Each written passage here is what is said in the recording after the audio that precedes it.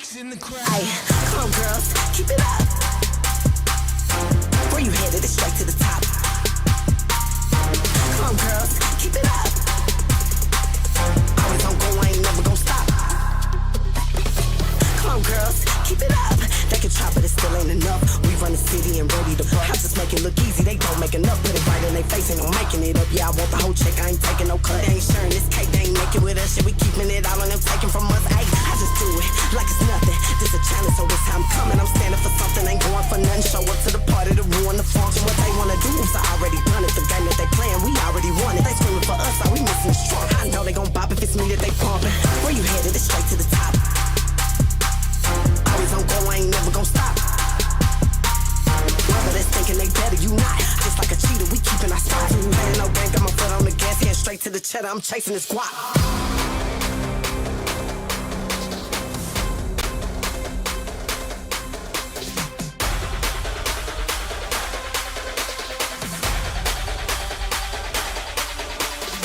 Where you headed? It's straight to the top. Always on go, I ain't never gon' stop. Playing no game, got my foot on the gas, head straight to the cheddar. I'm chasing this guap. Come on, girls, keep it up. Where you headed? It's straight to the top. Come on, girls, keep it up. Always on go, I ain't never gon' stop. I just do it like it's nothing. This a challenge, so this how I'm coming. I'm standing for something, ain't going for nothing. Show up to the party to ruin the function. What they wanna do is I already done it. The game that they playing, we already won it. They screaming for us, all we missing is strong. I know they gon' bop if it's me that they bumping. Where you headed? It's straight to the top. Always on go, I ain't never gon' stop. Stay on my job, I've been punching the clock. Know I'm gon' blow up, been ready to pop. I ain't playing no game, got my foot on the gas, head straight to the cheddar. I'm chasing this guap.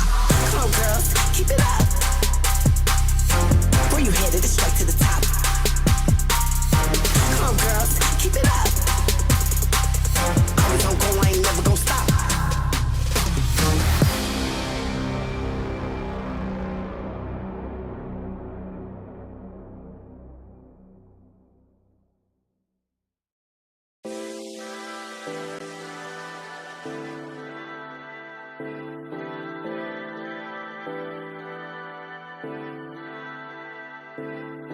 It's just like I know this. Something could be up there, haunted.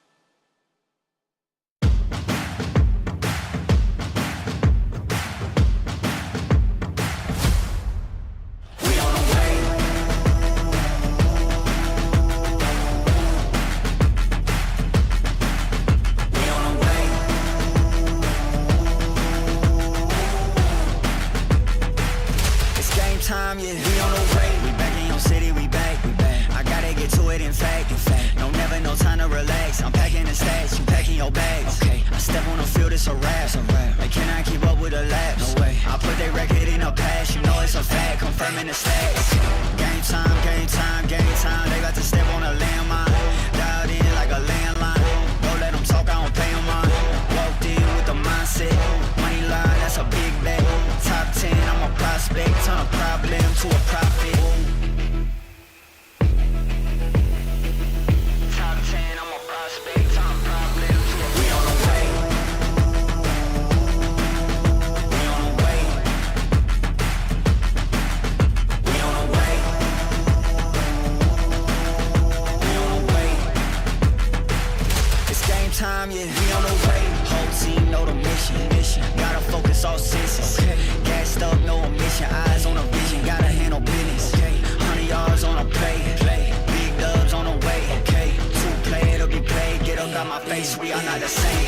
Get down in the city. I'm back on the base. Gotta get to it. No playing it safe. Running the game. They running away. They running their mouth. You know they are fake. Pick a side. Pick a side. Okay.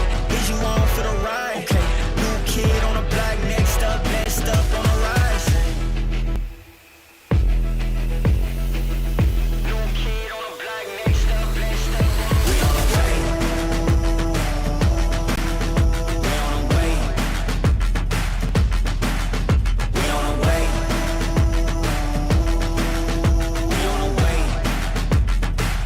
It's game time, yeah, we on the way.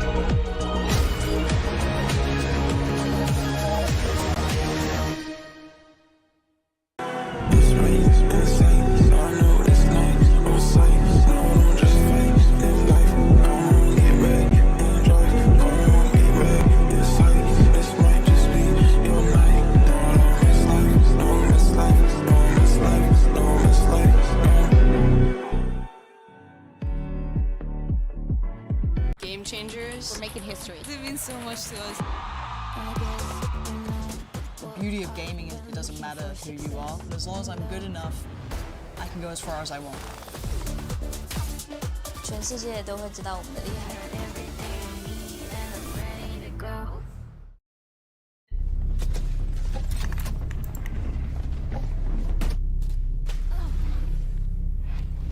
Defenders win.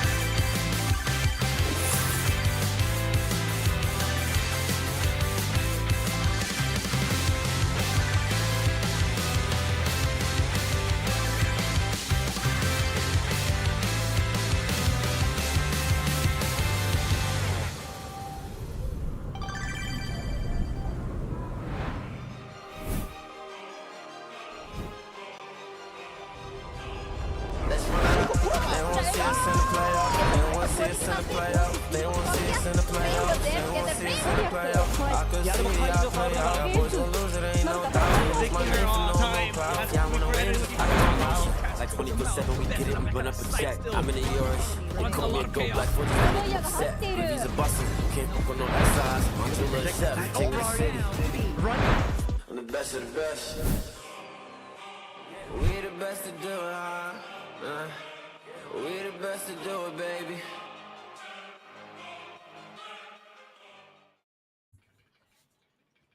Hi everyone and welcome to Valorant Game Changers Pacific 2025. We're going to be finding out who's going to be winning it all in Pacific here and who are the teams who are going to be representing us at the Game Changers Championship in Seoul just next month. That's really soon. I'm your host Victoria and with me we got Zach again. How you doing, Zach? Sounded like a crazy morning for you.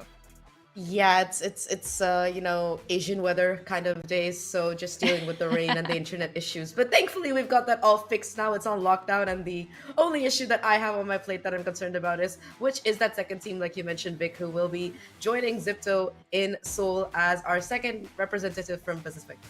Yeah, it's been kind of a crazy week, right? I think coming into this, I had Falcons, Vega kind of like marked off, but instead they are going through a lower bracket run right now. They've made it here to the end today. And a lot of teams, we're seeing a lot of players from last year, but we're seeing a lot of new players too. And this combination of rookies and experienced Game Changers players coming together has been absolutely phenomenal. A lot of the Korean teams have been performing well. The Japanese teams as well, we had to say goodbye to, which I'm very sad about. They played so well. But only 2 teams can go to Seoul. Did you have any favorites? Any teams that just really blew your mind this week? I think the one team that really surprised me was Reignite Lily, because they were coming in as Japan's second seed, but they looked really good. Like, they went to OT against Falcons. They went to OT the second time as well that they played before they got eliminated. So I think that it was a pretty good games coming in from them. And I think that if a couple of rounds, a couple of thrifties hadn't materialized, maybe they wouldn't have gone out so early. But yeah, I mean, to be fair, they faced Falcons and Fennels, 2 first seeds. So I think that was a team that really stood out for me as somebody who hasn't watched a lot of Japan, for example. I was very pleasantly surprised by them. But I think, yeah, the team that has really just like blown my mind this tournament has been Zipto, because look at their journey, Vic. 2-0, 2-0, 2-0, and they qualify. And 2 of those 2-0s are against Ninetales and Falcons, 2 undefeated teams this year. Yeah, and I think this has been one of the surprises with Zipto reforming, but with a team that we were familiar with from last year, which we'll dive into later. But I think this is really promising to have guaranteed another Southeast Asian team going to Seoul.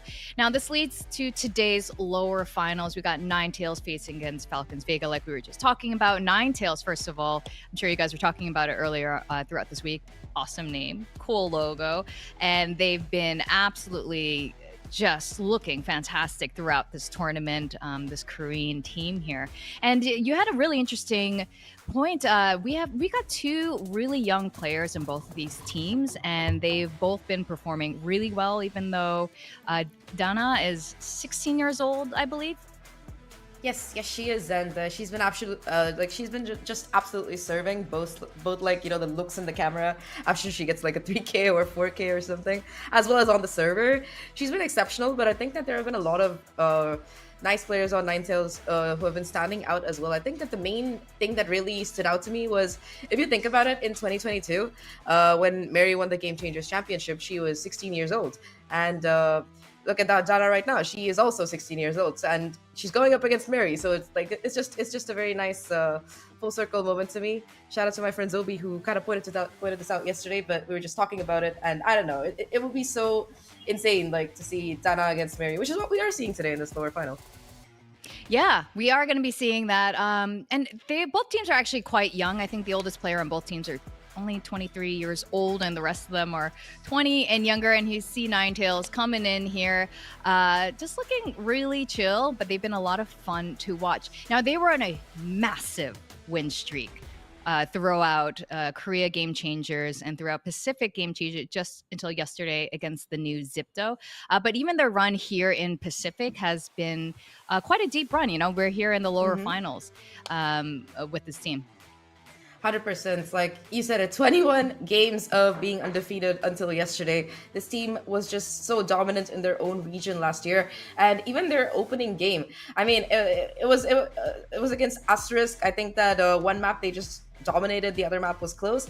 But their second game, you know, Ninetales going up against Fennel, I think that was arguably one of the most intense games of this event. I think that both Ninetales and Fennel really wanted it, but Ninetales were just so prepared, especially on Abyss. Like, their comp was so clean, and the way that they were able to pilot it, it was really interesting. So I think that Ninetales as a team is definitely very strong. We saw their Corrode, we saw their Abyss. Both these maps, these newer maps, have been really, really good coming in from them. But I think that just Zipto had their number. To be fair, Zipto's had everybody's number this tournament. It's like, have you seen that meme of the Reaper knocking at the door, like one by one? Yeah, that was kind of Zipto this tournament. Zipto's just been going around collecting heads on a platter here. And it's just so interesting, of course, because with Sisu, they played really well last year. But this year, it's like a couple things have all clicked. Maybe it's the coaching staff, but, you know, Sisu's not playing today. We definitely are going to be seeing them tomorrow, and one of these two teams will be facing them again. And Zipto has beaten both of these teams. So Ninetales, I've noticed they've just been betting Bind throughout, but I enjoy their Corrode a lot. And 332 is definitely one of those players. So she was formerly from Mer Gaming. We talked about it earlier in this tournament. And Mer had a very deep run at last year's Game Changers Pacific top 3 last year as well. Now, so 332 is one of the more experienced players on this particular squad. But it seems like she's mostly playing anchor roles with the Vice and Viper. And typically, I mean, typically she's our very impactful player until yesterday. I mean, even yesterday, she did have impact. So, yeah, her anchor on the defensive side, and more than that, I think on attack, she was just having these insane lurks throughout the week. So many times, you'd be fighting on side, and suddenly there would be a Viper coming out of your own spawn, and you'd be like, yo, that's not my Viper. What do you mean? And yeah, there were quite a few interesting multi-kills that she got on the lurks, but I think that was another reason Zipto did really well yesterday. They were constantly shutting her down. There were so many rounds where, she would start trying to come in, like, for example, in Loda, she would start trying to make a lurk through B, and yeah, somebody from Zipto would just be waiting there, so like, hello, sorry, you're not allowed to pass. This is our site. So yeah, it must be a bit difficult in that regard. But you talked about Ninetales for a little bit. I mean, Falcons, this is another team that needs no introduction. 3 of these players, of course, last year Zipto Court, they went to the GCC. And of course, if you've been watching EMEA at any point, I'm sure you've seen Mad B and Mary. Yeah, that's right. So they are the best of the best from the MENA and SEA region here combined. And when they first announced what this roster was going to be coming into this year, it was absolutely fantastic because both Mad V and Mary have been absolutely impressive. Like you said, Mary, since she was 16 years old, since she was competing in the EMEA region, was absolutely stellar. Mad V was very fantastic last year as well. And of course, the 3 girls from ex-Zipto and ex-SMG just carrying forward and just being now a mainstay in Game Changers Championships. And their map pool, it's a little bit different, but not too different than their opponents today. They've been dropping more maps, we'll say, in Pacific compared to in the SEA region. And there have been multiple reasons for this. One of them, I know they've been very sick. Some of the players have been very sick, but also, you know what? I think the level of gameplay has just kind of increased across the board. So, Falcons Vega isn't going to just stroll through Pacific this time. They're in lowers. Yeah, I think that the sickness point was definitely an excellent point. I think that Neri also mentioned that at the end of the interview that her and Camille, I don't know if both of them had a 39-degree fever, but at least one of them had a 39-degree fever. I think the first day Camille was literally playing with like a cooling pad on her head. But yeah, no masks, no cooling pads anymore, and Neri's just suffering from a cough, which, I mean, yeah, it's bad, but it's not that bad of a nerf to someone like Neri. But I think that point you made about the maps was pretty great. Yeah, they have like been taken down more. Ironically enough, the team that did take them down was a SEA team as well. So it's a second seed that managed to push them to the lower bracket. Long time coming, that one, I would say. But I think that for Falcons, they managed to recover. They managed to look very confident during their games in the lower bracket. If you looked at their game yesterday against Fennel as well as the day before against Hyper, I think that they looked pretty convincing. Maybe perhaps not as dominant as they were, in Split 1, but still really good.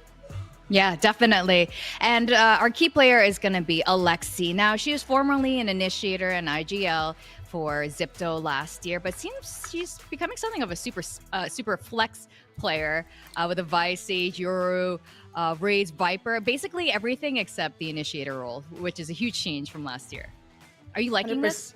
I really like it. I really like players who can play multiple things. As somebody who fills in rank all the time and ends up playing 20 different agents, I appreciate a player with variety. And of course, Alexi, I mean, we saw this in their game against Asterisk, I think. I'm not sure. But yeah, she was just dominating on that stage. Like, I don't think it matters what agent you put her on. I think that she's just that confident when it comes to those aim peaks and stuff.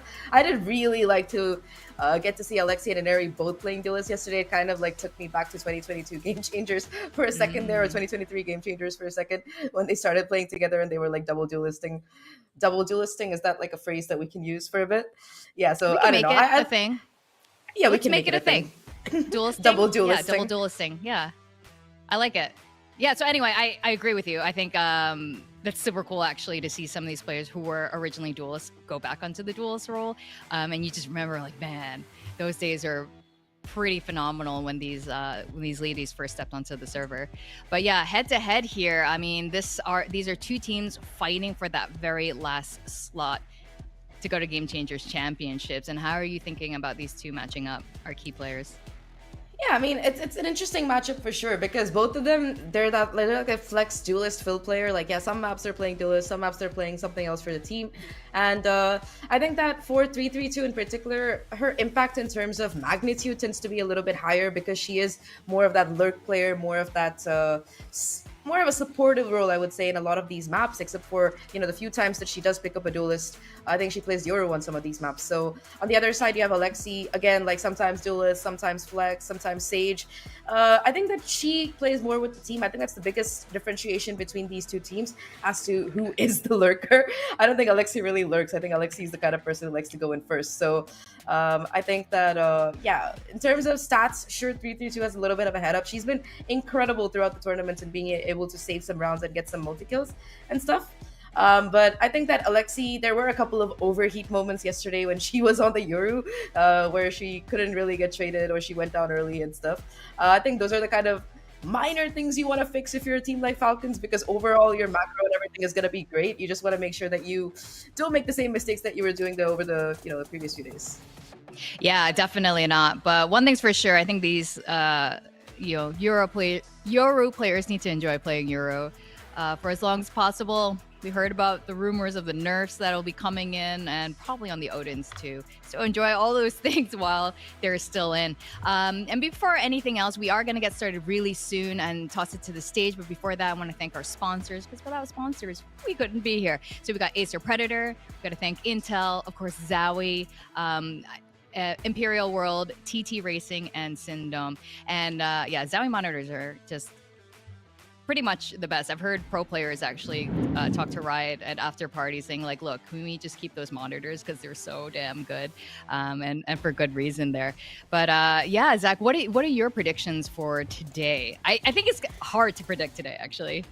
I think it's pretty hard as well. I think I don't think we'll see a 3-0. I have faith in both of our teams to do better than that, and I think that a lot of it will depend on the map veto. But ultimately, maybe there's a little bit of bias because I only cast one of these teams throughout the year and not the other, and I've been watching them throughout the year and not the other. But I would have to say Team Falcons, because they also have that international experience. They've been there before. They know what it takes, and it seems like they're not sick anymore. I wouldn't be surprised to see Ninetales pull off a surprise win, though. For me, I would have to say Falcons. Okay, but definitely not a 3-0. It's going to be like I hope not. I don't think so. Finals. Yeah, I don't think so either. I think this is really hard to say. Like I said, coming into this tournament, I was really sure that Falcons Vega was just gonna win it all, and then they were gonna go to championships and then win it all there too. And I know they were sick this time, but I think the game has just leveled up across the board. So it's really hard to say. Ninetales has absolutely been impressing me. I think there is, I don't know, man. I think there will be a slight favor towards Falcons Vega. I think it's just the experience that they have on their side there, the coaching staff that they have on their side. Colbat still remains, ex-Zipto. He's now the head coach, and Baba Beast, formerly from Falcons Vega, head coach as well, now the performance coach. So he's just got so much experience stacked up there, and let alone the players who have just been through game changers so many times. So I think that will ultimately have a good edge there for Falcons Vega. But on the other hand, we've seen underdogs win a lot when it comes to Valorant. So you never really know. But I know right now stakes are really high for both of these teams. One thing for sure, though, Falcons Vega is usually used to, the Zipto girls are used to going through the upper bracket. This is the first time they're really going through the lower bracket, right? And I think all this experience is going to come into play. Prepping for championships if they make it. 100%. I think that the lower bracket thing was something that I think Tash and I was highlighting as well yesterday, because neither of these teams this year have actually dropped to that lower bracket. And I think that the only difference at this point is that Falcons has had a little bit more time to acclimatize to it. The fact that, they are in the lower bracket, they've been playing for a few days. I think for Ninetales, though, this is their first game in that lower bracket. And because of that, perhaps I think they might need to, boom their mental before they come in. Yeah, well, we'll just have to wait and see. So we're going to get Game Changer specifics started. The lower finals between Ninetales and Falcons Vega starts right now.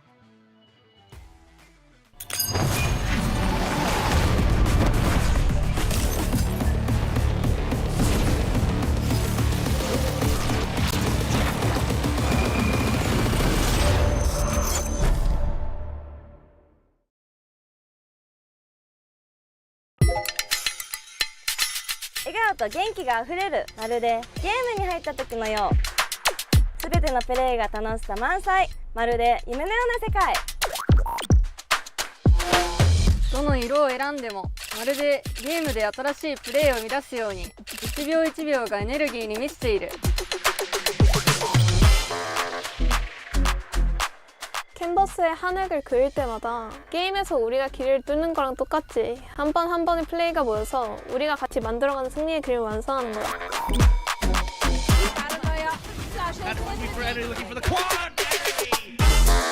ทุกการพูดคุยทุกเสียงหัวเราะไม่ต่างจากช่วงเวลาที่เราสื่อสารกันในเกมทุกคำพูดคือพลังที่พาเราไปถึงเส้นชัย ทุกการผสมทุกการแบ่งปันเหมือนทุกกลยุทธ์ที่เราต้องปรุงแต่งในเกมจนออกมาเป็นชัยชนะที่เราทำด้วยกัน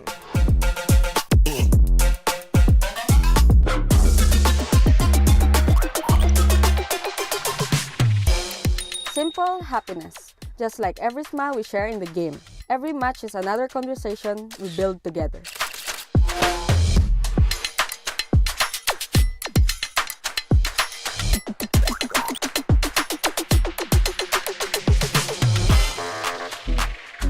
Hearts pounding just like the rhythm in game as we move forward together.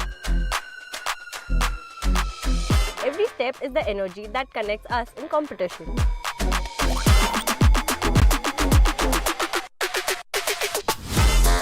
The breeze that brushes by, just like the moment we take control of the game. A joy that's simple but unshakable. Every moment that makes us smile carries the same drive. In game and in life. That keep us moving forward.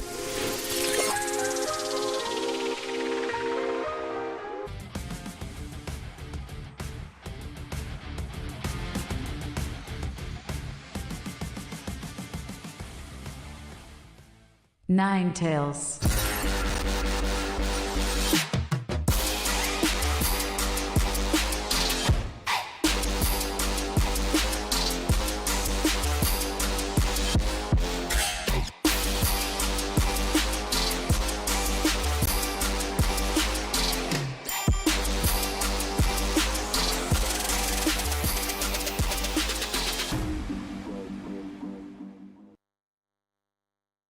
Falcons Vega.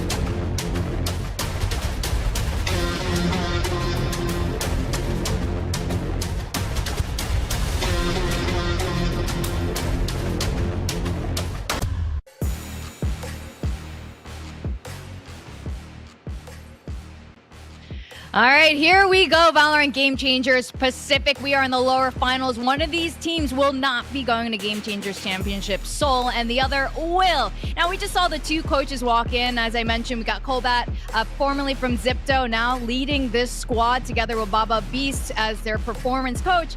But the coach from Ninetales is a Korean streamer, ex-pro 972, and he's the one who put together this team, trying the players through just stream, just online tryouts, and he's ended up with a team that's made it this far, Zach. Yeah, I mean, if governments can elect their prime minister on Discord, we can make teams through Twitch. We live in a modern world today, and it's a pleasure to see, for real. But, I mean, yeah, you said it, Vic. Only one of these teams can make it to Seoul. And, I mean, for Ninetales, I mean, I saw a couple of their tweets yesterday, and they were all, like, just bent down, like, we're sorry, we'll play better tomorrow. They were just, like, so sad about it. So I think that they definitely want to go back to the drawing board and see what they can do. Looking at the map veto here, though, I mean, Ascent's it's gonna be chosen by Ninetales. Falcons pick Haven, and I mean, looking at just these first two maps, I think that Ninetales, this year so far at least, their Ascent has been really strong. I think the only time that they actually lost it was, well, I don't even remember when they lost it. It was pretty strong. I think one time they lost it during a grand final, but overall, the only problem is that they haven't played it at this tournament yet. It's still a very domestic map for them.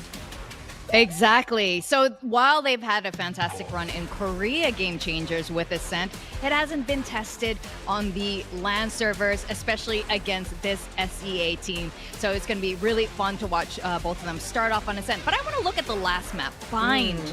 Both of these teams, now Ninetales hasn't played Bind at all, whether it's in Korea, whether it's here. We haven't seen it in ages. And for Falcons Vega, we saw a little bit of Bind yesterday. They also don't play a lot of Bind, but it was also a loss. So I don't know what it's gonna, if we end up going to 5 maps, it'll still be a total coin flip. But now looking at the Asian select as we go into Ascent, are we liking what we're seeing, Zach? I mean, it's I like the Ninetales comp. It's the meta comp. You can't go wrong with it. You gotta kill Joy. It's nice, but I do think that the Falcons comp, at least it suits their playstyle a little bit more. And I'm just a little fangirl here, so bear with me. I'm always a fan of just seeing Mary on the chamber. It doesn't matter if he's nerfed into the ground. Mary can make it work. I believe that. We saw a couple of really nice headshots as well over the last few days from our headhunters. So I think that having the chamber and the Vice, that double sentinel, can be really useful. I mean, yeah, chamber's kind of a pseudo sentinel, but you get what I mean. They do have a lot of control, and I think that mid control will decide how the map plays out. Yeah, absolutely. I think this is going to be a hot way to start this lower finals. And to talk us through it, we got our casters Dax and Black and Blue. Please take it away. Thank you so much there, Vic and Zach, because we know coming into today, one series will define it all. Only one can join Sipso within Korea and within the grand finals, and we'll find out after this best of 5. Ninetales, Team Falcons, Black and Blue, here we have it. It's the #1 seed from Korea versus the #1 seed from Southeast Asia doing battle in the lower bracket finals. Exactly that. Are we going to have a second Southeast Asian team joining Zipto and the grand final, or will we see another Korean team bring it home and make it to Game Changers Champions Korea? Let's start it here as Falcons start off on the defend. Ever already starting us off strong. NTZ, they peek out towards mid. They lose Eneri here for the Falcons side. And I just gotta say this real quick. Falcons, they've made the lower bracket run happen to make it this far, but it was unfamiliar territory. Now Camille looks to go for the fight. Hayes able to get that kill too. And while NTZ are looking to barrel down on that A site, it's already pressure onto Madv. Spotted here. Hayes gets the kill. And Ninetales just overwhelming on the pistol so far. You said it right. Just way too much of a flood here for Falcons Vega to deal with initially. Quick 5v2 settles. Not seeing too much hope here for Falcons Vega, who, at least seemingly so, look a bit healthier today, showing up to the stage. And Mary, Headhunter. She's been good with it all throughout. On the saving graces, really, for Falcons here on this map specifically. Ace gets a 3rd kill, and yeah, with Mary at 4 HP, it will take a miracle for Falcons to pull this one off. Ninetales now back in the hunt. 3-3-2 gets the kill. And it's the Korean squad who gets the first pistol here. Very decisive opening pistol at that, too. And this Ascent is one that Zach did bring up on the panel. They have yet to really showcase here in this tournament, but it is one we're going to be seeing from them as comparing to, Falcons Vega, who did actually play this against Zipto Esports, and they brought it really close at the end, just could not close it out. So for this to be kind of the opening pick of this veto, it's very curious. Yeah, I mean, it has been shaky for Falcons, honestly. Even in the fight versus Reignite, it took so many heroics for them to win this one out. So you understand why Ninetales look to want to play a fundamental comp. Our panel mentioned it. It's all about the locals. First time on the LAN stage here for NTZ, and they're doing wonders with it. They spot the push from Falcons, and they're going to hustle the forces towards B. Mary has to relocate after the initial pressure. There's a shear in the way. Gets triggered right now. Donna's actually all alone for the time being. Falcons have a chance to rotate, but Donna catches Eneri's head, and here comes Ninetales now. Yeah, good opening pick here. Falcons Vega, though, they still have somewhat control of this backside. Never mind, spoke too soon. Mary's quickly dealt with, and the site is quickly taken. Yeah, even in the smoke, there is going to be presence. Hayes willing to contest within the dark cover. And as Camu's the only one still standing, Ninetales right now looking like they aren't going to skip a beat here at all, Black and Blue. We talk about how their history, as the trade comes in, has been all about winning. For the first time, they lost a series versus Sipto, but here they are, still in control, still playing the way that they like. It's nice to see that confidence back in a much-needed series. Yeah, both of these teams really kind of had a almost undefeated run coming into the tournament, right? You look at Yeah. Ninetales, what they were able to accomplish there in the Korean scene, and then the same thing really for Falcons Vega throughout most of the year in SEA, and these two teams were by far the #1 seeds of their respective regions up until they got here, and they realized there is very tough competition in the Pacific. Yeah, I mean, you gotta give props to Sipto, especially for dominating the run in the upper bracket. No maps dropped, and they're waiting to see who'll take this one and join them in Korea and in the grand finals. But Falcons now, they're gonna have the buys available. Bonus here for NTZ. 2 stingers into play for the front especially. And Dana dashing in here, looking to find the contest. Matt B through the smoke. Perfect timing from Matt B. And there's a little bit of order made here by Falcons. Hayes gets in position by the Jenny, but power in favor of Falcons right now. They have the numbers. The spike dropped towards A main as well. They're resmoothing the angle. It's gonna be so tough for NTZ to get out here, and Hayes under pressure. Good peek though from Full Moon from above. She does pick up a gun along the way. Also clear the fake outs, but yeah, Alexi gets the kill, and Team Falcons, they're gonna get on the board now. A good lurk there at the end, but even better here from Mad V, popping out of that switch, making sure she shuts down the attempt at the push immediately, leaving Hayes to be isolated within the site. So this is the type of round you kind of want to see from Falcons Vega, right? It didn't come to be the most, I guess, exorbitantly util specific, but yeah, they were able to hit their shots, and you know that sometimes a team like them, they need that to work.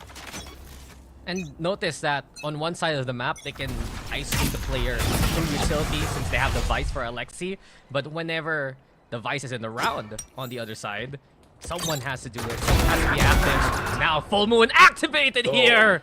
Shining already this early on. One of the most storied players for the Ninetales side, playing in both Japan and Korea. As Ninetales now see a free B side here to take. Full Moon. Great opener from her. Now the site is theirs for them to take, as you mentioned. Madvy's somehow able to somewhat equalize here towards mid.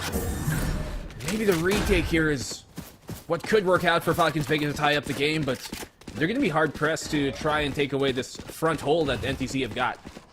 Yeah, it's doable here for Falcons, though. They've equalized the numbers, and Mad V alongside Camu look to push from B main here. Dart comes in, Haste anticipating the onslaught. Haste again, quickly taking 2 down. And Ninetales here, still keeping the pressure going. They go for the paranoia play, but Alexi finds the isolated fight. A 1v2 now, Dark cover again. It's tough for Alexi to peek out. She has the Arcros available. Tries to get the flash going. But 2 on the side of Ninetales, and Alexi will think twice and just back off to save the gun. The 3rd round here for the attack. Yeah, just has to save there. No time, no real information to work off of. Ninetales keeping up the momentum from the opening 2 here.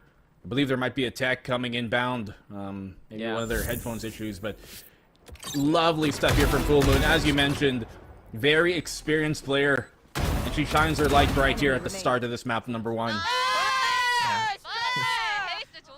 It's great to hear. The confidence is there for Ninetales. Funny enough, Tash was telling me about it. Yeah.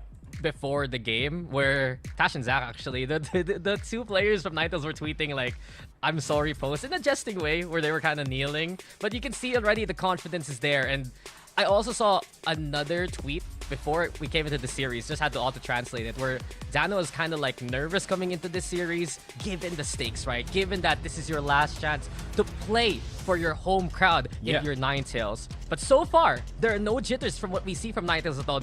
Confidence abound, some great shooting, and while we're getting those headsets fixed, I believe, it's still Ninetales in control so far. I mean, of course, right? You want to be able to bring it home. You want to be able to play in front of that home crowd, as we were talking about earlier. And you're going up against arguably the most, I guess, intimidating opponent in this tournament. Now, Zipto might be at the top right now. They might be there in the grand finals, but coming into the event, I think everybody had their eyes out on Falcons Vega for many reasons. The players in them, the org behind it. There's just a lot going on with this team that facing them on the other end of the server, it can be intimidating, but Ninetales, they have proven to be a team that might just have the right kind of tools and the right kind of system to be able to take them in a series like this. It's a full best of 5 we got here today, Dax. Yeah, I mean, Ninetales are doing so well under the spotlight.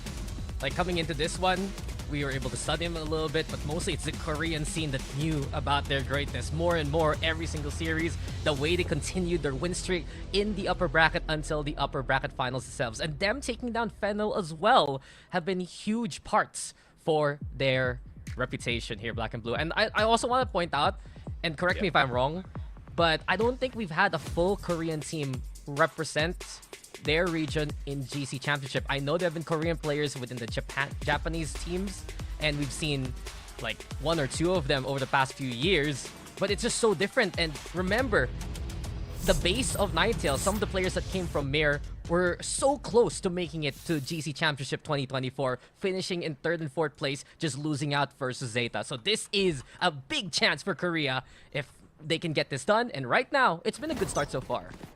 I do think you're right on the money there, Dax. I think we have seen a team represent the region quite like this just yet. And Neri, though, fake TP? I'm not sure if that was the intention. I think it's a suppress. No, it's a suppress. Oh, they cancel it? I didn't catch that. Yeah, so she gets hit by the knife at the right time. The teleport gets cancelled there, and in essence, Falcons, they do get away with their lives here, Black and Blue, but it's really the hero rifle for Alexi we have to watch out for. And Neri's struggling at the start, and Ninetales right now will back away after seeing the numbers. Yeah, realizes they don't really have to run head into the Hornet's nest just here. You can try and take things a bit more slow, spread out that defense, and try and work the map just a bit. And perhaps they can find an opening, but Ninetales, they have completely juked them here. They can sell Santu, a desert dweller at this point, the way that they'll be able to sell this. Well, it's time to scoop it all up as we're going for B-side yet again. The re-hit from Ninetales as Falcons will rush in to try and fight, but the lesser bias is so tough. The sidearms can't stand versus the rifles at all. And Olmoon and Dana doing what needs to be done. 2 for them apiece. Dana's hunting for one more target. Alexi has the firepower in her hands here, and she's been shut down, and Ninetales up to 4 now. Yeah. Falcons Vega just completely fall for the jab step there. The slight bit of hesitation from Ninetales immediately pulls a reaction from the defense. They're able to just walk their way on in. Obviously, they had the better weapons too, which definitely helps, but we're gonna have to see now if Falcons Vega can put up a few more rounds on the board, as they are in the defense here. They're gonna want to get, especially like Mary going on that chamber. I mean, we saw a bit more success from Falcons on the attacking side, but you can see immediately why Ninetales was so confident to pick Ascent to begin with, despite not having any games on it in this lap so far. They understand. Something shaky here, closing things out, and right now Ninetales, they're just completely dominating. The mid fights have always gone in Ninetales' favor here, from top mid over towards the plaza itself. That angle is held by Dana, and it just works out again. Yeah, I'm gonna wager here that they're just simply confident in their base Ascent gameplay to play against Falcons Vega. This is the same exact comp we've seen from them many months ago. Well, at least Camu does get a pick off here. So will an Airy. For now, though, Full Moon. Oh, there's no way that's the real run, right? With the operator, and they don't fall for it. Ninetales, on the other hand, thanks to their initial mid pressure, they have that mid control to utilize. Full Moon as well, setting up here by Pizza. She can have a good angle if they're considering the lockdown here. But Falcons, yeah, more numbers, main presence here as well. Quick entry into A, but they don't have main control just yet, so the post plant here is going to be a conundrum, but it doesn't matter when Dana's there and ready. Wait, though, there's still another challenger here has arrived, and Madvi could have the timing. Dana's quite low as well, and Madvi finds Ember instead through the window, though. The trade comes on in. Alexi's ready for that one. 2v1. Dana with 10 HP. A 1v2 ahead of her. Can't handle that one, and it's Falcons now who get their second round. A difficult position for her to be in, but Falcons Vega, luckily for them, they had to occupying that A main, and that A main control. You see the benefits of it in the end game there, making that post plant a lot more difficult when you don't have control of it. It should be one of those positions that you'd ideally want to clear out when you're on the attacking side for your post, but sometimes the situation just doesn't allow it. There's too much pressure coming from heaven for them to back off from the site and try and retake A main, and since they came from tree, that was really their only avenue of attack, so very good job here done by Falcons Vega to get a round back. Yeah, and a timeout called by Ninetales despite still being in the lead. So a quick little discipline check for them. I reckon it's really those other angles that will become their problem since they're playing a more standard comp, right? Coming into Ascent, if Team Falcons can tuck themselves away in places like A main and B main, we've seen how effective it has been to really cause a bit of chaos for the Ninetales post plan. Well, that's what they're going to have to do here. Ninetales, they do have utility to force him off of the plant if it ever does come to it.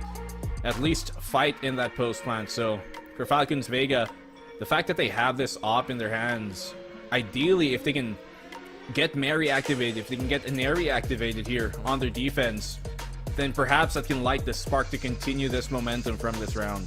And you were talking to me about it actually. The operator has been a bit of a problem for Ninetales on two sides of the coin, basically. When they're facing off against it, it's a struggle. And we were talking about it a while ago, we don't really see it too much from Ninetales as well compared to the other teams. Yeah, exactly. And especially there on Haven, where we saw them yesterday kind of struggle on Haven versus Zipto. Yep. I'm going to assume that's part of the reason why Falcons Vega did pick it for map number 2 here, and this op has to be the big, I guess, game changer in this matchup. Man, dropping the tournament name here, and now they drop an area as well. No escape at all. Dana is unrelenting on her pursuit, and the speed of Ninetales is execute. What it's all about here, as they put the pressure towards B. Mad B also overrun. Things are looking so clean for Ninetales here. What a incredible pace that Dana can really push against the defense here, simply catching him off guard by the immense speed that she's able to execute these attacks with. Falcons Vegas stunned here at the blitz coming from Ninetales off of that timeout. Yeah, the blitz and the suppress. Honestly, Ever's utility has been a big problem for Inari especially. You gotta consider here for Falcons. Need to be careful against that KO now. Camu all alone again. It's been a problem for the Falcons.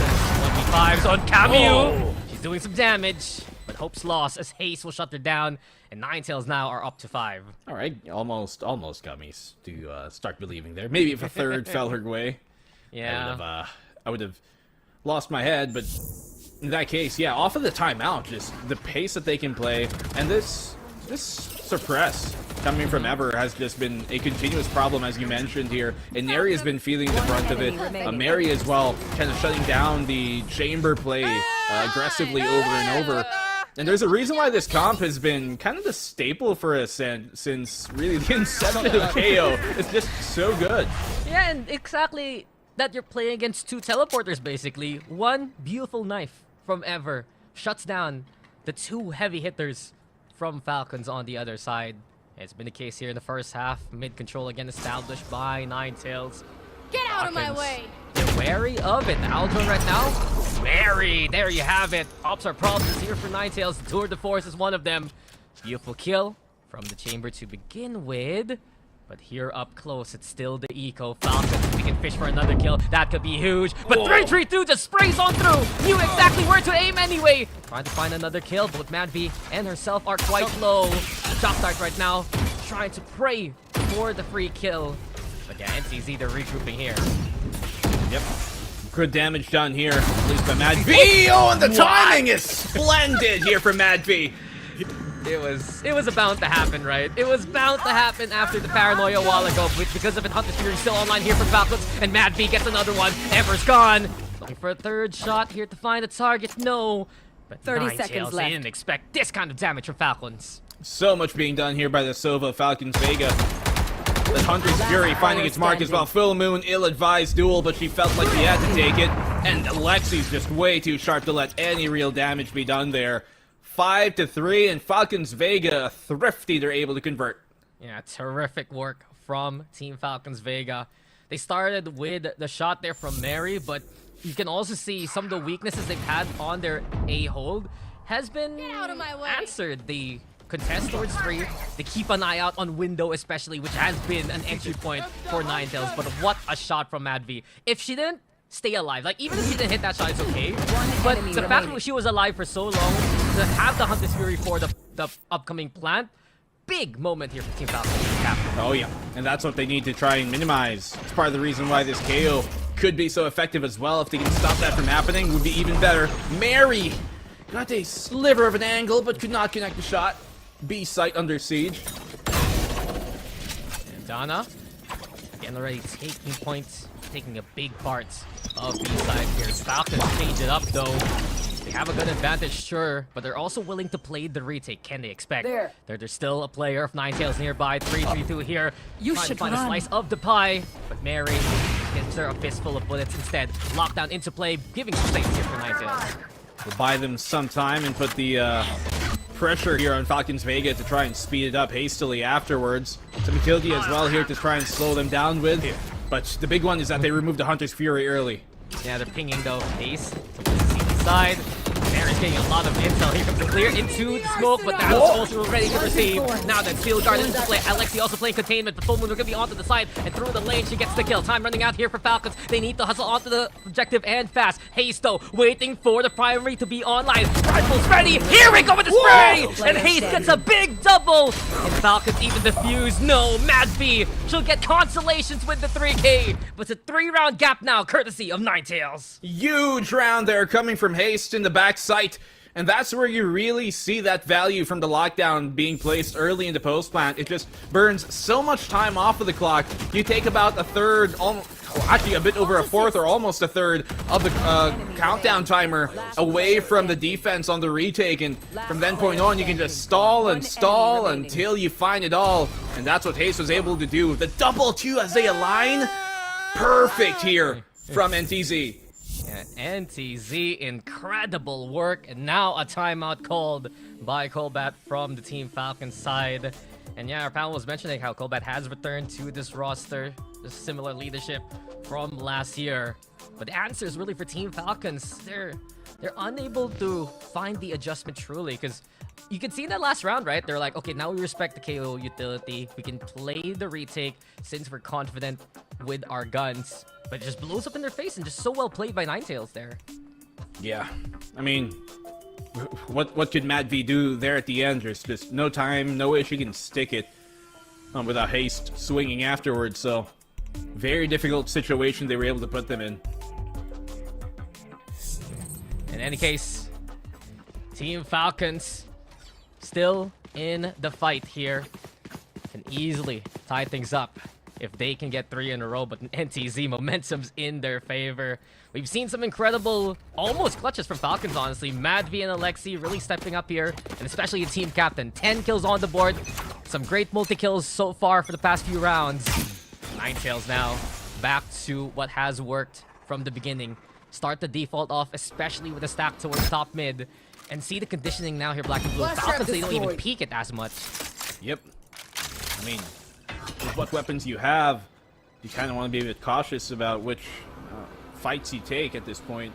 They do have 2 rifles, and one of those are in Mary's hands, so there's going to be a bit of proactivity there towards mid. But Ninetales, they want to have no real business about that. They're going to go straight to the A site. Yeah, Ninetales see the freebie on the silver platter, and they get a bit of dessert already early on, as Mad V will go down. Straight through the smoke, doorway closes in the faces of 2 Falcons here.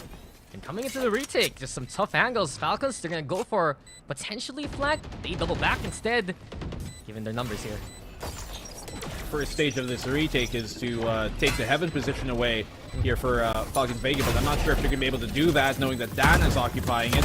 Aggressive angle here from Dana. They do flush her out. What a shot from Full Moon. Haste again on the board. Ninetales right now know exactly where to shoot. They have these angles covered. And with Camille, the only one still standing, pressure's on her to perform. Not going to happen, because Haste is there again. Ninetales right now just keeping it all up, and they basically secured the half here at this point. Yeah, small wins here for Falcons Vega are what they're looking for in these type of rounds, right? Maybe they don't win the round, but maybe they're able to burn some economy off of Ninetales, but even that they're not able to do here in some of these kind of mixed buy rounds of theirs, so not painting a good picture right now for Falcons Vega. They do have a buy round coming on in, but if they lose this one, it's going to be a very awkward final round for them to force up. Well, they do have the operator again, and stationed towards mid. Instead, we watch here for Haste, who's been having an incredible game here so far. 14 kills, such a storied player. And NTZ can go for A here. Camu looking to respect that play within the dice now. Gets the press on Camu. It's been a power position for her throughout the tournament. And there she goes again. Camu connects onto 2. And Falcons now just all the way ahead. A 3v1 as 3-3-2 is the only one standing. Never count out Camu at that angle. Of course, Camu this entire tournament has been finding these multi-kills that just gets him back into a game, back into a round when it seems almost lost. And what an anchor hold there from Camu. Almost actually finds a third to that defense. And yeah, these type of big plays are get a team going once they start to slow down.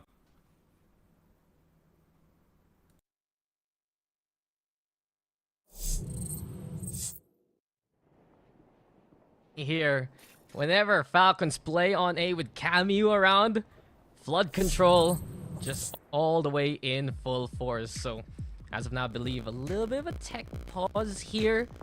Game getting pretty close again. So yeah, small little issues, guys. No worries, we'll fix everything on up. But Team Falcons in that last round, I think that's really the call here on the defense. If they can stop the initial push, have players who are in safer spots rather than relying on utility to get out of danger, then they can step on up. We know how strong the mechanics and the fundamentals are for Team Falcons, and Camu proved it in the last round there. Absolutely. And they're a type of team that might not have, per se, the most, I guess, well-rigid defensive holds and sets, but they do get by sometimes with a lot of their firepower and individual play and knowing what to do on the fly as a team, as a whole. But if that's not on point today, then it's going to be very difficult to try and take down this Ninetales team, which has had a lot of success playing that more rigid style. Yeah, and just, I guess, talk about Camu a little bit. Over the last 2 years especially, right, her game has improved to the point where she has been a constant clutcher for the squad. Despite popular opinion, one of the 2 Filipinos on this roster, not 3. Guys, quick little PSA reminder, Neri is from Indonesia, but she's always in the Philippines too, so honorary Pinay. She might always be in the Philippines. Her best friends might always be Filipino, but we'll count her as one, you know. She speaks some words. She's learned a lot over the past few months, no? Yeah. Yeah. But she is from Indonesia. Do not forget. Yeah, when we get to see them, right, it's just like, oh, you understand this now. Good job. Yep. Anyway. Well, in this tech, I'm curious to see really where Ninetales can bring this and how far they can bring this kind of momentum forward. Map number 1, obviously their pick. 2, obviously the swap, but that third map is what I think is what I'm going to be looking forward towards. Is it wrong for me to say that I am looking forward for the 5th map? Because Victoria mentioned it also in the panel, right? Just the longer the series goes, the more discomfort there's going to be for these players, and especially on Bind, because we saw the struggles Team Falcons had in their previous matchup. Ninetales in their history haven't played as a team. So I really want to see Bind to show up in this series. Of course, we would love a 5-map banger, given that it's a slot to the finals and a slot to Korea. But I just don't know who's gonna be able to adjust, who's gonna be able to endure. There's always a possibility it becomes a 3-0, 3-1, but we'll see. Well, I'm curious about Corrode because, I mean, we saw Ninetales absolutely just smash their only played map here in Corrode. They unveiled it a few days earlier and they won it pretty handily, where Team Falcons Vega, they did have kind of mixed results on this map. It was a bit curious and awkward at some points, and I'm trying to see if they're able to finally, I guess, fix what issues were there during their previous matchups. But to fix the issues we've got at hand, we're going to be right back after this break.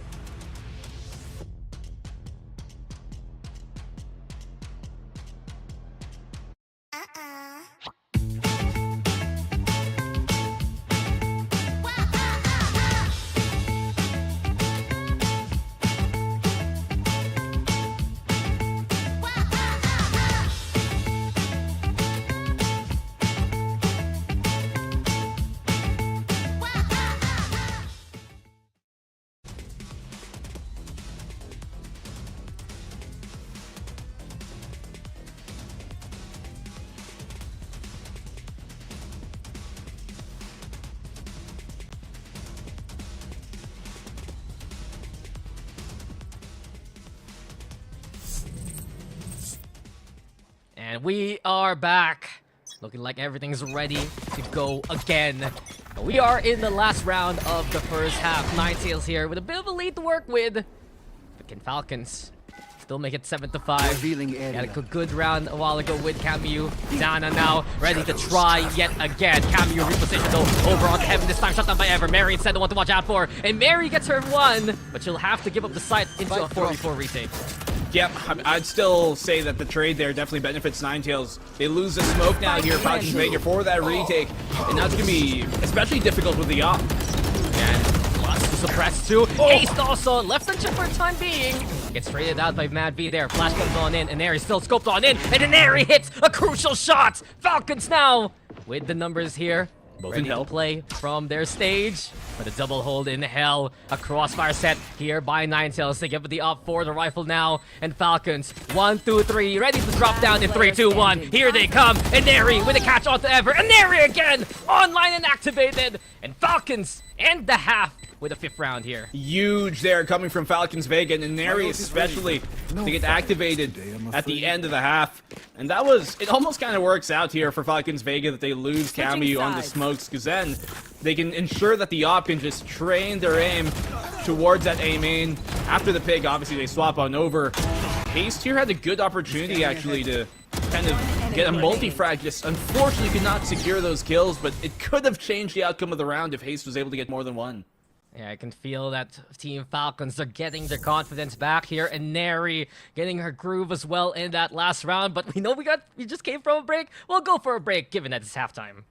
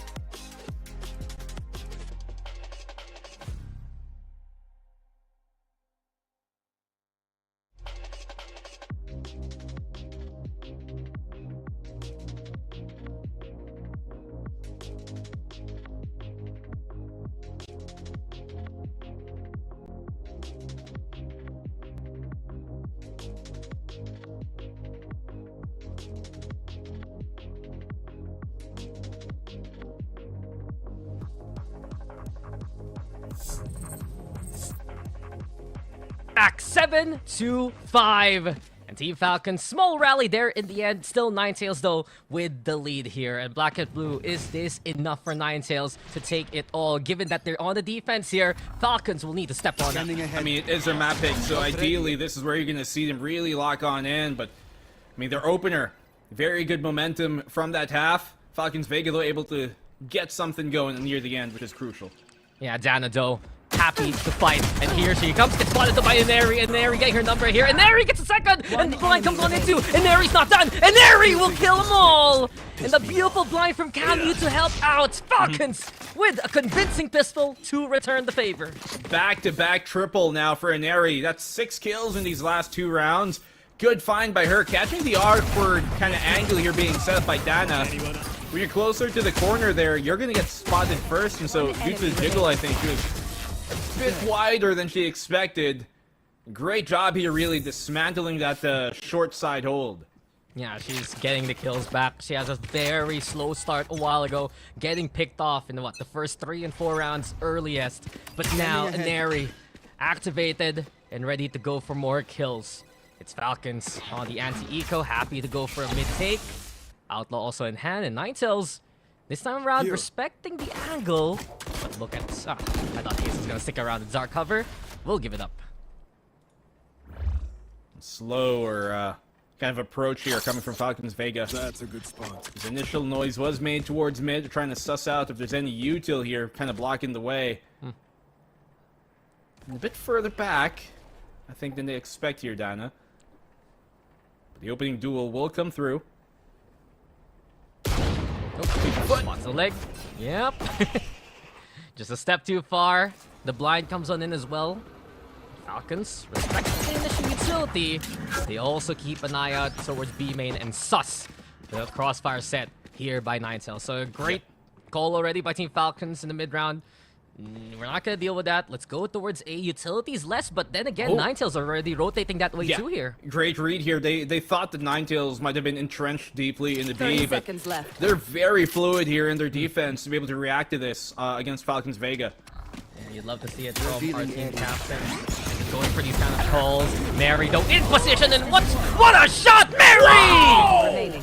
Like nobody's business, she just buries 3 with the Headhunter, and Team Falcons just cleanly take the A side. It's called a Headhunter for a reason, and let's not forget that this is Mary's signature agent in the first place. Yes. This is why they put her on the team. This is why she got the big bucks back on G2 and able to be, make it to the champs. Just incredible mechanics here among Falcon Vega. Yeah, I remember too. That was her agent. Champion Chamber, by the way, looking to make the run again. And Ninetales, you were saying it, good read to rotate, to get in position. But what can you do when your head is cleanly taken off by single bullets, right? Sheesh! Yeah. Even 332 is gonna respect that one and die to the spike. Yep, that's those are the rounds you give sometimes. You know, luckily for them, it was against an eco. You'd hate if that happened on their bonus, but Mary here, as you mentioned, just way too sharp. Incredible as they all line up for her on the duel. Still though, I'm seeing good, at least a good sign here from Ninetales that they are sharp on their mid-rounding, and they know how to react here to the Falcons' attack. Yeah, I mean, their captain Hayes has been making good calls and making great plays so far here. So Ninetales, they've seen their lead dwindle, but they now have the guns to contend with it again. Is Donna there, though? That's the real question. The knife comes on out. Might have seen Camu's presence. I'm not too sure. She was near the end of it. But the rest of the team of Team Falcons looking to suss out what B is all about. Ninetales, different case, though. They can test it. Mary will respect it. And Donna instead finds Inari. A great kill here for Ninetales. Very, very stellar that she was still able to adjust from that fight into another direct bout there and win it against Inari too. It's like a B site rotate coming here from both teams. Once again, Ninetales just, they're on top of this. They know where Falcons are going to go. They're always ready to receive. They're ready to play interceptor here. And Ninetales playing goalie so far. 3-3-2, ready to play near the net. Donna's there too for the crossfire. And Ninetales with the ultimate lockdown right now of B site. The spike also within reaching distance. Alexi picking that one up. No spam comes on through from 3-3-2. But given the numbers here, it's going to be so difficult for Team Falcons to find a way in. Yep, I mean, it is a bonus. Perhaps if they can punch on through to the A site here. But once again, Ninetales, they just know how Falcons are going to react. They're already rotating and they're already prepared to receive this. Alexi has to walk through the molly, even paranoia coming their way, everything dropping down on them. And Camu stands alone, but with time. Time is not on their side. 10 seconds left here in the corner. A nice effort there from Camu. But Ninetales have gotten the clue, Scooby-Doo, and they know exactly where their opponents are headed. It's a game of chess for them right now, and they are a grandmaster in predicting 5 steps ahead. Great stuff here from Ninetales, both mechanically and strategically, how they're able to play their mid-rounding, and you really have to put a lot of props, I guess, to their preparation and to their IGL here in Haste. Not only is she leading this team in terms of the comms, but she's also leading into frags. She is up 19. By example and by the words itself. Ninetales end their gospel here, and now they go for mid again, and Neri this time has the answer, and Camu's off angle! No one expected that. Incredible wallbang onto Ever. Yeah, you said it.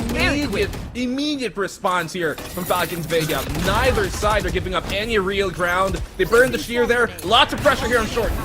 Oh no, the blind, but then again, Cameo burns to the pain of the Nano Swarm. And that should stall Team Falcons for the time being. They expected it though from Ninetales, and that's why they're a man ahead for now. Yeah, but still, good reaction there from Full Moon to be able to drop the Nano Swarm right in time, be able to secure her retreat and exfiltration from that site, and now she's here for a fight, and Neri though, good catch on Full Moon. Yeah, that has to hurt for Full Moon. Now the utility's offline here, and it's Team Falcons who sees the red carpet roll right under their feet. Perfect place on the A sites, and at this point, 3-3-2, what you gonna do? Yep, quick smoke for security. There's a trip here as well on the flank, and no way for her to deal with that, really. She will make some noise here, and we'll probably go for the save ultimately. Falcons Vega tie up the game, but you see there how right after a fantastic Ninetales round, Falcons Vega come out of the gates swinging. Yep. Yeah, and that's the thing about Team Falcons from what we've seen here on Ascent. Happy to play it close, can always just turn it around on a dime. And I gotta say too, it's been the case for the lower bracket run. I remember some of the interviews we've had from Team Falcons over the past few days with Alexi and with Neri, and they're so introspective. They're so about self-reflection that it's unfamiliar territory, that we had to do a lower bracket run, that we know where we need to improve. We're doing these VOD reviews, and as of right now, helping them out to make that case so far. Learned immediately after losing out in the last round, Black and Blue. The response versus the mid-take was sound from Team Falcons. Yep. I mean, if they've been kind of struggling in the mid-round here, Falcons Vega, and they realize that Ninetales mid-rounding has been pretty good, then make sure that the mid-round won't even matter as you win the opening bout right from the gate. So, Ninetales, kind of a mixed buy. They still have some weapons to be afraid of, though, here, Falcons Vega. So, see the opening fight towards mid. Madby gets to spam through.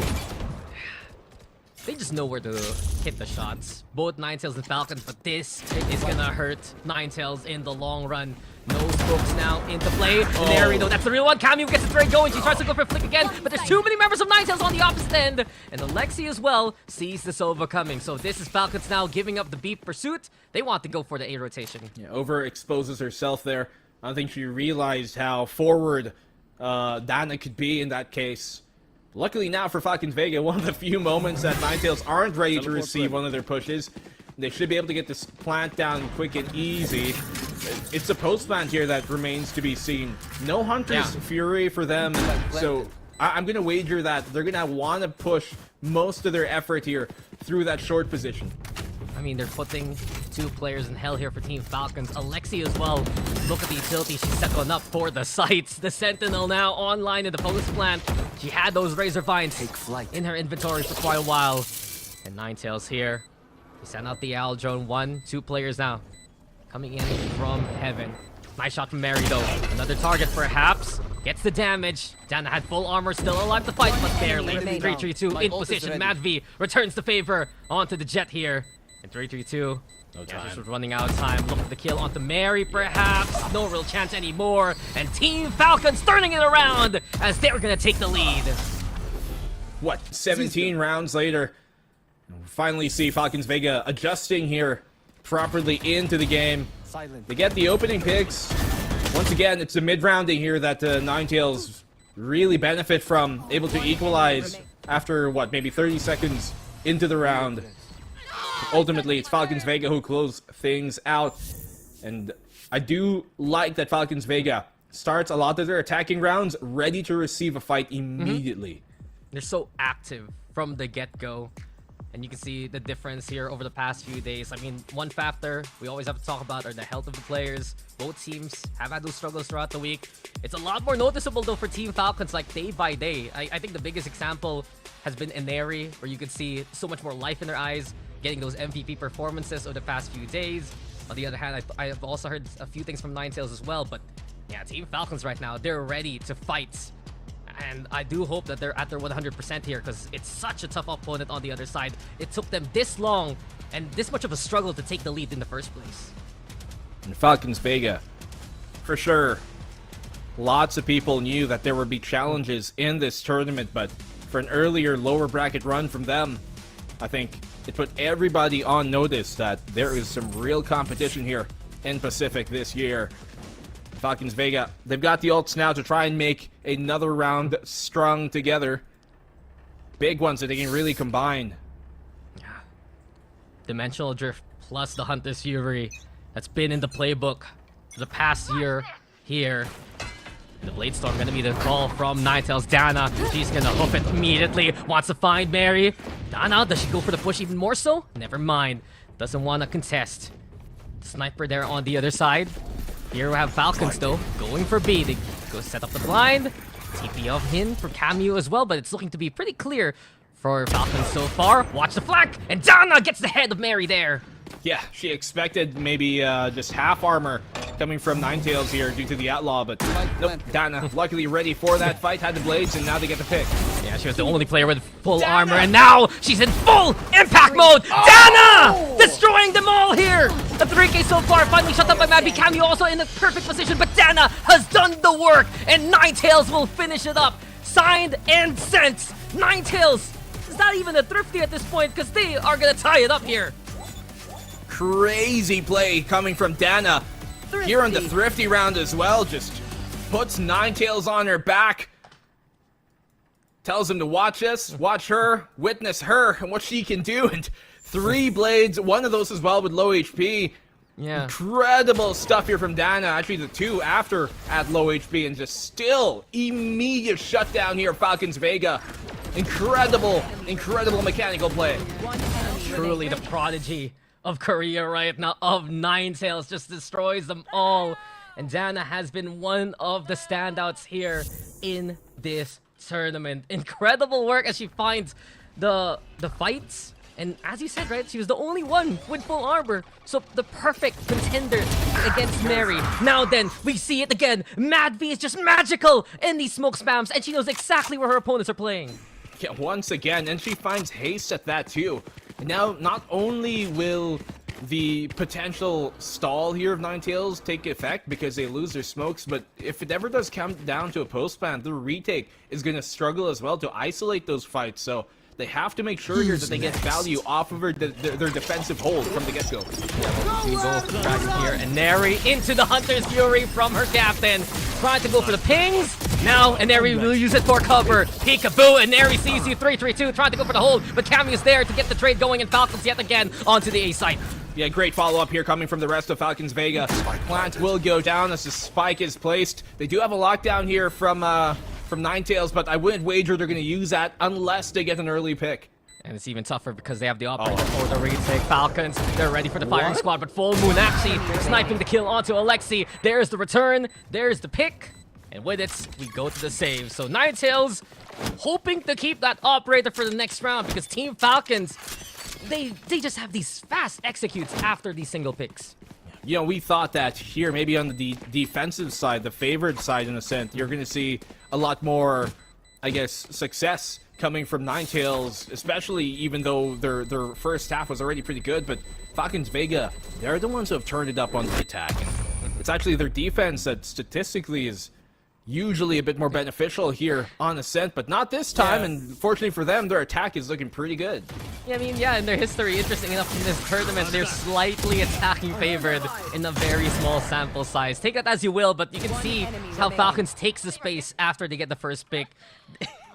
Dan is just has to laugh after that one. The overrun was strong from Team Falcons. Team Falcons once again take the lead. Only a single round though. And Ninetales now has a bit more weaponry to fight with. Lockdown especially is going to be a big ult here. They can utilize, but I mean the Steel Garden from Alexi could also change things up. Yeah. Ninetales a lot more wary of the initial fights. They don't even peek out anymore, just stay within their angles here. They got broken. Making sure it's a clone, it's a fake out. Yeah, you know, what if Harry's the real one there? But I'm looking at Ninetales and their arsenal. Not everyone with the buy. Full Moon only holding on to the Sheriff there by mid. But the pressure on 3-3-2 and haste yet again. Dart! Nice shot on Madby. It's at least a kill there as Falcons now back onto their winning ways towards A. Good timing there on the swing against Madby, but still, Falcons Vega with the lead. See, Tour de Force burned here by Mary in this round, which is a curious choice, but it is a 4v3, and they've got lockdown for the retake. As mentioned, though, Alexi, you're going to expect her to retaliate with her own ult, and that they do. Aggressive push here. They shut down the lockdown! Yeah, they shut down the lockdown, they shut down Ever, and it's Dana here to fight up close. After is scoped in, looking to find the target too short. The after the battle as well, tries to find the pinch onto Alexi, but Inari's ready to get the trades going. The response, again, is just so sudden from Team Falcons. Yeah, very decisive push here coming from Falcons. They know that that lockdown could potentially be a problem. And even with the Tour de Force already committed, instead of just playing back, they decide, okay, we have to get aggressive here. We've got our own ult to utilize. And this sends Ninetales into another kind of awkward economic situation to the next round. Yeah, you think things are better for Ninetales. They finally gave Mad V a taste of her own medicine, right? But the immediate calls from Team Falcons, the decisiveness of that Steel Garden into the push. When Falcons are sure, you know they're gonna commit. And here they are, looking to potentially run away with it. The eco for Ninetales is just so taxing on them right now. And Harry, from Caesar, he knows the Sova's there. Quick fight here towards short. A bunch of the Sheriffs actually connect here for Ninetales. Yeah, what's new? Game Changer Sheriff and Ninetales have dared to push from the cubby all throughout. Falcons didn't even see that one coming their way. Without Denari in the front, it's going to be so much difficulty for Falcons here to find the push. Still a 5v3 in their favor. Oh, no, see if they get more active. Never mind, it seems like a B crawl. She triggers the shear at the very least. And Ninetales as well. They're clearing out everything on the A site here. That they are. Well, now they know there is presence towards B. That is on the choke itself. Now Ninetales, they could potentially run a flank here if they can smoke off that turret. The bike's so much time. Full moon! Full moon! What are we witnessing here from her and from Ninetales? The 4K Thrifty with the Sheriff! Insanity from Ninetales right now. How? How did she even know that third player was coming out of the smoke there? Did she maybe see the barrel stick out somehow? Full moon. Amazing connection.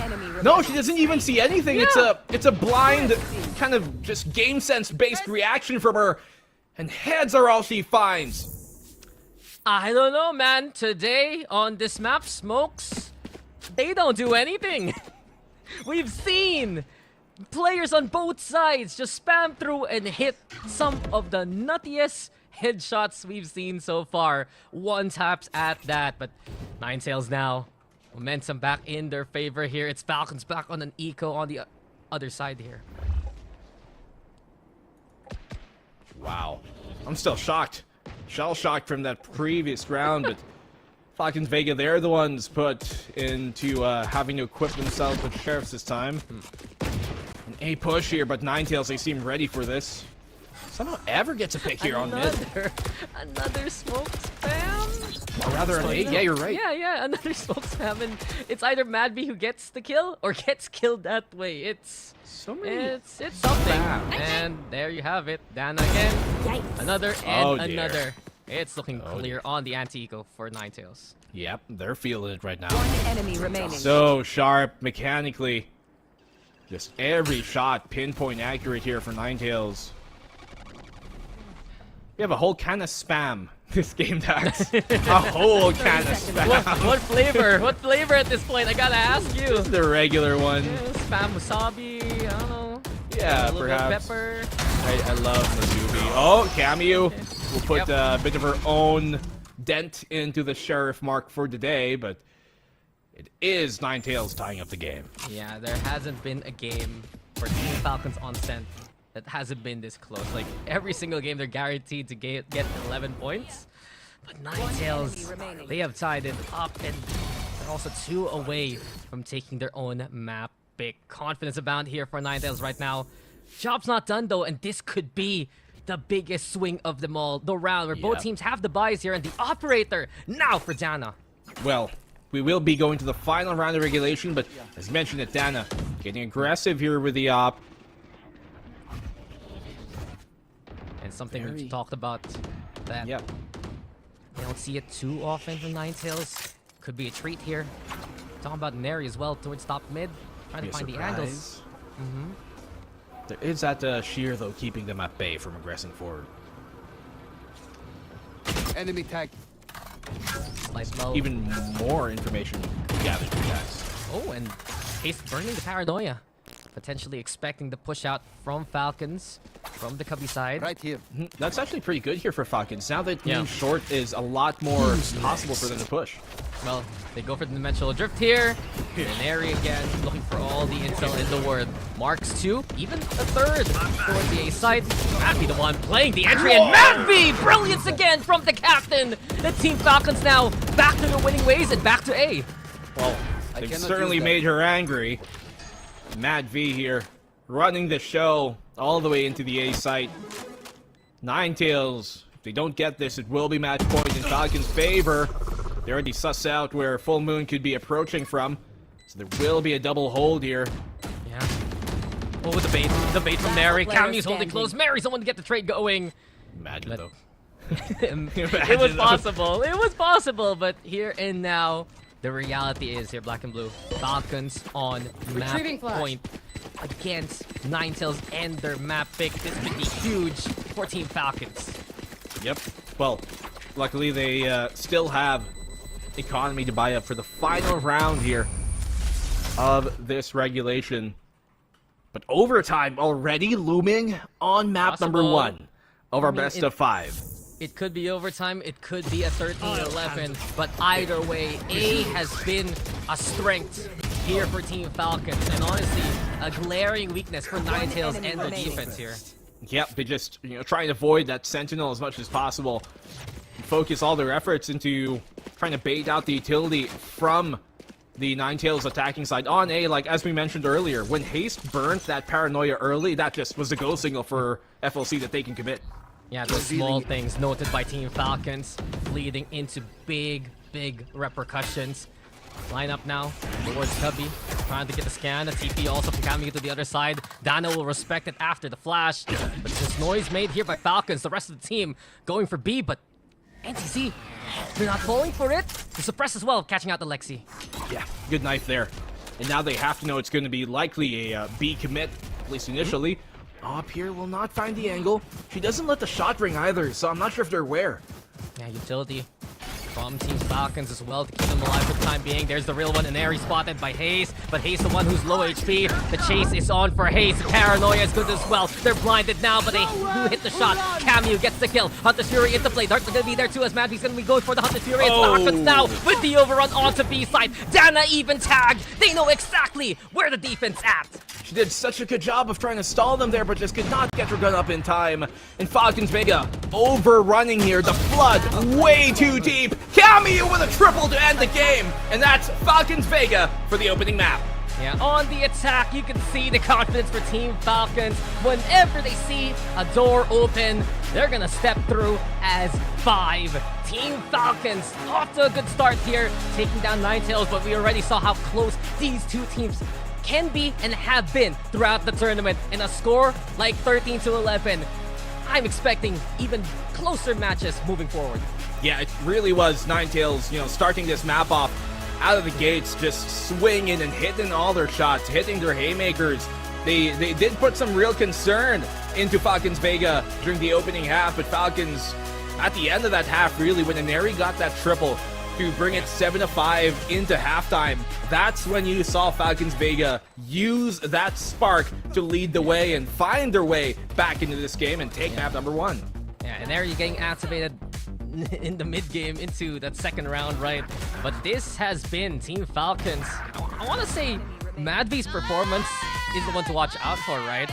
Her timings have been critical, her calls have been super sound, and the way that she's getting these multi-kills for the team despite the odds, it has been helpful. But let's talk about the first few rounds here, Black and Blue. And for Ninetales, what was that at the start? Like 4-1 or something? It was that commanding from the get-go. They were off to the races from the beginning, and you could see how strong their shots were too. Well, I mean, there were so many moments here where Ninetales just looked so much more, I guess, in shape for this fight, but near the end, things, I guess, they kind of trickled off, really. It seems like Falcons Vega were finally able to adjust onto the play and the level of aggression that Ninetales were bringing earlier. And it just came down to, once again, as you mentioned, Mad V, she's able to make the right calls, able to mid-round a lot better. Because really, I think for a lot of this game, for majority of the game, it was Ninetales mid-rounding that was a lot more successful time and time on over. No, it's really the smoke kills from both sides. I need a stat. How many spam kills did we get there? I think maybe 5 or 6 throughout the rounds. Mad V had like half of that. Yeah. And then there was Full Moon on the other side or whoever. But in any case, Team Falcons, when they say they're gonna do something, they do it immediately. And as of right now, statements made by Team Falcons as they win out map number 1 here. Yeah, real big challenge early on. And I mean, some players here like Dana picking up, you know, the op duty when she could, but they just didn't have as many, I guess, opportunities to let that really shine here in this map number 1. Map number 2, Haven, is where we're going to be going, and that is where we're going to be looking to see who can take this. But our panel's got something to say after the game. There is so much going on, and this game absolutely did not disappoint off the get-go, and I didn't think it'd be this close going in, like the casters were saying, Zach. It looked like Ninetales had this in the bag, but you know, when you're going against a team like Falcons Vega, things could swing the other way, and it did. But that said, up till the very end, it was very back and forth there. A lot of key moments, especially those eco wins by Ninetales, despite Falcons Vega's good momentum in the second half. But I mean, what did you make of this match? I mean, those eco wins were definitely very scary if you're a Falcons fan, because there was like that 3K with Dana from the Bladestorm, and then the Flawless with those Sheriff headshot kills. Really, really insane. Also, Ninetales did start off really strong, like I think a 4-0 start or something, or a 4-1 start. And yeah, the fact that Falcons were able to recover, especially towards that second half, was pretty impressive. I mean, MVP here gotta be Mad V. Even in that first half, that 7-5 scoreline, well, I think 2 of those rounds were directly possible because of her Hunter's Fury and the impact that she had in those rounds. So really good gameplay coming out of her individually in that first half. But I think in that second half, that's where Falcons as an overall team really shone, because so many of those rounds you could just see like Aneri and Kamiyu and Alexi just kind of holding hands and skipping down towards mid or short, or just getting those impeccable trades and doing really well. I think a lot of players here had their own individual highlights. Like Aneri got 2 back-to-back 3Ks, Mary got a 3K like the round after that, and Kamiyu, of course, just hardcore, really, really good paranoias throughout. Like the util usage from Kamiyu was just incredible, including like the side smokes on the map for her team to play in. I think overall Falcons, they had a battle plan. It might have taken them a while to put it into action, but they were very clear about what they wanted to do.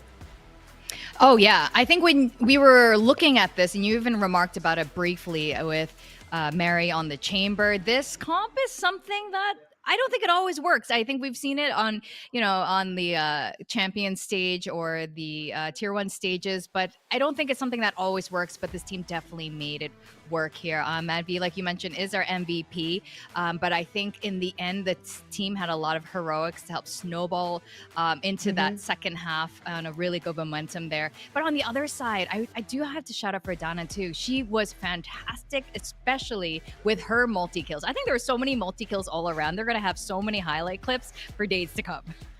Yeah, you can definitely make entire montages out of every single like map. Forget the series, every single map, the way it's going, you could probably make one out of it. But yeah, I think I also like the way Falcons were approaching the attacking side of it, because on defense they looked a little bit hit or miss, but on attack, especially the fact that they were almost completely avoiding the Killjoy utility, that's got to be rough on a sense, because the Killjoy is like a major part of your defense. But I mean, that was just map number 1, Vic, and that was NTZ's pick, and Falcons still lit away, so they're already 1 up in the series.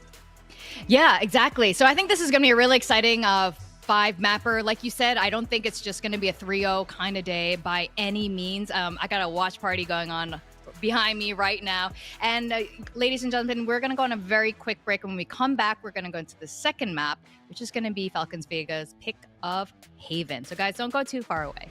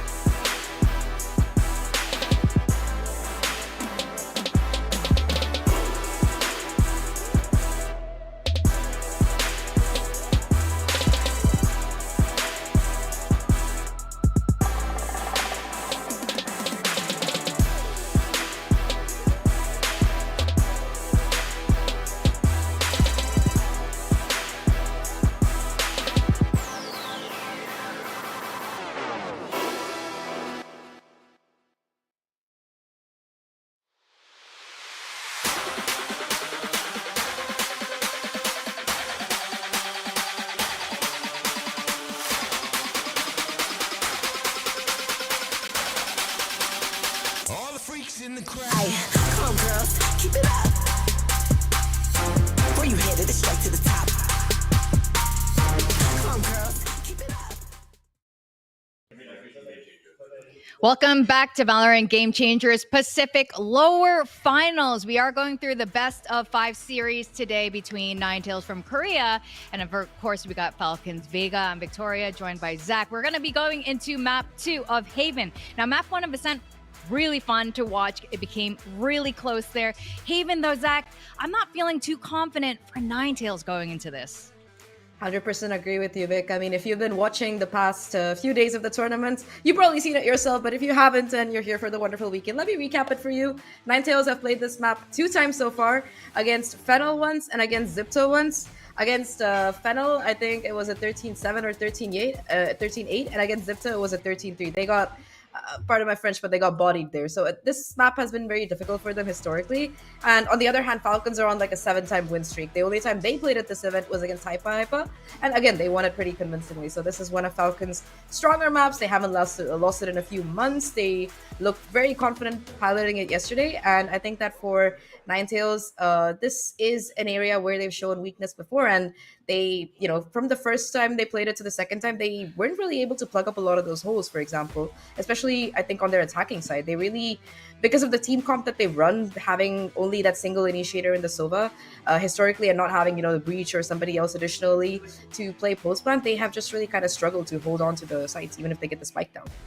Yeah, I think that's a really good point about Ninetales there. And this is a best of 5, so hopefully they've managed to fix it up a little bit. And also to backtrack a little bit to your French. I don't know, bodied was French.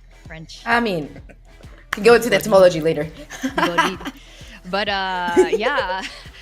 We did see a little bit of chamber on that first map of Ascent there. Haven, I'm a little curious what we will end up seeing. And to your point there, I do think they need to switch things up. Clearly, what they were doing before was not working. And Falcons Vega, on the other hand, very different story for them on Haven besides yesterday. And I think we did talk to Aneri yesterday a little bit about some of the maps that they dropped, and obviously that's something that they're working on as well.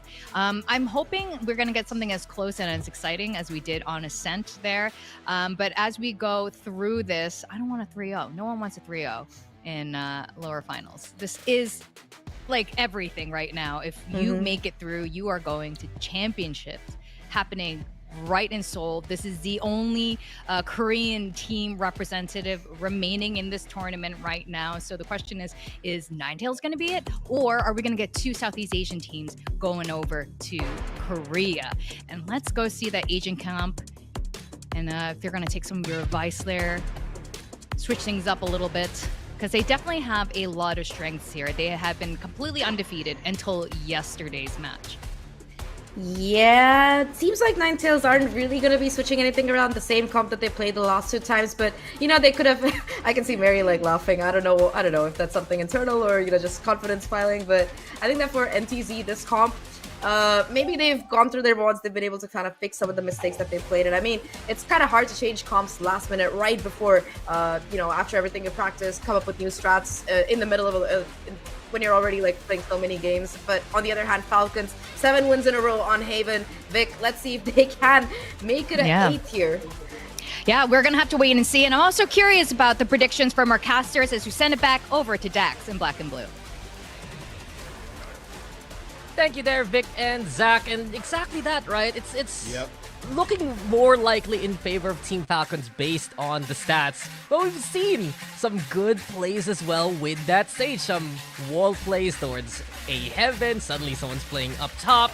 It's something we were discussing heavily, actually, Black and Blue, before we got into the series, right? That this Haven map, it's really where Ninetales need to step on up as we go into game number 2. That we are. And I mean, Vic was asking us, you know, what our thoughts might be on how the outcome of this map could potentially play out. And to be honest, I was looking into this series and hoping that Ninetales would get that first map, because Falcons Vega, I do see big problems on the shore here for Ninetales if they can't deal with that Neon of Aneri, which we did see they struggle against versus Ipto yesterday. Yeah, double controller here as well for Team Falcons. Well, NTZ, it's double Sentinel, sure. You have the hard Sentinel for the Cypher. The Battle Sage from Diana, willing to find the fights and go for those kind of trades. But I think really it's the post plant where we're worried for Ninetales, because in that matchup versus Sipto, they can get the site plant, but the retakes from Sipto were so sound that they would lose out despite any numbers advantage. Will it happen the same here versus Falcons? Well, Ninetales, they see the C site and they're gonna go for it already. Well, you'd think with the double Sentinel, then they're gonna be able to secure these rounds a lot more often, but it's actually their attacking side that's been suffering quite a bit, especially in their recent Haven outlooks. You know, Flak here from Team Falcons. They've watched the tape. They know where Ninetales can be weak. And Full Moon, she's on it! She's gotten the one! But it's one only she'll get. And Madvi, on the other hand, might get overrun here. The dart making it tough for Ninetales to push out the smoke. The heal comes on in from Dana, but Madvi already catching out 3-3-2. Camille also in position. Falcons now with the pinch. Everett's gonna go for the fight. And Falcons sweep away NTZ to begin the second map.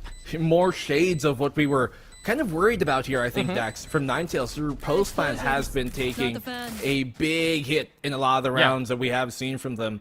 And not only that, I think that when it does come out later, the op has been a piece of a lot of the teams going up against really NTZ that they have yet to be able to properly figure out here in Haven. And so I do think that as far as map picks goes, this might be the best map that Team Falcons could have picked into a map number 2 here.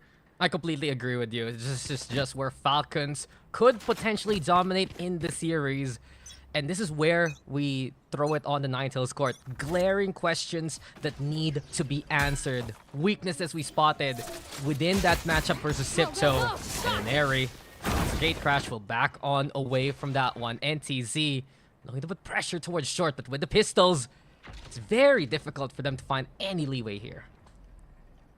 Well, we've kind of laid down the issues and problems that we're seeing with Ninetales, but what can they do to try and, I guess, rectify some of the mistakes we saw yesterday? I really do think that they need to start taking one of the lanes here on the attacking side, either the A lane or the B lane. You take mid or you take A long, then you have a lot more flexibility in where you can pull the defense. And on a map like this, where the defense takes quite a while to rotate from one end to the other, that has to be crucial, especially when you know an Ares on that Neon. Very quick rotates could happen. You have to make sure that you at least burn some of that utility shuffle in your favor before committing. Yeah, they're not lurking this time. They're just going for the flood onto A. And MadV finds Full Moon already. Spike planted. Falcons here. Happy to play the retake anyway. Keep it safe. Reloading on the other side, smoke the spades now. Falcons ready to come from heaven, especially courtesy of Lexi and Airy. Good kill though from 3-3-2. Ninetales now playing the front. And Airy trying to find the shot. Cammy is the one with the judge with 3-3-2. Actually gets the kill. It's not done. 3-3-2 will fall. Alexi now under pressure. And Falcons, they'll get the round again, but Ninetales doing some good damage on the eco. Yeah, great damage really here from Ninetales. They get the plant as well. And you see how they were able to kind of pull that defense to one side before committing to the other. And in an eco, 3 is pretty good in the post, I'd say. Yeah, the classic up close. Ninetales are no stranger to fighting within the smoke. And the big kill there was 3-3-2 catching out Camu. That judge could have just completely overran them. They at least had to make the trades work, and this is where Team Ninetales can prove they've done the homework here and now. By round 4, Ninetales in A angle again, and I'm watching to see if Full Moon can find more success on the lurk here compared to their previous outings. Looking forward to see if that will come to fruition as well. Aggressive posture taken here by Ninetales. The start of round 3 towards A. And this is what I was mentioning they should do a bit more, right? You know that Viper is going to be online in the defense here. It can be very tough to push out. Good catch, though, by 3-3-2 on the other end. It's happened multiple times to Aneri in this series so far. That, 10 HP on the other side. It's been a concern for Team Falcons actually as a whole. Was she holding an outlaw again? Yeah. So it happened to Aneri, it happened to Mary a bunch too in that last game. So yeah, that magic number of 140 not helping Team Falcons at all in this regard. Madvi trying to line up a shot. Danado able to strafe on through and get the kill. This is good for Ninetales onto the A site. Good jiggles, just to kind of bait out a reaction. Spike planted. Falcons Vega here. Obviously, on a bonus like this, you're only really shooting for economic damage. This is an angle we saw from Haste yesterday as well, too, which had some really good effect, but I don't think you want to pull it out on this round, do you? I like what Kami is doing. This is smart. Okay, bye, haste. That's half HP gone. She was at 94. She's at 47. I was about to say, imagine if she was low HP enough to die. Hey, funny stuff, but this is clear cut to be Ninetales. Mary should just die to the spike at this point. Yeah. And honestly, that's a signal for Ninetales to not really bother with that anymore if Falcons will take their time to break the blocks of the barrier orb there. It does at least burn some time off, but yeah, it does. We love Minecraft, you know? like ultimately, is it worth it, like, compared to just walling off I guess the entrance? The link? Yeah. No, I get you. It gives you a different angle. It blocks the heaven position as well. You don't need to commit a smoke on that, given that you're playing only a single controller, right? So you can see why the logic's there for Ninetales. And it's so much easier to do that in this patch, because they upgraded the range for the Sage, remember? Yep. Gives you a lot more. It used to be so hard to do. Yeah, you don't have to be right in their face just to put up the wall. Neri here, I'm not gonna say she's trapped, but she is cornered. Yeah. She's gonna need to pull some great ankle breakers if she wants to get out here. High gear fast lane, just commit the utility instead. The fake out's the response, and neither side wants to engage that way. I don't think they're aware that she has an op there. I'm not sure if they saw her scope in per se, but they are starting to at least not aggress too much to it initially. Never mind, they're looking at double dip. Oh, this is perfect for an Neri. Yeah, if they slow peek this one, this is just a Neri ready on the other side. Oh, could not connect. Wide swings. Yeah, ever. Just pushing forward. Now Ninetales knows what's the arsenal on the opposite end, and Neri also can get blinded for the time being. 3-3-2 already in their faces. Madby though in position. Falcons as well, setting up a kill box. They've gotten 3, but one's rescinded after the res, and we go for a 3v3 retake. But that was fantastic support here coming from Madby. Nano Swarm just off the mark just a hair, but her scan there allowing her to get the wallbang going through. Ninetales now in position. 3-3-2 and ever doing the damage now. And Ninetales wins the re-engagement 2-2 here. Well, we spoke woes and qualms about their post plant, but in this case, seems pretty precise, seems pretty good. Able to hold off. Aggressive pusher towards this defender side and spawn. Good retaliation really from Ninetales. Initially, it was going all the way in FLC's favor, but able to get their trades going, and that's the important part. Yeah, they did so much to dislodge Neri from her position. And you said it, Madby was incredible support. But remember, there's a Sage on the side of Ninetales. These trades can be evened out by Dana immediately. And with that res, the odds suddenly going back in favor of Ninetales. Falcons will have to go for a timeout because of it. I can see here Neri kind of trying to be, I guess, more aggressive with the op, or being pushed to utilize that op in the first place, but it just hasn't been working out so far. I think in this series, I think she's looked a lot better when you put a Vandal in her hands, any other rifle, and she gets to lead the charge. But I get why she's trying to pull out the op. We talked about it. You know, Ninetales, they've been struggling against the op, but also up close like that, it's very difficult for her to hit her shots. Obviously, anybody would be hard pressed, but still. I wanted to say, just coming into the series real quick, they're doing so much to actually dislodge operators from their angles. At least compared to what we saw yesterday, exactly. for sure. And that goes to show that they've, at the very least, recognized what a lot of their pain points were in that Zipto matchup yesterday. Yeah. Well, that's a day difference for Ninetales. And now truly is the day for them to step on up if they want to play in front of their home crowd. An advantage here for Ninetales and Eco for Falcons as they push out from mid. Cover going on. Really defined as Ninetales play it safe past the window. So C-take, first to clear here for NTZ. And really, I don't think Falcons has much in the tank to contest this. Good smoke off here. Ninetales, as you mentioned, just ill-equipped for a fight like this here, Falcons Vega. A Sage barrier is going to be quite a conundrum. You can see there, Cammy just thinking if she should try and TP him above it. Yeah, no real point to bother with it, given the guns that you have. Mary also can get spotted here, busy with the turret. Tinkering, now taken down. And NTZ, yeah. Hold close here forever as well. Happy to play the contact here. Swing out for Camu. And all across the board, Madvy's the only one on the opposite end to get a pick. Time ticking. There's confirmation, and Ninetales will take the lead. This is a great start here from Ninetales on the attacking side. And so far, we've seen Falcons Vega kind of start some of these maps a bit slower. Not just today, but in this tournament in general. And I do think that it's been taking them quite more of a while to be able to adjust to their opponents instead of their old, I guess, habits of coming out of the gate swinging and being able to knock it out of the park immediately. But here so far, just the teams have been showing great persistence in these early rounds to make it difficult for Falcons Vega. No, exactly that. Team Falcons, they lead the dance with their skill. It's been shaky instead from Falcons, but right now Aneris ready to steer the ship right. Hasteful fall. That's the only smokes from Ninetales gone. And it's going to be even tougher here for NTZ to find the entry. It's going to make it very difficult now for them. You can see Aneri working. It still finally comes alive here with the op. Connects her first shot attempt of the round.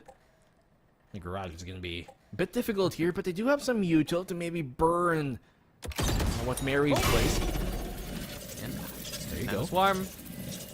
No entry so far, but Mary knows contact is coming her way very soon. Ready, steady.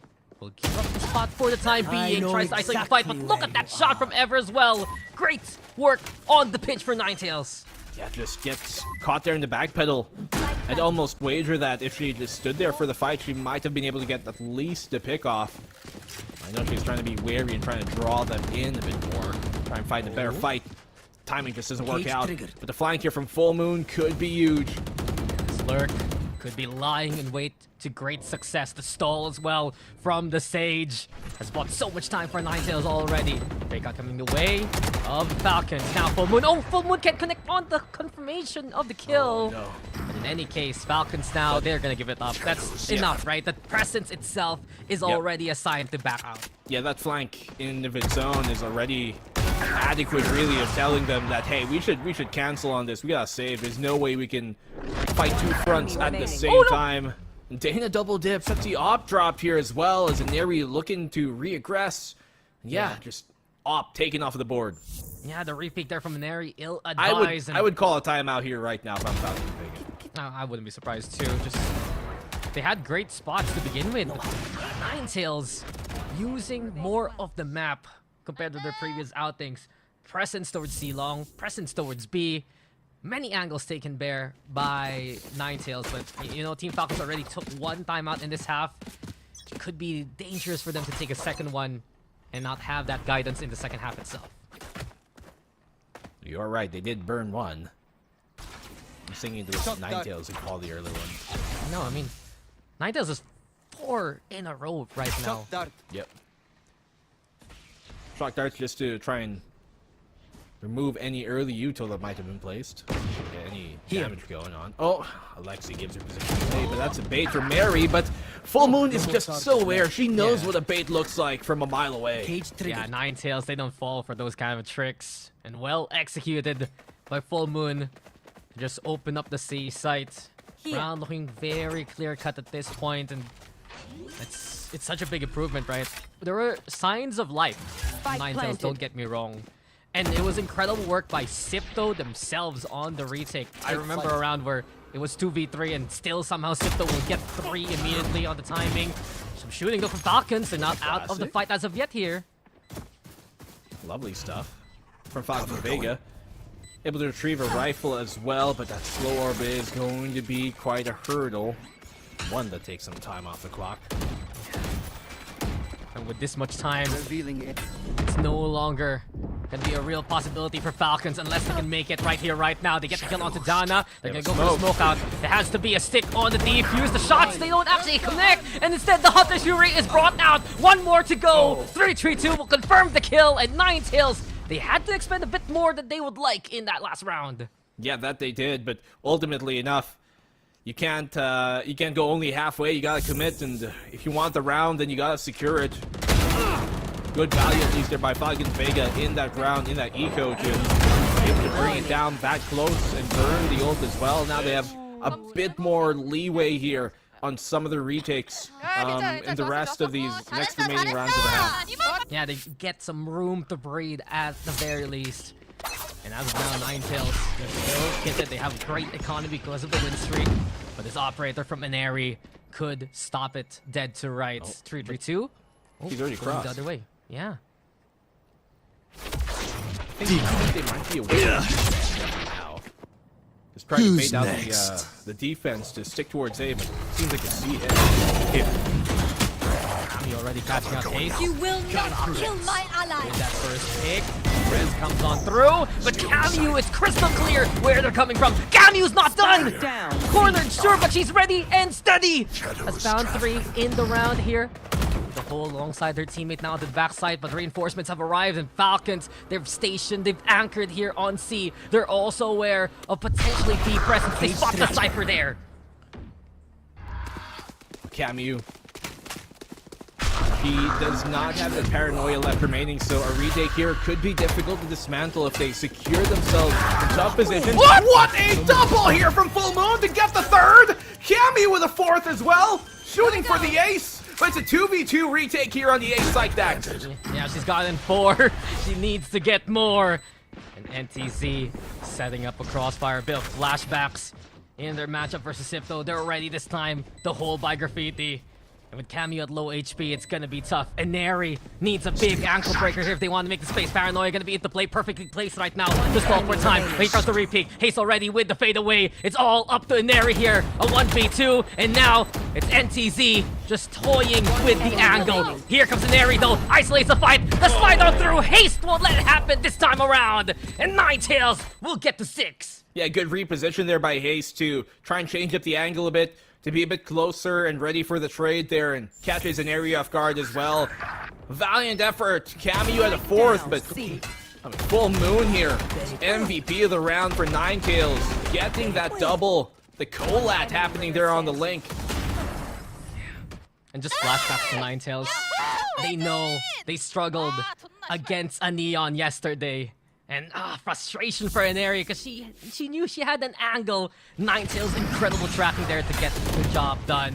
6-2 here, and this is looking so incredible for Ninetales. When we were afraid for them coming into this map, shot comes through, and Inari's already gone. Full Moon expecting more, gets confirmation as the Cyber Cage is able to catch Inari in the act. Or rather, Mary in the act. Just so aware here of the potential pushes that the Falcons are possible to do. Camu gets caught as well on the backtrack within the smoke. Mary will follow the same fate. 2v5 and Ninetales here looking to secure the leading half already. Yeah, this is what Ninetales can do. Just their preparation coming into this map, expecting it to be picked by Team Falcons. Alexi has been silent here, finally gets a kill on the board. But Ninetales on the other hand, everyone getting a piece of that one, 7-2.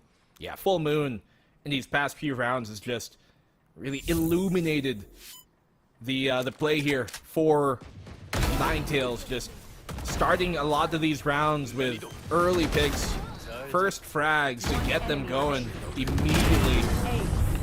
It's just so aware, and so even like a while ago, her presence there towards that B side flank on the C retake there.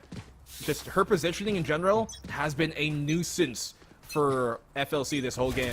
Yeah, 7 unanswered in a row by Ninetales. And they're looking to go for more as they're breaking utility toward the B side. Off in the hands of Inari. Nowhere close to the real engagement here. And it's a classical play with the Sage. You have the Barrier Orb and set it up on the B side. Hunter Fury don't respond from Mad V. Searching, seeking. Can't find anyone actually here. Yeah. Alexi's the one who takes a bit of damage instead. Gets a bit, gets it burnt at least. Full Moon, another fight he's about to take. Inari will get the catch though.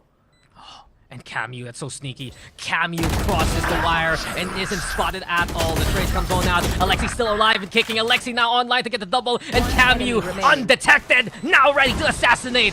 The backstab on Haste. The blind comes on through. Ever gets the kill, but FLC, they're ready for this one. And they'll get the third round. And Neri starts it and ends it as well. Finally gets more value with the op there. He does get a stop after 7 consecutive rounds here from Ninetales. Able to get some breathing room. The Falcons Vega buying themselves an opportunity here in this half. It is an attacker-sided map for sure, but there definitely needed to be brakes pumped from on FLC side towards NTZ. Yeah, it was 7 in a row. It was just Falcons bleeding out on the floor. But Camu's cross as well. And Camu again, another game where she takes command by these small little details. 10 kills for the Omen, 12 on the other side for Full Moon. So incredible work by the Cypher as well here. NTZ though. Yeah, 332 when she's flexing over to Duelist, she's honestly so fearless, Black and Blue. And I wanna just say something real quick. Despite not always being a Duelist player for this roster, she has a third most first kills in the tournament, and Neri second will add one more to the tally. Neri, once again, finally waking on up here with the up. Another opening pick for her. A second now goes in Neri's way. The Thunder Thumbs come out. Only good for 2. It does be very intimidating for NTZ to push through. Yeah, and Neri activated here. And now Mary will continue where her teammate left off. Haste with the evacuation order right from the shadows with the spike. Falcons looking to find where the captain's on the other side. Donado alone here. Corner left unchecked. Alexi will catch her in the act. Yeah, Haste has to be careful here. Not a single silent step could be taken from her. Shadows lest the position be known. It's a good smoke 30 out, actually. seconds You're not left. gonna expect her to come from that after smoking out the CT like that. Might just get a catch off of Alexi here and secure a plant at the very least. Should just be good for Falcons overall. Haste though. Oh, she's gonna tap the spike. Yeah, running 10 out of seconds time, left. no real chance. Oh Get the no! kill. Those are the hardest shots to hit when they're not looking at you. She knew Alexi was there off the sound cue. Just, I believe she gets the plant off. Yep, money in the bank. Gets the kill eventually. So all good. NTZ scrape whatever they can from a tough round. But Falcons... remember what happened in the first map? Remember what score that was after the first half? It's looking possible for Falcons to do it all over again. Yep, once again, Falcons Vega have just not started maps off in general too hot, right? They seem a bit to warm up. When they do, my oh my, are they a locomotive. Just doesn't stop. Still here. Good active round, really, coming from Falcons Vega. Yeah, Team Falcons regaining that confidence here as well. And on defense, yeah, they have so much ready for the upcoming round. The Viper Spit online, the lockdown here for Mary as well. Falcons, they're not done contesting A-Long. They station an area this way. The rest of NTZ, do they expect that this time? Because 332 has strolled onto A-Long uncontested. Now the fight comes on through, and with 8 HP, she's lucky she has a Sage there on the roster. That's true, but will not get her full. Actually, no. Yeah, no armor though. No armor. But hey, we watch for the backside here. Mary and Alexi need to step up now. Fake out comes through. The blind side through. Trying to go for the pop flash here. Nano Swarm though, preventing NTZ from pushing into the backside. And Falcons, they're still sharing space here. Not for long. They're kicking NTZ out here. But 332 wants to stay on this land. And Neri. You know, the spikes retrieved. Here's the sound as well. Rifles ready, and Neri gets traded. 332 and Madby. A quick 1v1. And 332. Oh, she doesn't see the angle. Madby flicks away the reposition. Oh, she catch her. Oh, they see each other. But now she knows. The barrier orb's in the way. It should crack soon. Madby going for the scan now. And Falcons, NTZ, the pressure. You can feel it here. The air's so tense on the seaside. Time's running out for 332. Shock Dart as well. Avoided for the time being. Shock Dart. Here we go. Peppered now with damage. But 332 with the best shots. And Ninetales will finish half 8-4. What a nail biter of a 1v1 there. Just dancing back and forth like a well choreographed really dance between them. You can see their decisions being made there. But still, I'm actually very surprised that in this hold, when they're trying to anchor down the C site, Alexi did not pop her Viper's ult. She had it for quite a while. Her wall was going down in 5 seconds, and Nano Swarm as well was about to go down. I thought for sure that's when Alexi would pop her ult, but I think they were trying to be careful of anything else. But we gotta be careful because it's a halftime break. We'll see you guys in a bit.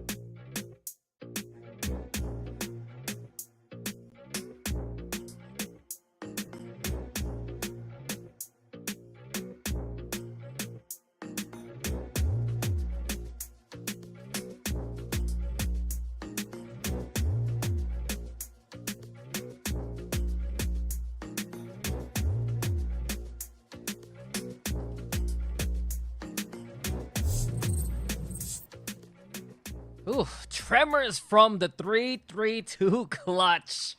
But in any case, Ninetales now with a fair lead coming into the second half. Falcons offense is where they want to perform. And with Neri in the front already, quickly put the pressure towards his A site. Alexi backing away after the double push here from Ninetales. Falcons Vega. Aggressive stance, tried to take towards A, but it's actually Ninetales who are pushing forward as well. 3-3-2 will get a catch before quickly bailing. Haste is on their trail, and so is the rest of Ninetales. Not too sure FLC are aware of this, and they don't have any flank utility. Yeah, 3-3-2 is just feeling it right now. And Ninetales would love to see that star power shine on the roster. Haste as well. Thinking Camille with the classic. Still alive for the time being. Paranoia gonna be the play as well. Falcons here, kinda trapped. Hey, gonna try and shoot their way out of that one. Haste with a double kill though. Alexi now with a catch onto Ever. Dana as well. Long angle here, but Falcon somehow still alive. Not for long when 3-3-2 is in position. And Eri, one enemy remaining. Shot. Now 1v1, the wall on up, and Dana able to just step on an area at that point.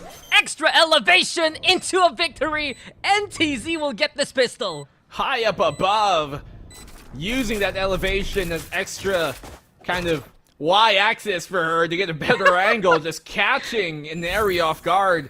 Initially, great shot by Neri here, but ultimately, a bit of creativity coming out at the end.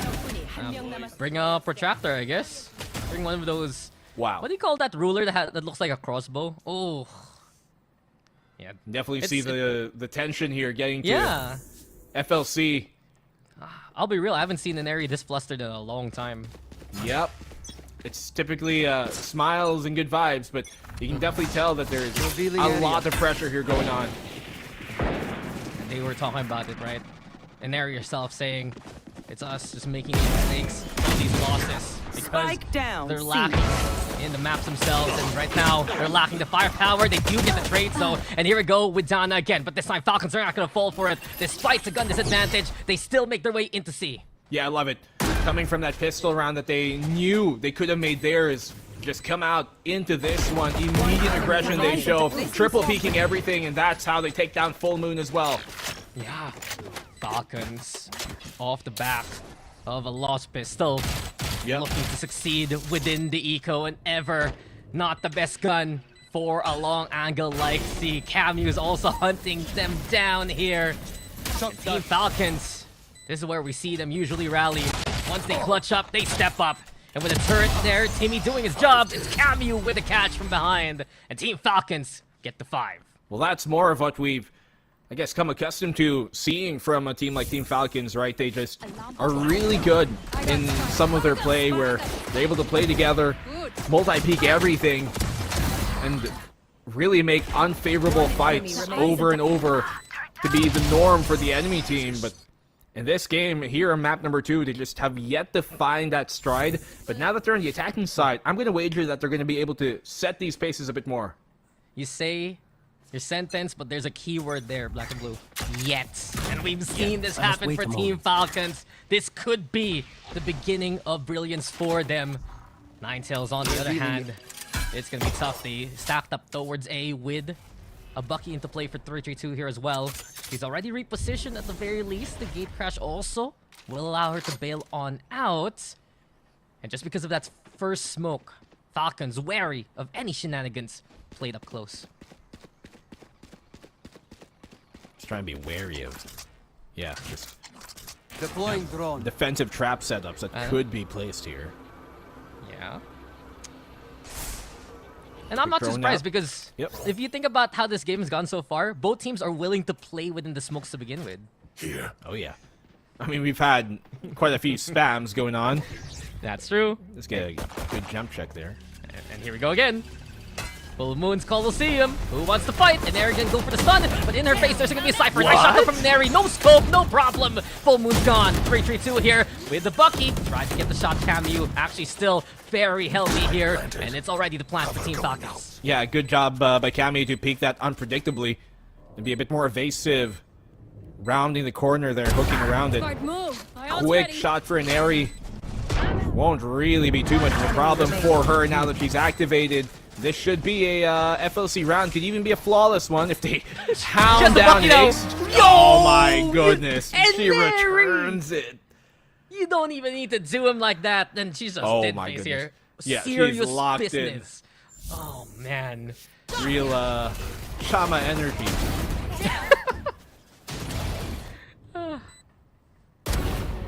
I don't know if would I be more scared of a Team Falcons that are all happy, like with Alexi standing, screaming, that kind of deal, or a Team Falcons that's a bit more silent, subtle, and just honed in through the shots. It's so telling here for Team Falcons right now.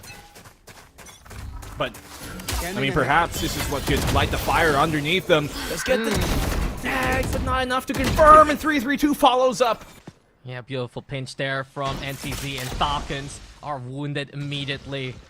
Dana took some damage. She can heal herself up once for now. Once later on, the barrier orb as well, shutting down any kind of approach this way and into the arms of Haze. The spam's already good. The Tripper as well also gets the catch. And Ninetales with a flawless defense there to get to double digits. Yeah, perfect hold, really. Everything going their way. The first initial shutdown by Dana as well. Against Neri there. They need to stop buying this Outlaw, man. I swear. She's been so unlucky today. It's just sometimes it's not your day with a certain gun. She's hitting her shots. They have full armor. Yeah, you know. And that's exactly why you watch your homework. Just, they like to play Outlaw. I'm willing to invest in full armor. Full armor stonks on the rise. Buy now, because it's going to be the moon if this keeps up for Ninetales here. Oh, lots of util being dropped. Neri on the push. Good cash out finally, and 3-3-2 has been abusing that sewer angle time and time on over.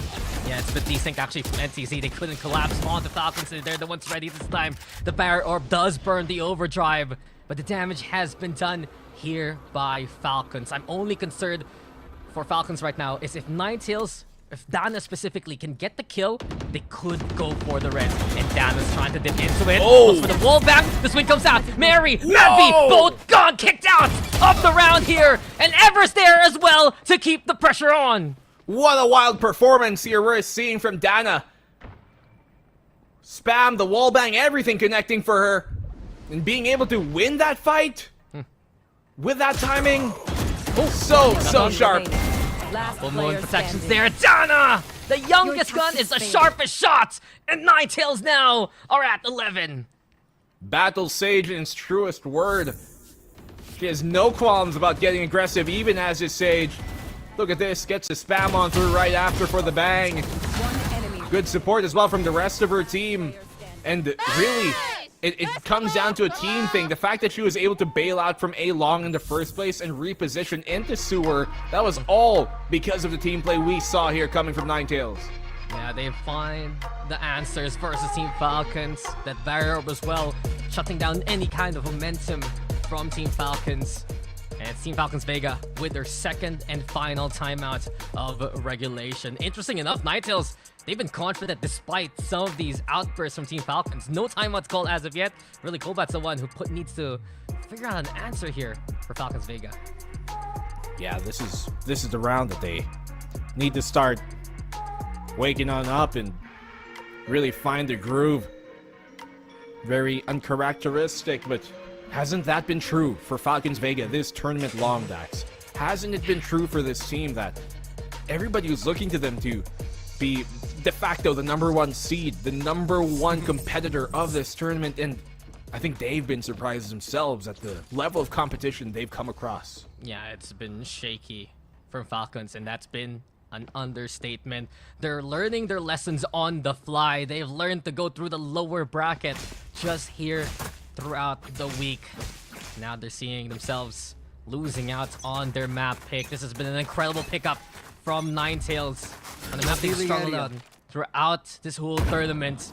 Now, NTZ also looking to step towards C here. They give the garage. Full Moon spots out Inari. On the other hand, 332 has a different plan. She's pushing out towards C long. And I do wonder if Mary can actually spot her there. Two getting aggressive, cannot connect the shot. Will alert them that the op is in play. Oh! And Hayes actually commits. Oh, that could be a bit of a blunder here for Ninetales. They lose the Omen early on. Yep, they needed that Omen, especially since it's a C plant here, to maybe smoke off the post on C long.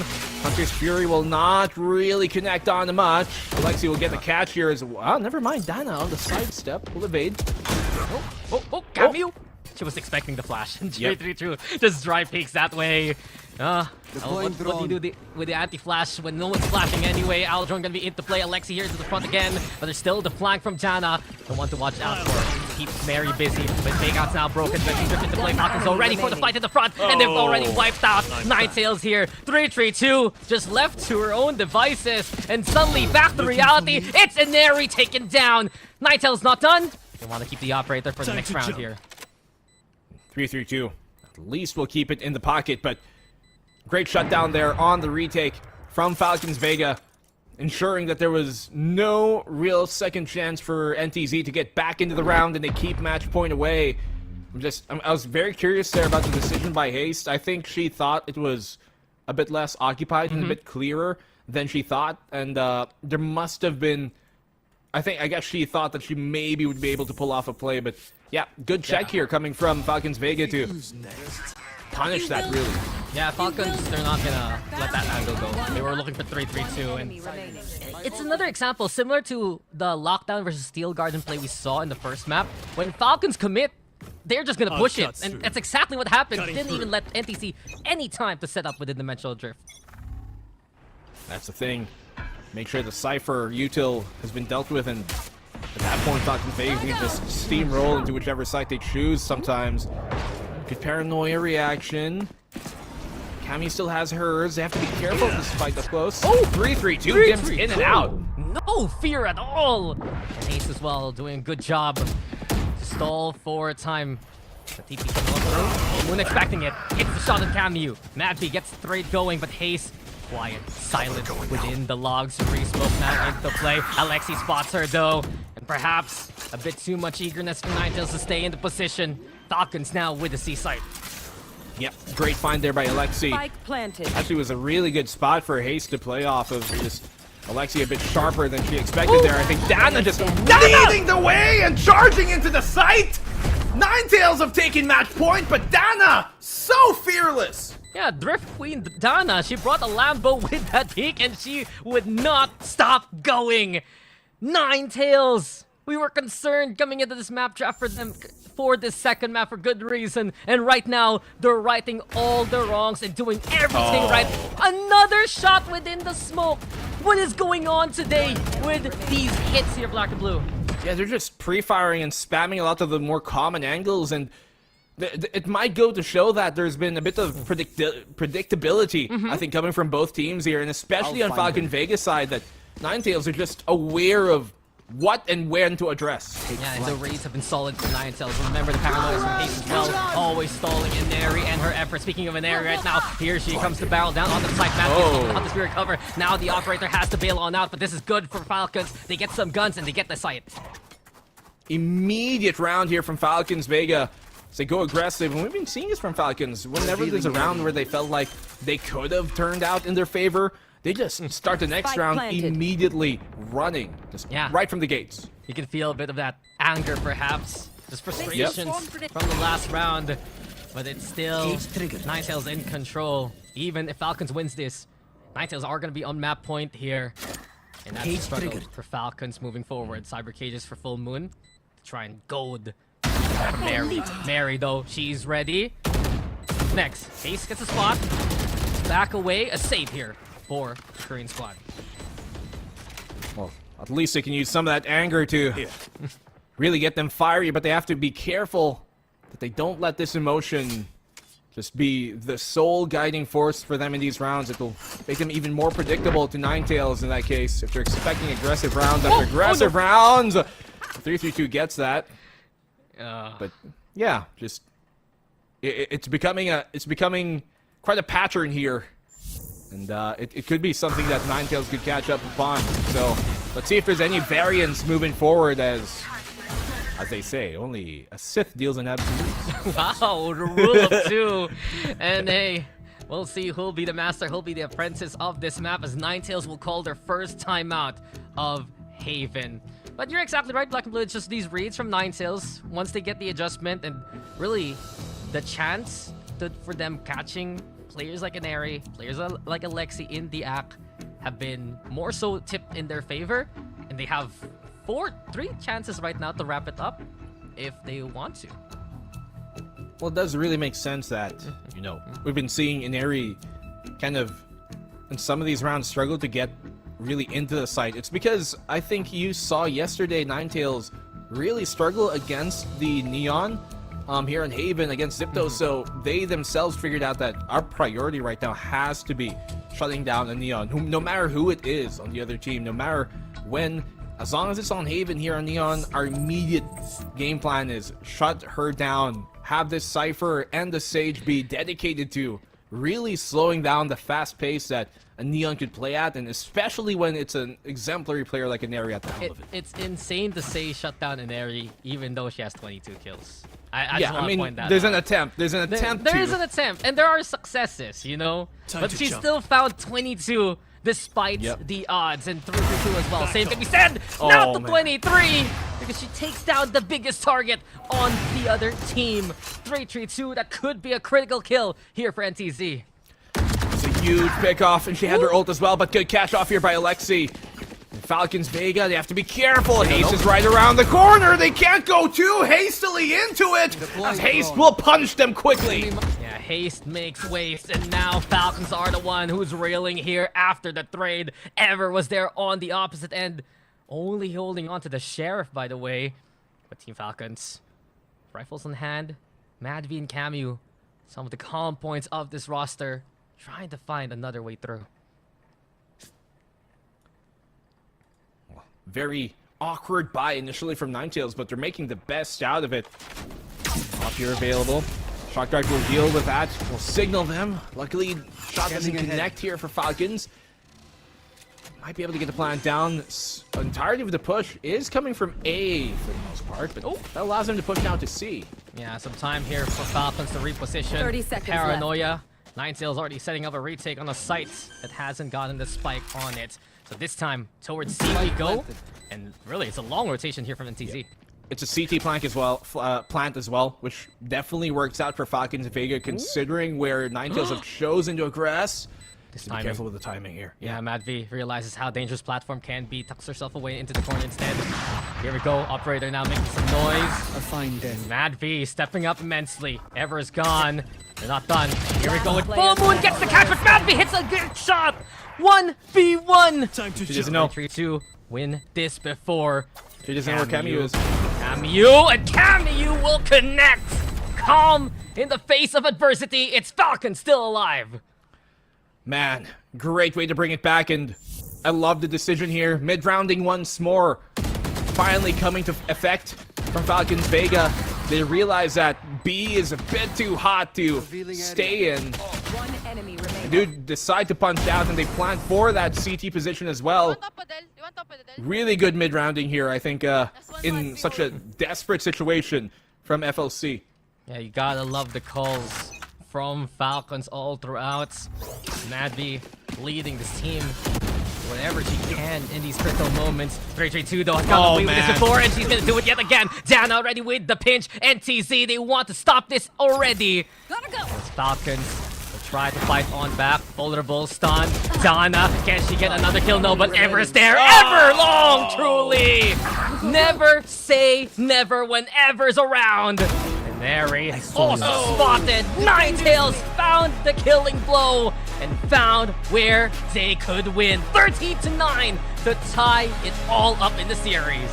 Wow, the squeeze there on A lobby continuously throughout that second half was just so much for Falcons Vega to deal with. They had so much utility to slow down the aggressive pushes that Falcons Vega were wanting to really, I guess, try and impress upon them. And yet, Ninetales, time and time again, had the answer in 3-3-2. Yeah. So many opening first kills there from that sewer position. They're running the same exact play with small variations every time around, but it continuously works for them.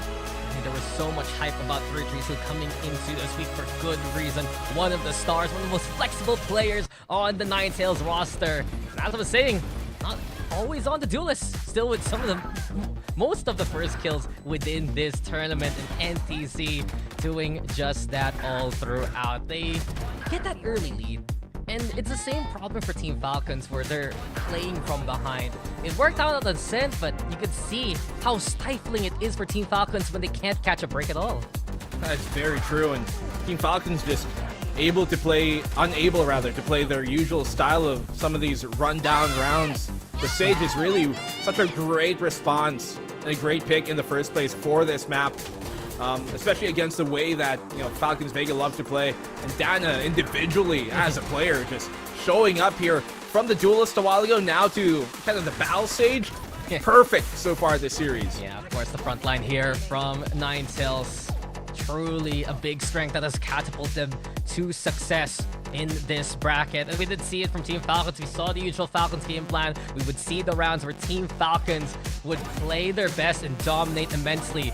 But really, for every one round we see that from Team Falcons, Ninetales would have a response. And it's still that lead built early on. Falcons cannot afford to trade round for round if they're the ones playing off the gap itself. And yeah, it was a good game from Ineri. You can understand the frustration from her there all throughout. Still, the confidence from NTZ, you could feel it here in the second map.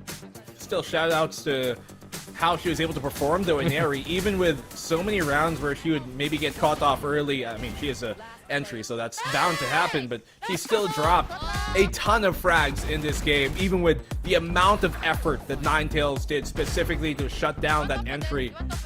Still had an amazing performance for this map, but map number 3, man. Corrode. That is going to be one to see for sure. Yeah, it's going to be a brilliant bout here, and we are just getting to our halfway point within the series. Everything tied on up. Let's toss it over to the panel to break down what just happened in that second map.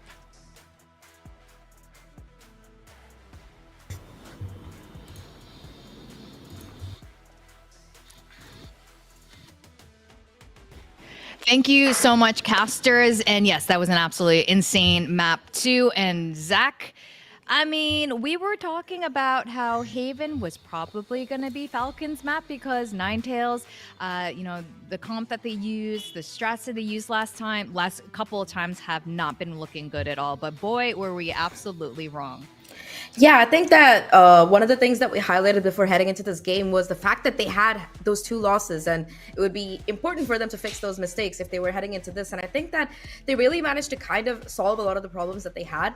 Like, for example, over the last few days on the defensive side, they really seemed to struggle in being a bit proactive. And you could see that 332 kind of took that burden upon herself, being able to, acquire that operator, put so much pressure on that Falcon side. And of course, just that pressure coming in an A short and from A long as well. Every time Falcons were trying to go for a fast A hit, there would just be double peak from both of these angles. And so often or not, it was NTZ coming away with the first kill. And like our casters highlighted, it was just constantly in most of these rounds, Falcons having to fight back from a deficit. And I mean, no discredit to Falcons, they're an amazing team, but you can't win 100% of those fights and eventually you're going to fall behind.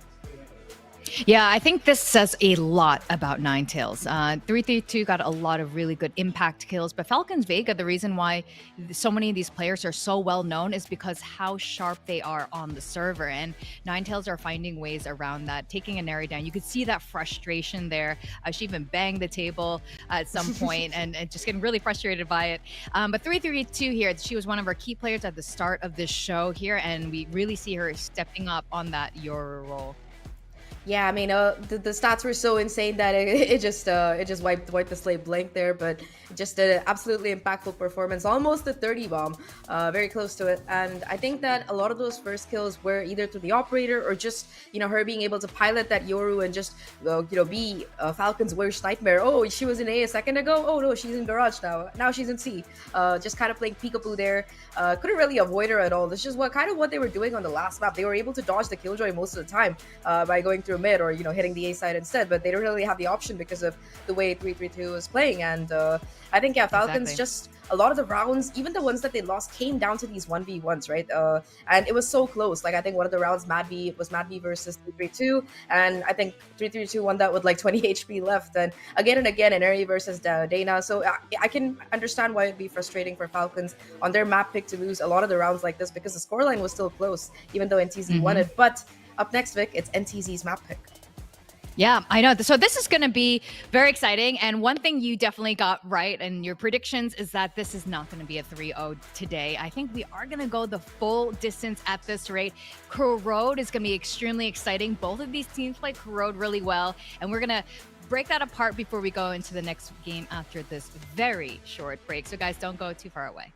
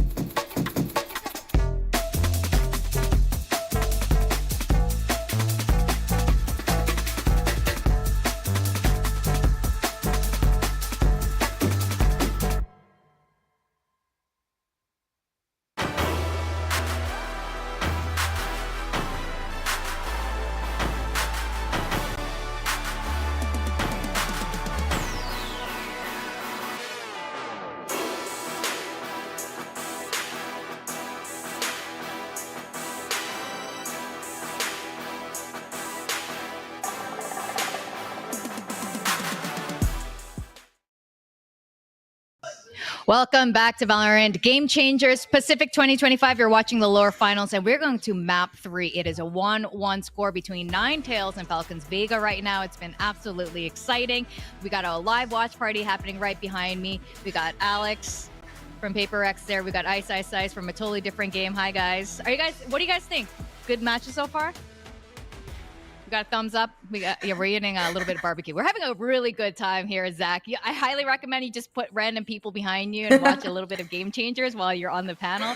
But it's been really exciting, right? Is this the scoreline you expected coming into this so far, especially with these first 2 maps? I mean, I expected a 1-1. I just expected it kind of to be on opposite maps. I expected Falcons to win Haven, but yeah, they're finally going to be losing their 7-map win streak. Haven has been lost for them right now, and yeah, now they're headed onto NTZ's map pick here, Corrode. And I don't know, Vic. I feel like this is a map that NTZ have looked pretty dominant on so far. So I'm a little scared for Falcons, just a bit. I think so too, and we saw frustration coming out of Falcons that we have not really seen to this level before, even at last year's championships. And I think this is an interesting level of mental state from this team right now. We've seen teams crack under pressure, but I think for Falcons Vega, they know how good they are and how close they've come every single tournament, and you can see that frustration come out of Veneri there. Now, Corrode will be fun. At the very least, I know it's going to be fun. I really like the comps on both sides here. I'm really going to be looking at that Waylay, Deadlock composition versus Inari, probably back on the Neon and how those come head-to-head. Yeah, I think that for Ninetales, especially having the Deadlock, like I think we saw it in their game against Asterisk, on that defense, it was so hard to break some of those sonic sensors. So there was constantly just that, that barricade at A main, that layering of utility that just made it impossible to get through. You'd get through the sonic sensors, and then there would be a smoke, and then there would be like a barrier orb, and then you'd get through, there'd be another smoke, and by that time, everybody's already rotated over. What's the point of attacking that side anymore? And you lose a whole 45 minutes in the process. So it was very oppressive, the utility against Asterisk. Also, I think in the post plants as well, Deadlock is just so impactful because, I mean, let's face it, she's not a very good flank watcher as a Sentinel. People could just tiptoe past your util, but you put that stuff on against a team's retake, especially a team that loves to go for those flood fast retakes like Falcons, and it is just such a direct counter to their playstyle. Oh, exactly. Especially with that Neon, for all those points you're just saying there. But, Falcons has found success on Corrode as well. I think they did drop, and that was, of course, against our grand finalists right now, Zipto, and I think they were sick that day. I don't know how they will be looking this time going in. We've seen both sides of the coin when it comes to Corrode for this team. What do you make of Falcons Corrode?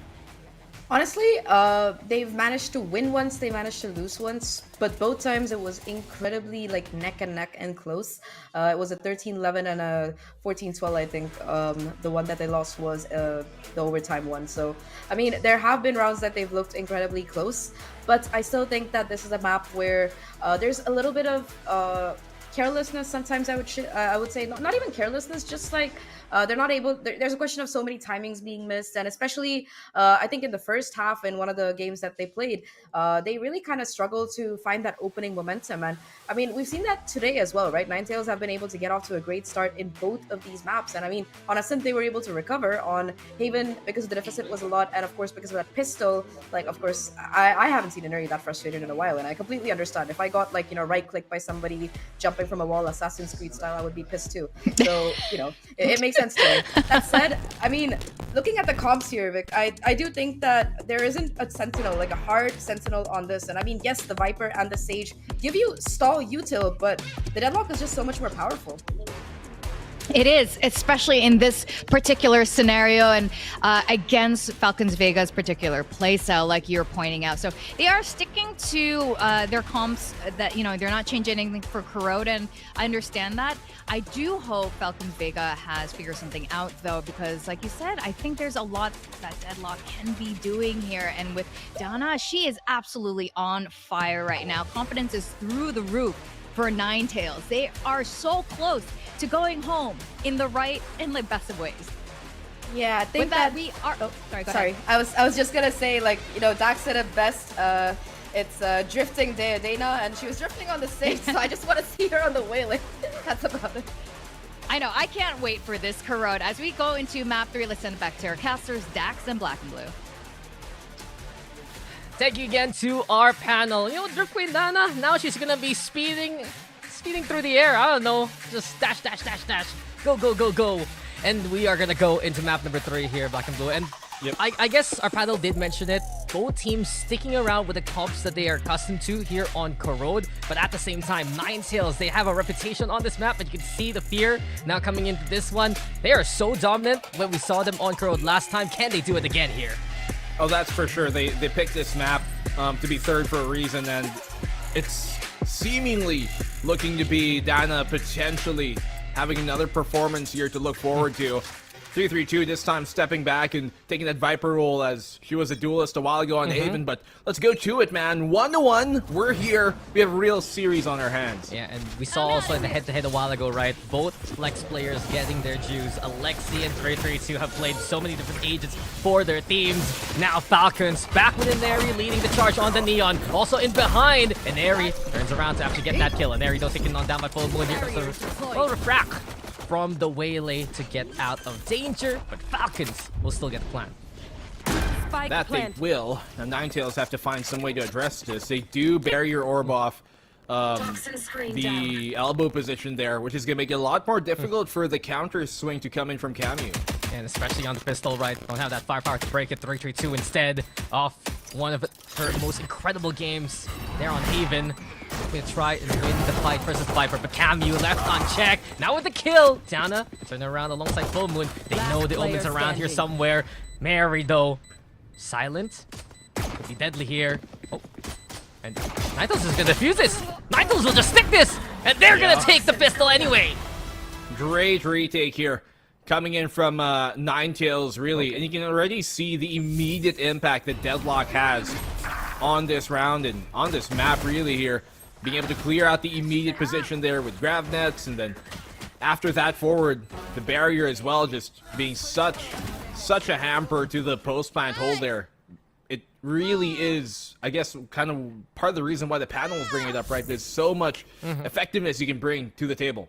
Yeah, Zach was talking about it, right? This Deadlock utility can be so stifling, and it separated the Falcons post plant into 2 different partitions. Now Full Moon's not done. He's ready for the shot. The burst is just brilliant! Oh, man. And she's gotten a 3K on the board already. Seemingly, Full Moon has activated the werewolf in her. She's been so sharp today. But Twilight said it's New Moon. That's the one where Jacob shows up, right? I invalidate anything with sparkling people. Yo, vampires were cool before then.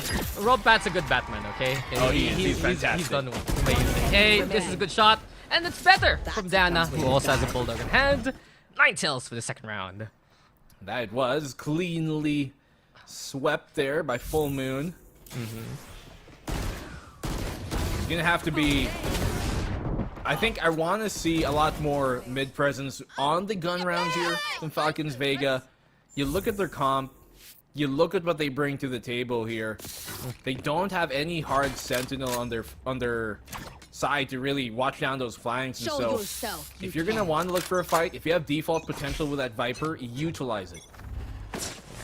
And we've seen from Ninetales, they get a good start into these games. It can snowball into a lead that Falcons need to rally behind and try to catch. Mid though, always going to be a pain point here on a map like Corrode, and especially given that both teams have a Viper. 3-2 cause a little bit of chaos by setting up that wall. Falcons slowly but surely creeping on up, checking corners with utility, using that Prowler to see if anyone's up close. Same can be said here forever, and Eri has to respect that, and Falcons re-engage elsewhere. Look at Ninetales once again. They move towards mid to receive that push, and now they have the right read to go towards B and receive that as well. Once again, like what we saw on the set, they're so good at making sure that they are adjusting on the fly. Yeah, and this corner has been crucial for their anchor play here on B. 3-3-2 is already in position, and Eri's the first victim, and Ninetales have an incredible crossfire here. Bonus, by the way, looking brilliant so far here for Ninetales. Camu and Mary, the only one still standing, but Team Falcons they're completely shut out off this B site.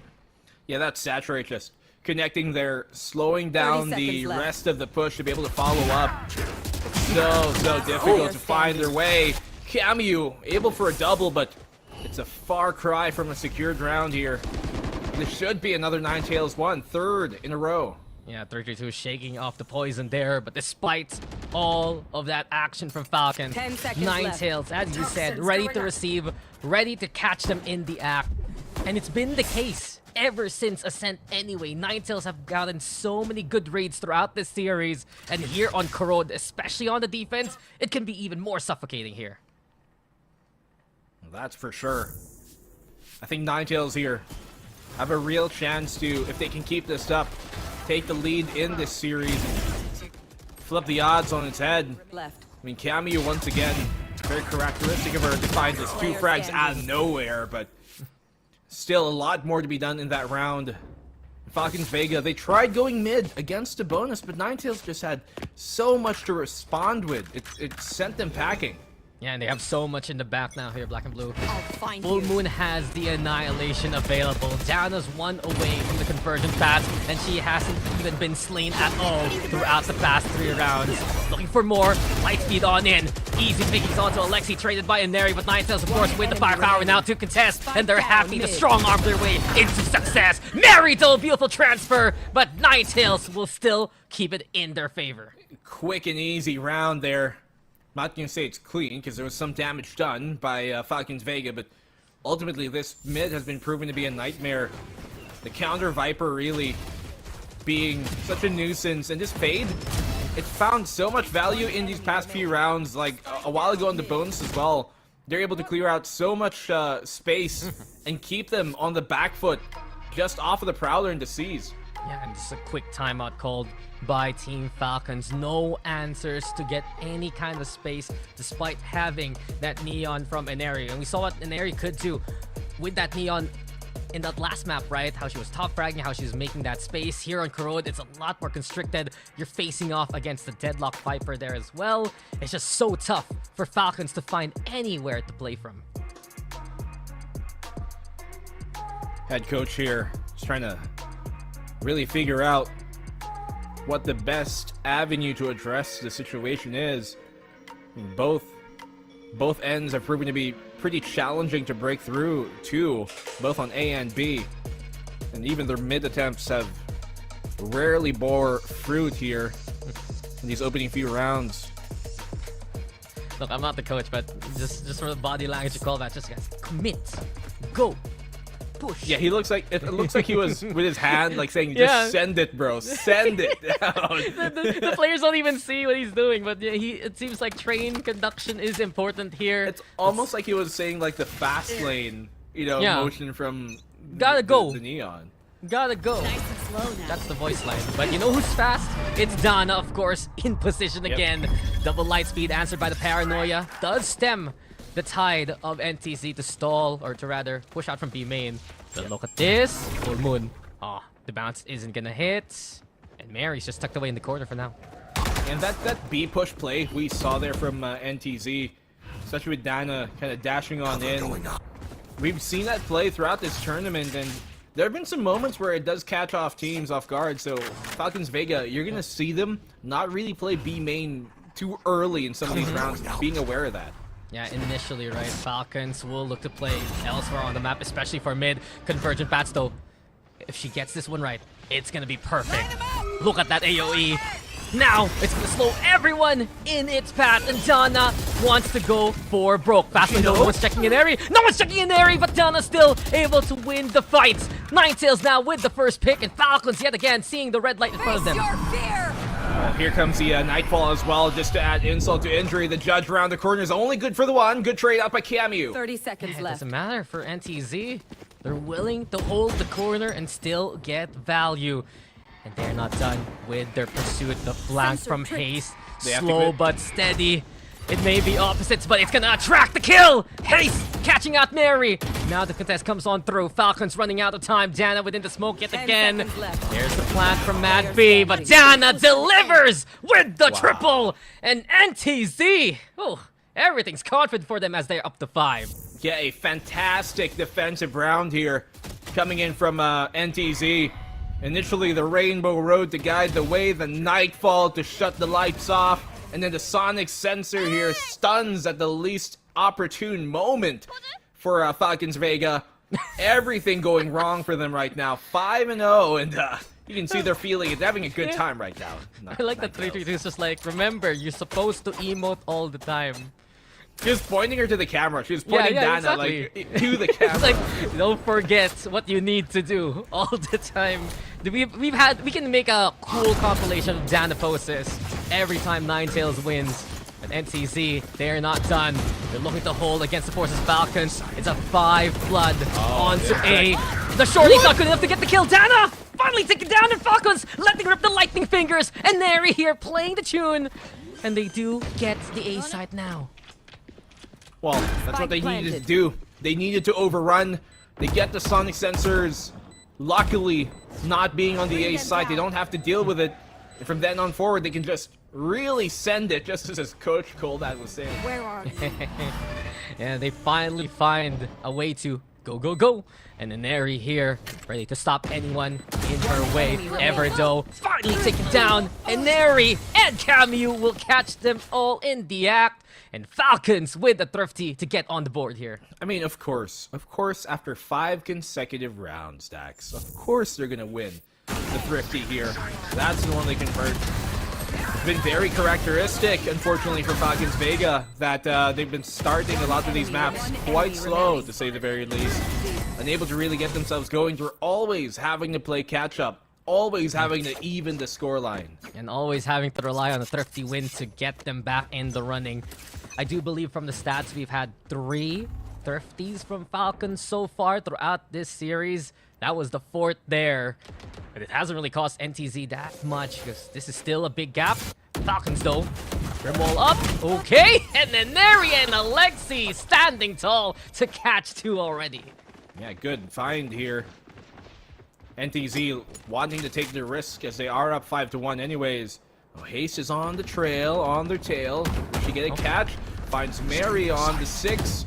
Will get the Paranoia to connect. Can't confirm as quick as she wants. Will eventually find it. What? But Ninetales on the site and put up a good defense. Yeah, they're not done. And 3-3-2 also with the spot. Flicks away. Now the confirmation. It's Mad B all alone on an island. 1v1. She's ready to find. Oh, 3-2-2. She's done it again. No one can beat you, 3-3-2, because this is another win for Ninetales. It is her nest there on the B site, and none shall be allowed entry unless given the word. Took a bit of a while here on the flank, but man, even a 3v5, just NTZ. Immediate shutdown of the push attempt there on the site itself. Came down to a 1v1. And those are big ones that you want to convert if you're Falcons Vega, to find that clutch going your way, hopefully. It's a heartbreaker for Falcons, and 3-3-2. She's had Mad B's number all throughout the past 2 maps. What a push. Donado falling into the clutches of Falcons. But NTZ actually getting value anyway. They catch Alexi. The res is not going to be a factor into the round anymore here. Fortunately, the Prowler there was able to connect, I think. He does get the blind, does get the near sight, but 3-3-2 strikes again, and her Venom is deadly. Yeah, she's just done everything right over the past few maps here, Corrode included. Top fragging yet again. Some star power here for NTC shining. And as Falcons now look to play into A, the jump peaks there from the Omen. Haste should realize Mary's getting closer and closer. The Prowler comes on through. Now the push, and the Nary's the one who wins the fight. Nightfall avoided by Nary at the very least, but it's ever, ever never count her out as Ninetales will get their 7th round. And I wonder ever long how much they can keep this up. Every time you see Ninetales take a fight, they just look so confident. And you have to wonder at what point does it stop here for Falcons Vega. Ninetales.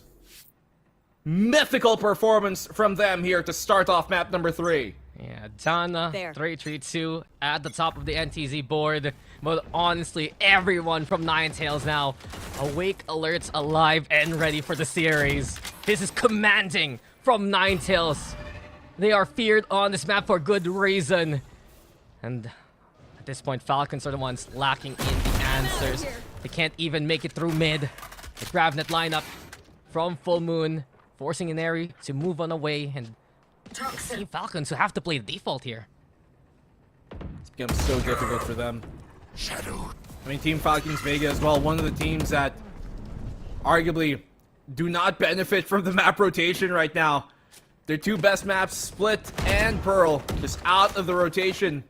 And that was a big difference coming to this tournament. Some of the teams we've also seen have shared a similar fate. Some benefit from them. Teams that, you know, typically insta-ban those maps, they are loving the current map rotation, and especially with a map like Kuroda and Ninetales, this is one of their home grounds they love to play on. It is looking so good for Ninetales. Here we go again with Haste this time around. Catches Inari, the blind is perfection too. And now Ninetales will go for the fight. It's straight for trade though. And here comes the res now from Alexi. Falcons also setting a Viper Spit, so this is a good chance for them to take a round here. Yeah. Good use of the ultimates. And you have to secure a round at this point. You cannot give up 8-1, so use everything. Pull out all the stops. Never caught here for a moment. She's just choking on the fumes, and Alexi able to suffocate the life of her opponent. Full Moon does catch one, but Mary's still in a position, but Full Moon! How do you get away with that kill? 2v2 right now. Tap onto the spike. Alexi now with a shutdown. Dana breathing in. Still gets Alexi, but Mary's the one to watch out for. This is her domain. Barrel spotted. Time running out here for Dana. The Viper Spit is gone. And here comes Mary for the run and gun to end it here. That was a headshot. Falcons will get a second round. And hey, sometimes the gun will just give you the kill, okay? Yeah, you say, you know, all your prayers.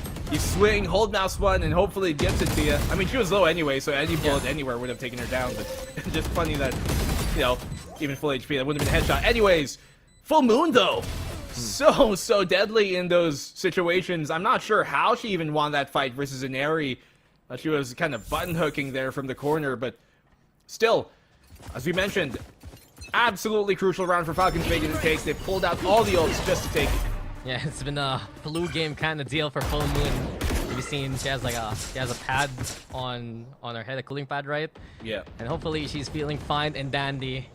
Keep going here. Donato! No breaks at all when you're facing off against Ninetales. The train. Oh look, and she's going on the flank as well. Yo. Choo-choo. No way, breaks, dude. no stations. It's just all acceleration here for Ninetales. I can't believe it. She got away with it again. Nobody really checking or watching that cross from the B-Link side. And FLC getting caught here, frankly. A bit asleep at the wheel sometimes. Could be the pressure as the lead just builds and builds. Yeah. And this is one of the more dominant leads we've seen from Ninetales. Falcons, they have rallied over the past two maps to keep it close. They've won the first map also. But this time around, it just feels so different from NTZ. Two though, 30 seconds still left. gets one despite the two players of Falcons against her. And with Mary all alone, she's gonna need to pull off one of the most incredible clutch moments to get it done. Full Moon's waiting. Sonic Sensor keeps her slow. The barrel, the stun was coming anyway. No chance at all for Falcons there. Falcons Vega just immediately dismantled here by the individual performance of Dana. And we talked about Dana leading up to this map. Her back to the duelist role. It's just such a good fit for this team. The fact that they have these many players who are just so capable at these roles. Yeah, the youngest player in the team right now doing it all over again. And as I've been saying, she's just been a prodigy here for NTZ, for the Korean region, and she wants to go for it again. But Falcons, they set up a similar trap like we did see last time. Haste right now with a shutdown onto Inari, though, so it's 4v4, he's gonna come through. Alexi trying to find a moment. Slower gonna get tossed over to the left-hand side. Cammy also with the teleportation here. Armageddon, though, or Annihilation, rather. Full Moon trying to get the catch going. They're looking to find anyone to wrap on in, and Ever's gonna be good for the one. Here comes Full Moon here again as well. And Full Moon still Full Moon, full impact as NTZ will get up to 9. Man, Full Moon here. What a performance from her. Just such a reliable anchor for the team. The deadlock has been just such a huge pain point for fucking Vega to figure out. But I've been loving the way that she's been addressing a lot of these situations, right? Always making a good decision when the going gets tough. And Falcons Vega, they have to find some way to heat back up, right? Last round of the half. They just need a round on the board here to at least stop this momentum, because Ninetales, they're not done with their antics, and they're not done sending Dana out to get a kill early on. Pace as well. Oh, Neri not even bothering to check the corner. It's all NTZ here, dismantling Team Falcons from the get-go. Alexi at least punishing the waylay there, but the damage has been done. Very difficult for Falcons Vega to get going here in this opening half. Attacking side is very difficult right now for them. At least get a res going on. That's Camu. Good choice. You do need that smoke back up online, and Camu has been clutch it multiple times throughout this tournament, but they're just so bled for options right now. There's a Viper's Pit on A. They have a good setup here to back up if ever it's a B or mid hit. For Falcons right now, especially with the noise being made here towards mid. Where do you go? You commit towards A, Sonic Sensors and a Viper's Pit blocking A main. It's going to be so difficult to establish control. You have no choice. You have to go for A here, and you just accept that 332 is lying await on their south side. Camu also was the only real option, given the corpses at mid. Full Moon right now. Look at the V. Considerable factor here, but spikes planted here for Team Falcons. Don't look themselves so far, but let's see if that changes. A 9-3 would benefit anybody, especially those superstitious. Shot did not connect initially. Yeah, been a bit quiet from Madby in this game. Camu also too busy with utility. And there you have it, NTZ sending out the Nightfall. Alexi stepping up when needed the most, but 332's there in position. Madby all alone, and NTZ's already defusing. They get away with it again! And it's 10-2 here for Ninetales. One of the biggest leads we've seen all throughout the series. Great defensive sets as a whole here really come from Ninetales. And it's just been so difficult for Falcons Vega to find themselves an opening. Even with the fast pace that they are accustomed to playing, they just get shut down in some of these mid rounds where they're dealt really difficult cards by Ninetales. Yeah, Ninetales here, just stepping up again and again in these first halves. We'll go for a halftime break here.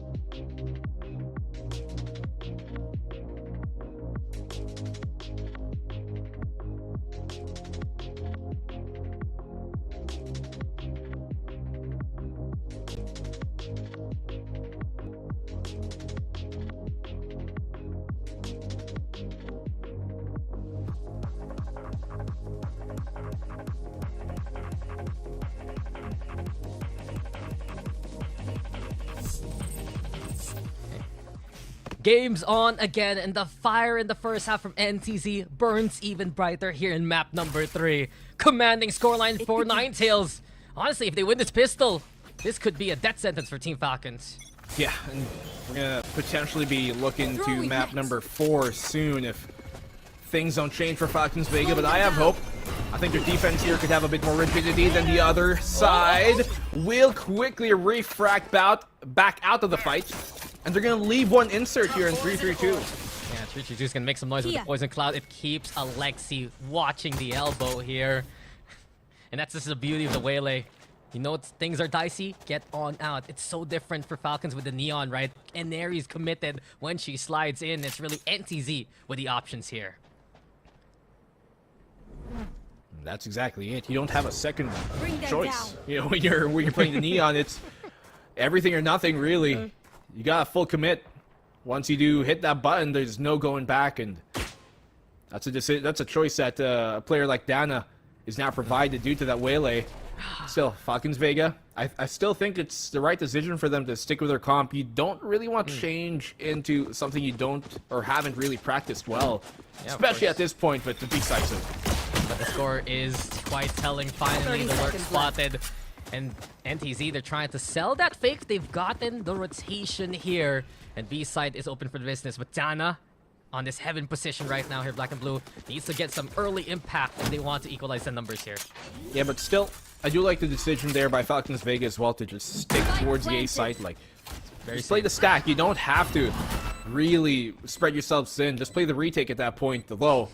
They are pressed up pretty far up here, Ninetales. Yeah, why is there a big red block in my face? What is going on with that utility by Camu? But in any case, Full Moon right now having to deal with the double swing. Grabbed it as well, gets the catch onto both. And Alexi, now traded by Neri. Falcons right now trying to go for the fight back, but it's NTZ. He's making it 2v2 here in the corner. Dana does it again! And Neri with the answer. 1v1 now, low HP here for Neri. On the low ground, aced again. Playing it patient and playing it well. NTZ, big win on the pistol here.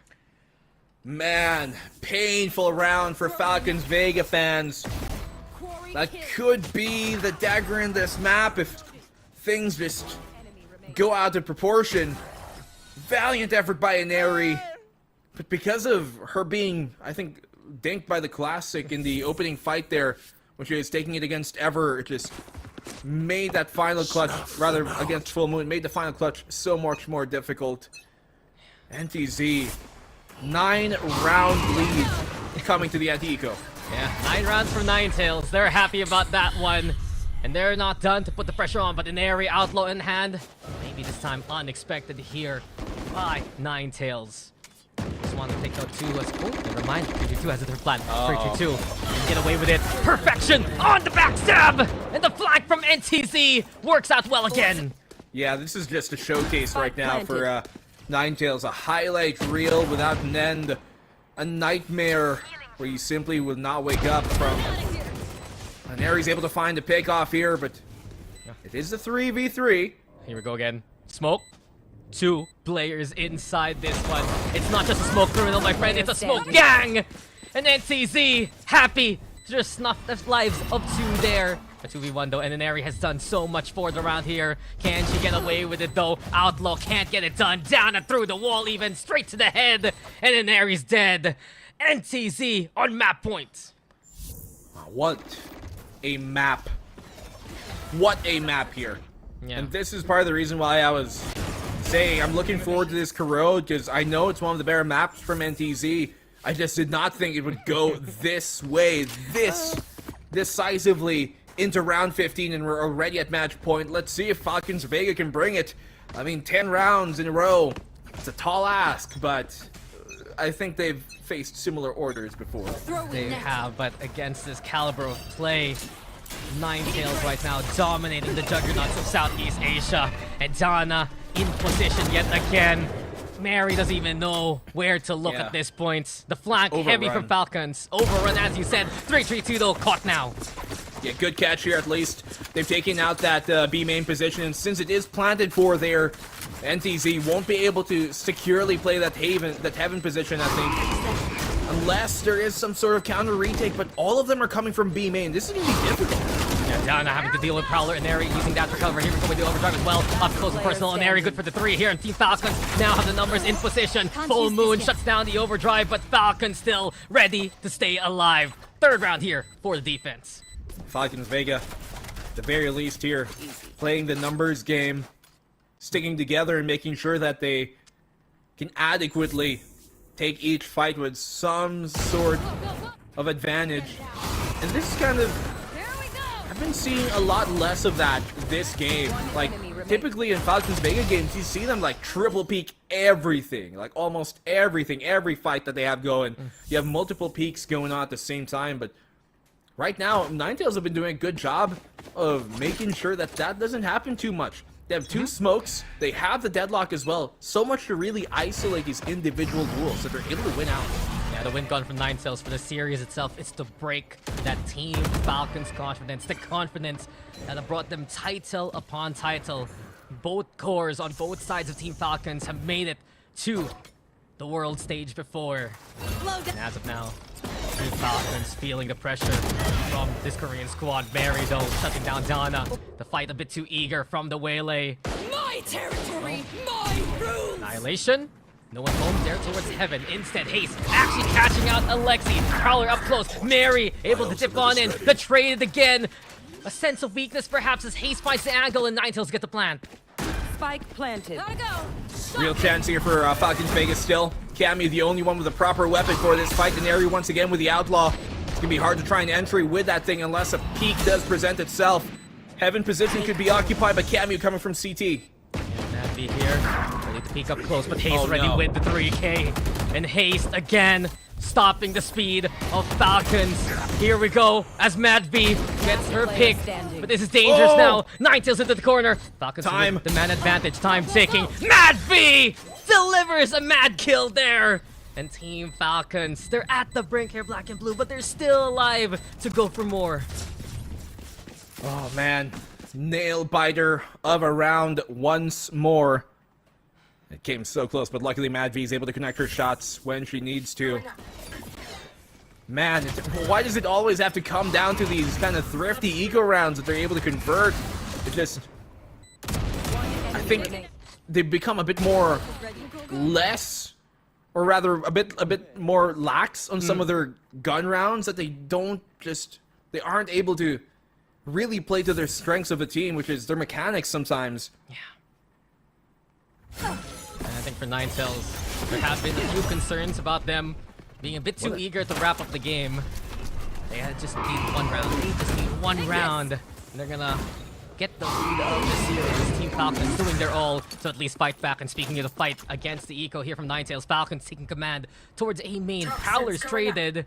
And we're not done with his aggression. The Viper of Neri striking perfectly! The double into the straight transfer to Falcons right now. Showing some brilliance here as they're getting the advantage into the round. It's looking clean here for Team Falcons. What a transfer really from Mary there, back and forth. I like the initial idea though from Ninetales to send Dana all the way there towards A short, quickly dashing in and taking that space away. That's going to be something we have to look forward to further in this half if it will repeat itself, but we'll get that one pick. Yeah. Dex right now, these type of rounds, it's important for Falcons Vega to have these kind of rounds because they need to be able to hit those type of shots and get themselves going and get more confidence back under their wings. Knives out, Ever getting pressed here into the corner, and eventually Falcons will confirm the kill. Much needed wins here for Team Falcons, but it's still the same problem. They can't afford to make any mistakes here for the rest of the half. Yeah. But we're looking at 7 rounds now of perfection. That's the ask coming in from Falcons Vega consecutively, getting 7 rounds just to force an overtime. I mean, a while ago we were saying 10, now it's only 7.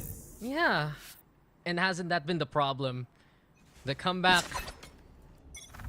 it can happen, don't get me wrong, but the odds have gotten worse and worse here for Team Falcons. And they're gonna need to keep this one up. And Aries gonna send it. They pressure Haste to get out of that spot. And at least right now, Falcons with mid control here to work with. Could have been a nice punish, but Haste does back off. Oh, look at where Haste has positioned herself off of that shadow step. Mad V, even though she went hunting, it's Haste who has her number. Paranoia from the back as well, but Alexi with a shutdown. It's still, though, chaos all across the map. NTZ, they're keeping Falcons guessing, and Dana doesn't even need to guess when she has the answer versus Cambu. Resto is good here for Alexi. Becomes a 3v3, but then again, Ninetales will get the B plant here. They will get the B plant, but look at how far up into the defender's side spawn they've already pushed up in. 3-3-2 and Full Moon have a great position to dip here and maybe find a pick. Is everything, and Full Moon again shining a light in the darkness. Full Moon's not done, and it's Ninetales to dominate here, 13-5. One of the biggest wins we've seen all throughout the series. Corona is feared for good reason when you're facing up against Ninetales, and that's another example. What a map here coming from Ninetales. Absolute, really, decimation of this map. And map number 4, that's going to be one that we're going to have to look forward for if we're going to see them potentially bring it home to play against the home crowd. The Falcons Vega this did not look like the Falcons Vega most people are accustomed to. It's a really great decision here, the way that they've played a lot of these defensive rounds in the opening half from Ninetales. Yeah, so many options for Ninetales on the defense. You have the utility from the Sentinels, right? So oppressive with the deadlock. Full Moon doing so much just for this. You compounded by the fact that Dana, whether on attack or on the defense, giving options to Team Ninetales here. Given with that Waylay, you can zip in and out of the action, and she has no fear at all. She's confident that she can make a play work out here. Yeah, and unfortunately, the clutches as well, as we saw there, just weren't panning out in their favor. Sometimes you need those kind of clutch rounds to light something under the team. It just never came. Wins heavily in their sails here for Ninetales. And we're only hoping for, really, I guess, kind of a bounce back from Falcons Vega into map 4. It's been a slippery slope for Falcons. The lead is such a big problem. Like, okay, first map, what was it? 8-4? All good. 9-3. Now 10-2. This is not a trend Team Falcons wants to see. We know that this team can get out of sticky situations, can mount the most incredible comebacks. But it's really the house that will always win if it's Ninetales. Just getting such a big boon from the get-go, and you can see it slipping here for Team Falcons. Some of the usual discipline, some of the usual confidence that we expect from Team Falcons Vega, we're not getting it as the rounds progress there on Corona. Well, if you're Team Falcons Vega, this type of map, you gotta shrug it off. You gotta forget about it and look forward to what's about to come. Lotus for map number 4 is one of the better maps that we do see in the pool for Falcons Vega. They did take down Fennel there pretty handily, and so who knows, Dax, we might be going all the way towards a map number 5. But for the meantime, what a map number 3, as our panel's got, I guess, some stuff to say. Yeah, we got stuff to say. We always have stuff to say. That's what we do on the panel. But I have to say, I don't know about you, Zach, but I am a little surprised how wide the gap is getting. I was excited to see Corrode. I was expecting Ninetales to close this out, but not in this fashion. I'm kind of seeing a mental crumble happening from Falcons, but I don't want to take away from Ninetales as well. They have a lot of structure. They have a lot of ideas that they're executing flawlessly here, and they are reading Falcons really, really well. 100%. And I mean, they were also exploiting the vulnerabilities of Falcons just perfectly. Like, so many of these rounds, you just see Dana lightspeed through, get a double kill, refract back. I think a lot of rounds as well, both on that attack and that defensive side, like we were talking about. Falcons just were constantly leaving mid open. Like, for example, on their attacking side, the rounds that they lost, it was through 3-3-2, just casually strolling through mid, getting a double headshot. Like, that stuff should not be allowed to happen. And of course, while Falcons were on the attack, NTZ's defense, I mean, we talked about it a little bit before we went into the game, but Full Moon was just having so much impact. It wasn't just her util being a menace, she was being an absolute menace. How many rounds did she get like a double or triple kill before she was shut down? Yeah, I completely agree with that. I think Full Moon, actually, across all the maps so far has been highly impactful, but we were talking about the deadlock and how important this particular Sentinel role was going to be against Falcons Vega. And Dana continues to be just absolutely on fire. She has been phenomenal. I can't believe she's 16. She's so young. I don't know where she came from. I'm curious about who her heroes are because she has been absolutely on fire. And if they continue this momentum, they are definitely going to be going to Champion Seoul, back to Korea and to show off what she's got. Yeah, I think that especially for NTZ, this win would mean so much because they get to play their first Game Changer Championship in their home country. That's definitely gotta be like some other feeling. So I think it means a lot for them. But I mean, at this point, it is gonna be Falcons map coming up next. Yeah. We're gonna break down Lotus for you, but before that, Vic, anything, anyone else want to give some input about what we just saw here? I think we're seeing a lot of pressure coming down on Falcons Vega's shoulders right now. I think we're seeing them expecting to do a lot better, and that is starting to affect them. Like, hey, we're better than this. But anyway, before we dive into that, we have one map up next, Lotus. It could be the final map. We'll have to wait and see if Falcons Vega can hard mental reset and coming back in the game to push it to that 5th map. We're going to go a very quick break. When we come back, it's Lotus.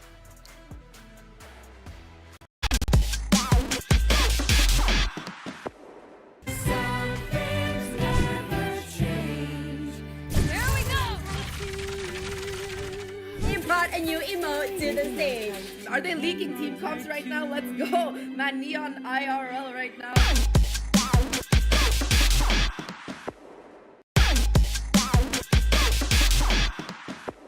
Anytime you clock a butterfly, you flip a switch, keep a secret, let me come inside. When you run the gamut, but you could never find it. You keep on breathing when you're in it. When you're in it. If you give me a piece of your heart, keep easy when we are part of two worlds. It could be nothing, maybe it's something. Trust me.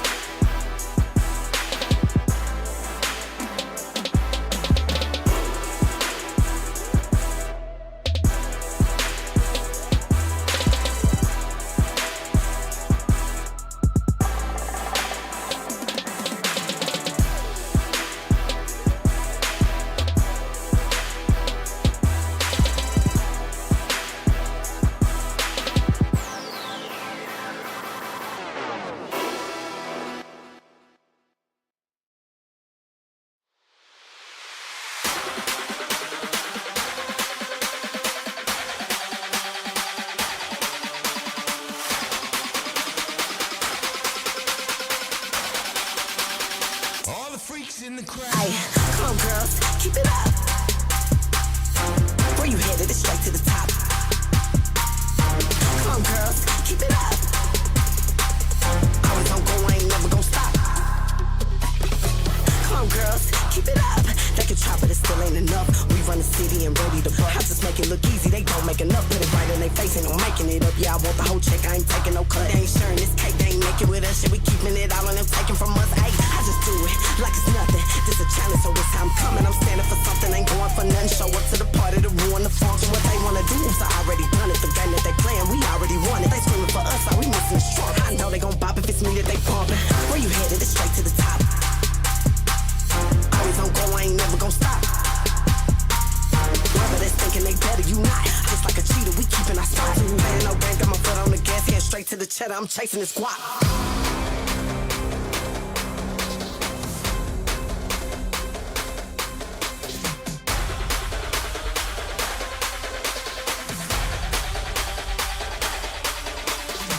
Where you headed? It's straight to the top. Always on go, I ain't never gon' stop. Playing no game, got my foot on the gas, head straight to the cheddar. I'm chasing this guap. Come on, girls, keep it up. Where you headed? It's straight to the top. Come on, girls, keep it up.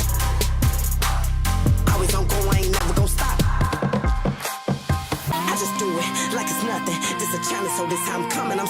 something, ain't going for nothing. Show up to the party to ruin the function. What they wanna do is I already done it. The game that they playing, we already won it. They screaming for us, all we missing is strong. I know they gon' pop if it's me that they bumpin'. Where you headed? It's straight to the top. Always on go, I ain't never gon' stop. Playing my job, I've been punching the clock. Know I'm gon' blow up, been ready to pop. I ain't playing no game, got my foot on the gas, heading straight to the cheddar. I'm chasing this guap. Come on, girls, keep it up. Where you headed? It's straight to the top. Come on, girls, keep it up. Always on go, I ain't never gon' stop.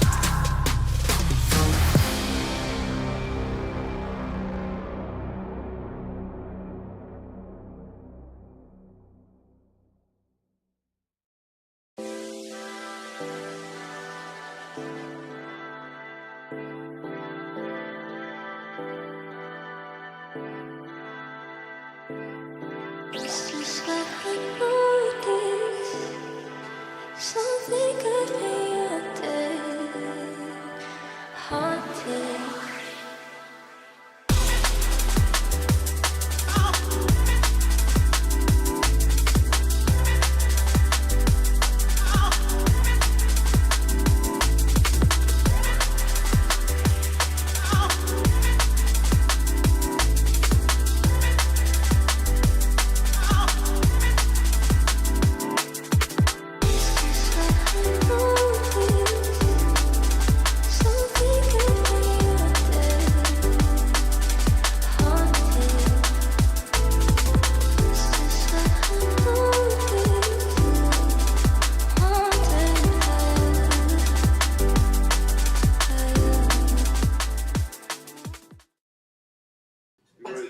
Hello and welcome back to Valorant Game Changers Pacific. We are on map 4 of the lower finals, and it is going in a rather surprising way, especially when we had favorites to win it all. We had Falcons, Vega, but they're playing against Ninetales, the Korean team. And Alex, yeah, he's like, they're yapping. They're always yapping.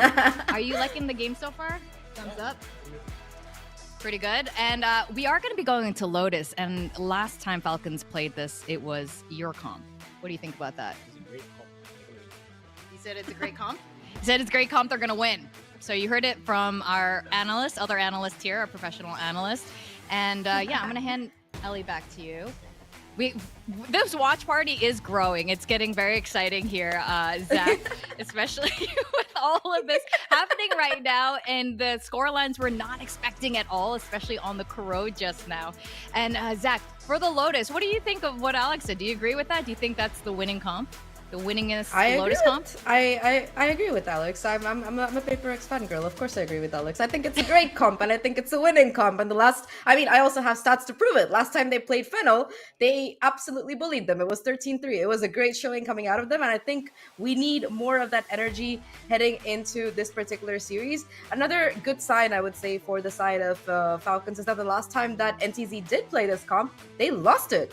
I mean, yes, it was 13-11 and it was against Zipto, but they still lost it. So, they could find some kind of advantage they could exploit heading into this particular thing. Yeah, definitely. Like you said, it was a Zipto. I also would argue they might be doing they could be very strong because they had such a close score line to Zipto. They do use the Waylay comp on this as well, which I think is going to be, once again, very exciting, and how these two teams end up coming head to head. But I have to say, one thing is for sure, we know the Korean teams do practice with the other Korean teams, during Game Changers there, and they have a particular style, and they're really good at anti-stratting, and, whereas SEA is really good at just fragging. So I guess we'll have to wait and see how this is going to end up panning out, but I'm seeing the clash of playstyles really come to fruition here between the two teams.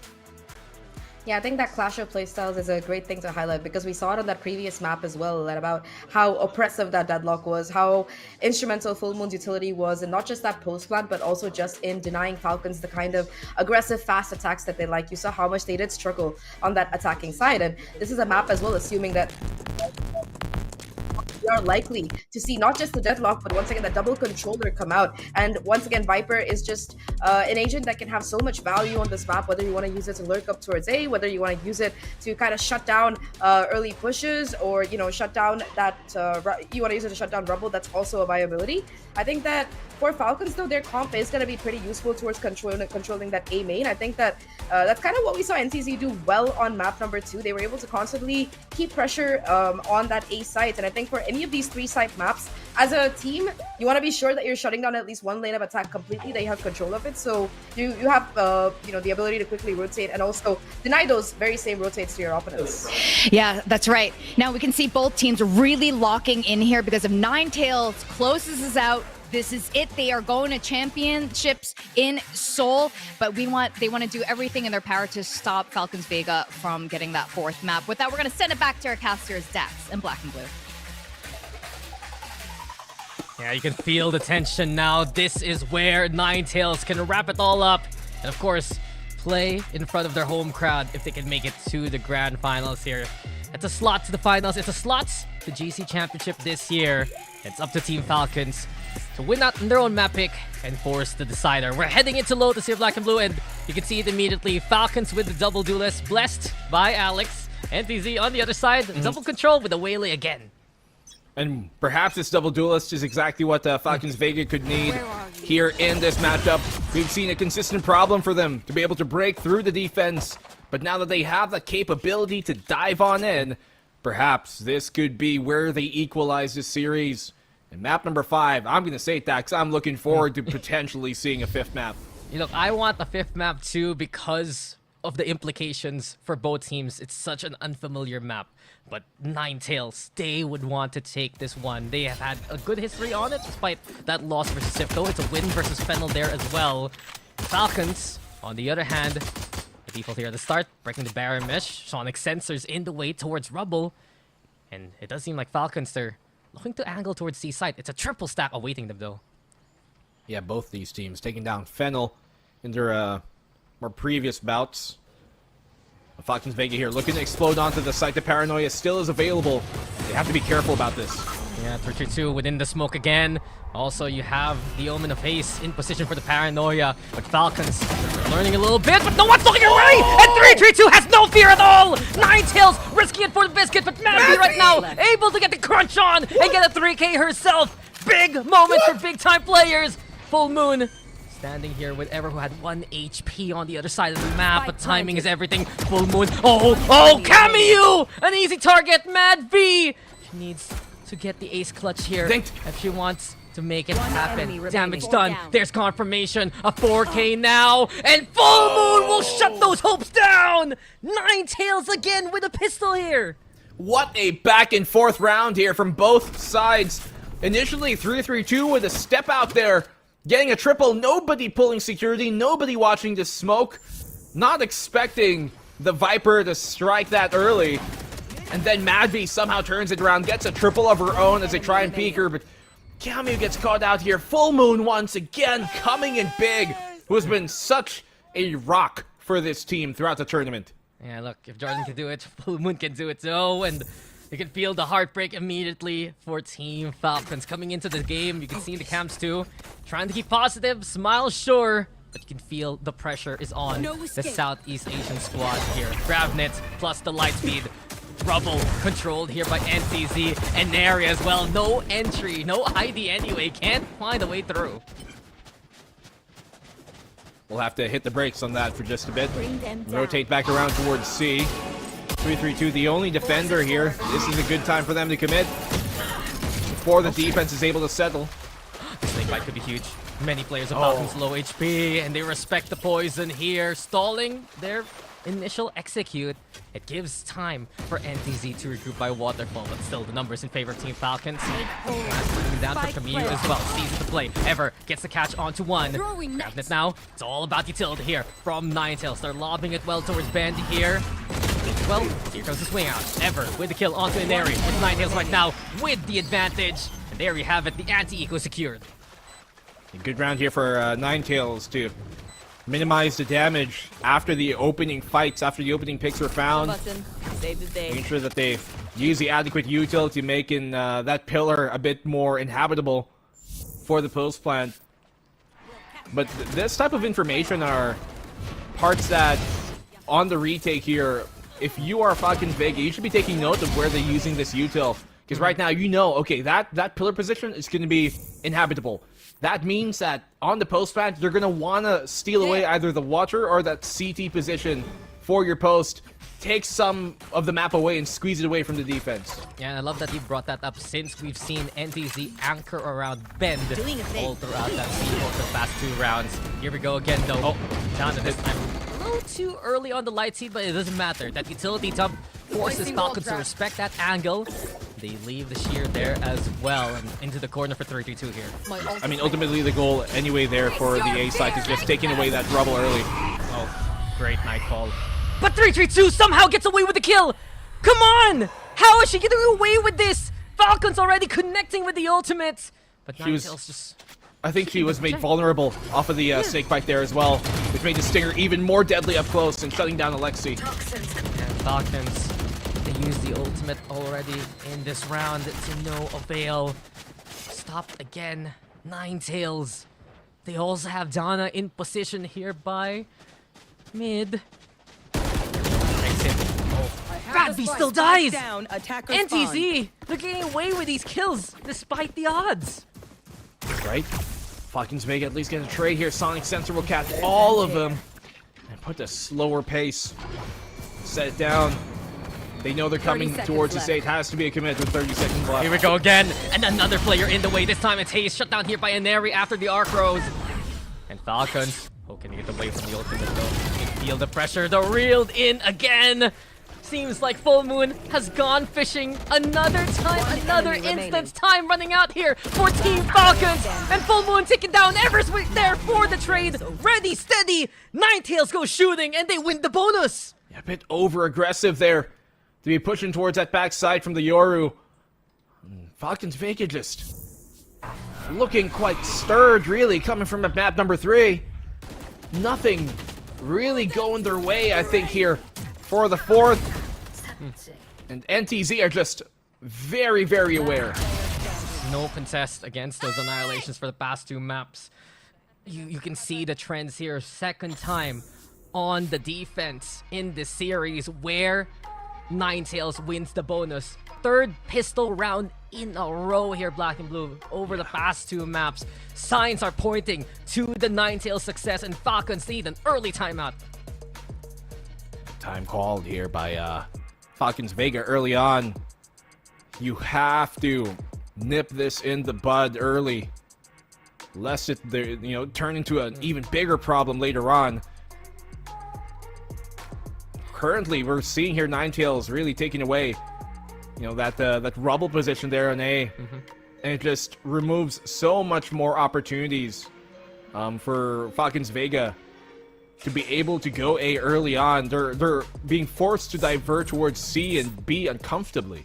Yeah, and they're just always accosted by 3-2 and their utility. You said it, that vulnerable from the snake bite, her playing the corner with absolutely no fear, trusting the rest of the team to just be able to handle it anyway, even if she dies.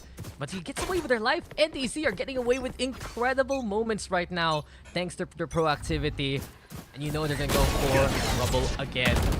Mary, or rather, in this case, yeah, it's Mary who has to teleport on the way. Dana will do the same. Doesn't really matter here for Falcons because NTZ, they have the position again.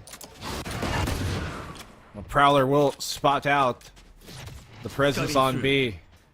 There's a Sonic Sensor here as well, so a commit would be ill-advised. Look at how little of the map they've got to play with. They don't even have bound towards C. It's just so much is being taken away from them from the get-go. Yeah. Mary looking to find a kill or two, but Nary's the one instead spotted here by Ninetales. Ever's also holding the angle. Swing out comes from Mad V. Falcons just finding no point of entry at all. The utility stifling. Now the satchel on in, but Alexi is just sneaked up at this point. Cameo though, great shot there. Ninetales receive from the mini door. Some good shooting with the Sheriffs. It's been a standard throughout the week. Cameo as well. Game changer Sheriff by the way. And Madby still alive. 1v1. We've seen this duel happen before. It's been 3-3-2 in command. Can Madby get it done this time? A quick punch out there. Coming in from Madby. Still though, no armor. Doesn't really have much place to play in and doesn't really have great pulse plant utility. I think 3-3-2 can kind of tell. This could be your moment, Madby. Ready here by Trey. 3-3-2. Slowly but surely, but Madby with the thrifty will turn those Falcon frowns upside down. They needed a win like that. Well, it's one that they get. Maybe not the one they were having to hope for, but it ultimately comes their way. I'm quite surprised that with the 2 smokes that they had, they smoked off the upper and the defender side spawn, the CT there towards Link. I would have expected them to smoke towards door, but because they smoked Link, it allowed Madby to pivot and push out and really find the round going their way. Yeah, Madby has had a rich legacy in and out of her own region, and you can see as the captain, she's giving her all to keep Falcons in the running. 7 on the board for the fade. Halfway through the nightfall and then some. Full moon now under pressure here. Ninetales forced to play the eco. Prowler also spotting them out. Paranoid's good. And Falcons now getting their confidence back. Yeah, good shutdown there.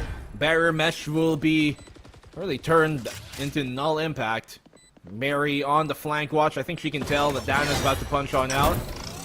Oh, that's a great saturate, but even better backup from Cameo. Heads up here from Cameo. Always there to lend a helping hand. Counts with a double here already. And Mary watching the mini door here. And all in all, Falcons.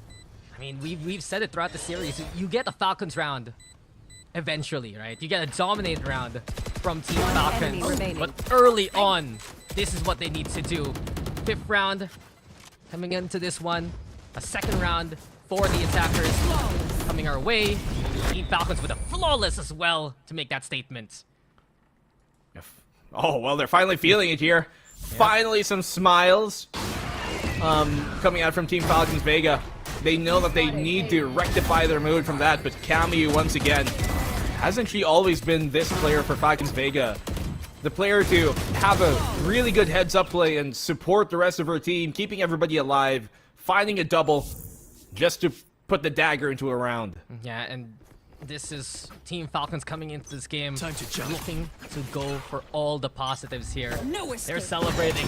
They're trying to get the vibes on up. It's going to be so important for a team that relies on momentum. And there you see it, Team Falcons spreading their wings and flying straight on to that A site. Falcons Vega looking a lot more like themselves here on map number 4.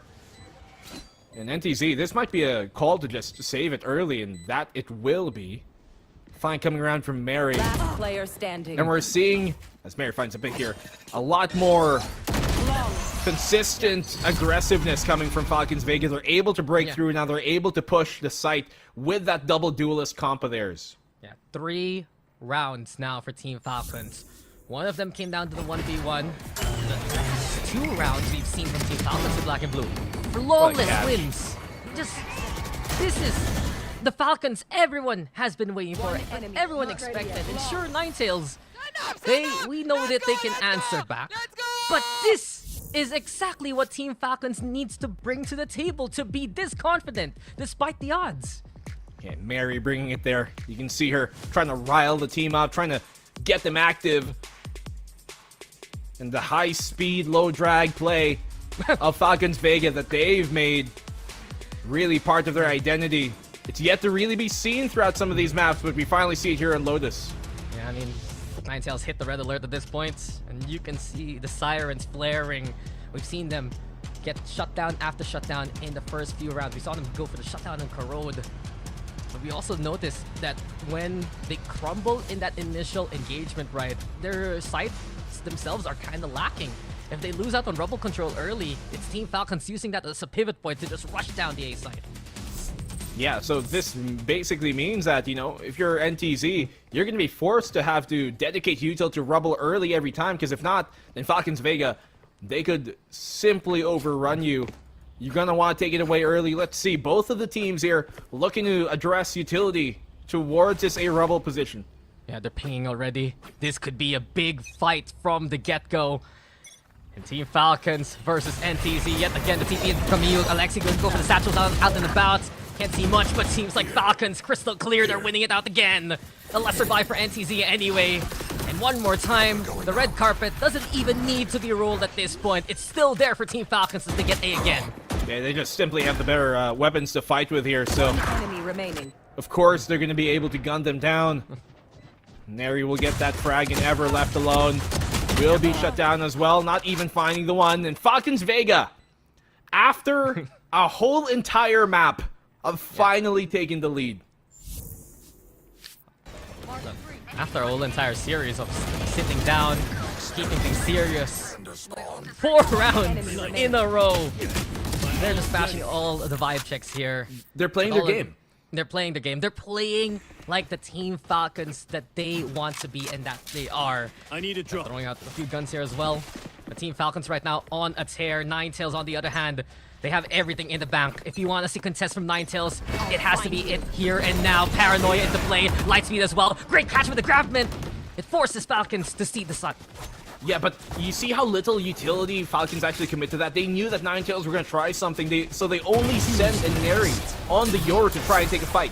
And Neri bringing the action towards C here instead. Nightfall, showstopper. Alexi alongside her, can't find the target. And Neri now noticing 3-3-2. Blinded here. Cameo and Mary are ready to receive. Here they come. Falcons again. They're bringing the bulldozer at this point, and they're just paving a way onto these sites. Yep. They've finally woken on up. Splash some water on their face, realize that, hey, we're Team Falcons Vega. We can run it down and we can decide when it goes down. Here, it's going to be Full Moon. Ooh. As exemplary as she's played all series long, that's too big of an ask, and Falcons Vega are feeling it right now. 5-3, extending that lead. This has been a long extended series, but the past 5 rounds have gone in the blink of an eye. Something Ineri said yesterday was about the clash of styles between the regions, and I think Team Falcons here have realized, remember,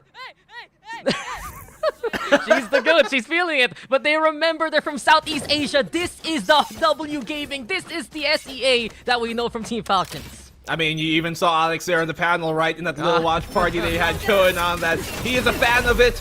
They're pioneers of it, and this is the brand of Valorant that Southeast Asia has grown accustomed to showcasing on the big stage. Falcons Vega here.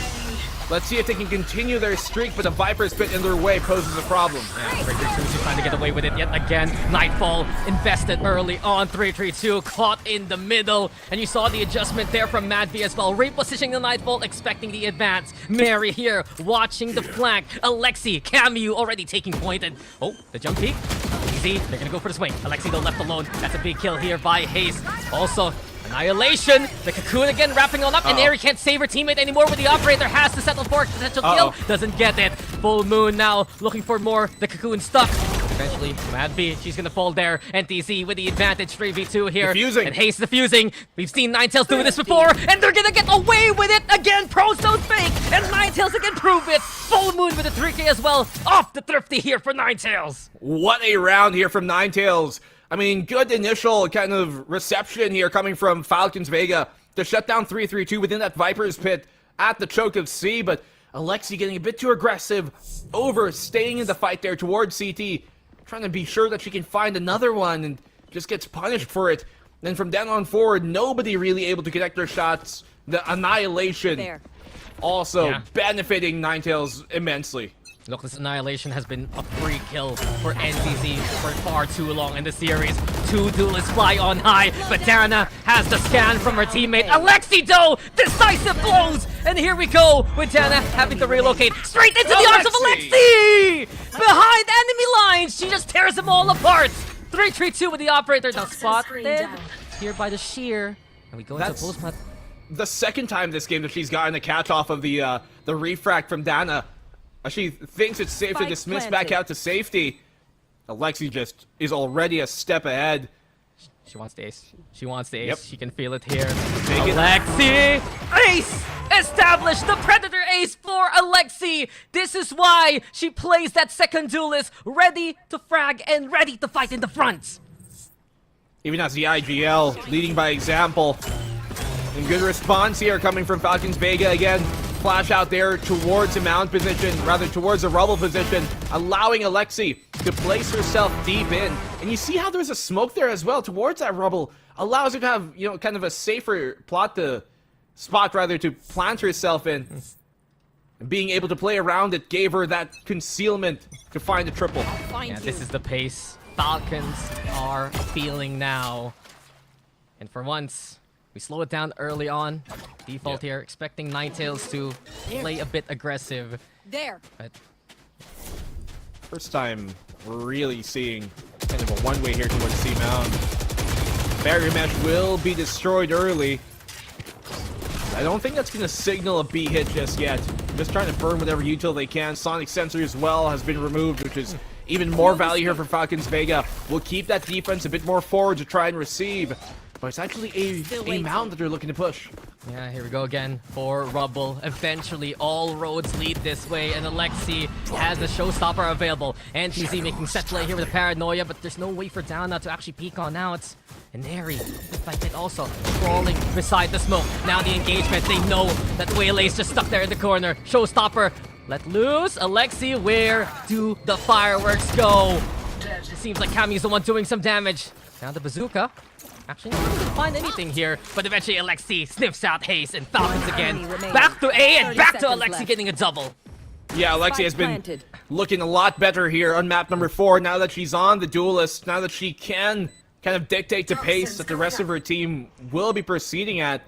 A while ago when it was only an area on the duelist, it seemed like she'd just get isolated, but now if, for example, an area decides to go aggressive, then she's got backup immediately.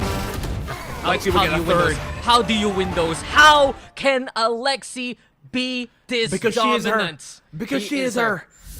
Princess Alexi, truly royalty, 16 and 6 I believe on the stats, but all in all, this is so different for Falcons. You compare it to how Corona was, where it was literally free for Dana to get in and out of these spots. Falcons is taking so much of a map. When you try to refract away, the mirror just shatters by your feet, and immediately, right, this spot where the Waylay is gonna end up in. Yeah, and because, you know, you have a player like Alexi here and the Neri who have so much mobility, they can just simply jump on that. They know where the refract's gonna go. And let's not forget Camu's efforts too. In behind the chaos of this double duelist, 15 kills for the Omen. And NTZ, I dare say, have gotten swept up in the tide of momentum. They still have a chance to win this round. Great setup here by Full Moon to stall the initial push. Full Moon as well, dodging the utility, tucked away into the hut. And there's a drop down. Whoa! For both teams. Full Moon alive and kicking, and Ares in position, but Full Moon, full brilliance! And NTZ at least get around in the end of the first half. What a performance once again from Full Moon! Just solid on the site. An anchor that keeps the boat afloat this time. Pendulum of momentum swinging back their way. Base of her own play. Backside is hers and none shall enter. My goodness, Full Moon. You can see the coaches there are elated to have a player like her on their side. Yo, both teams standing up. This is looking to be a fiery fourth map, so we'll go for a quick halftime break.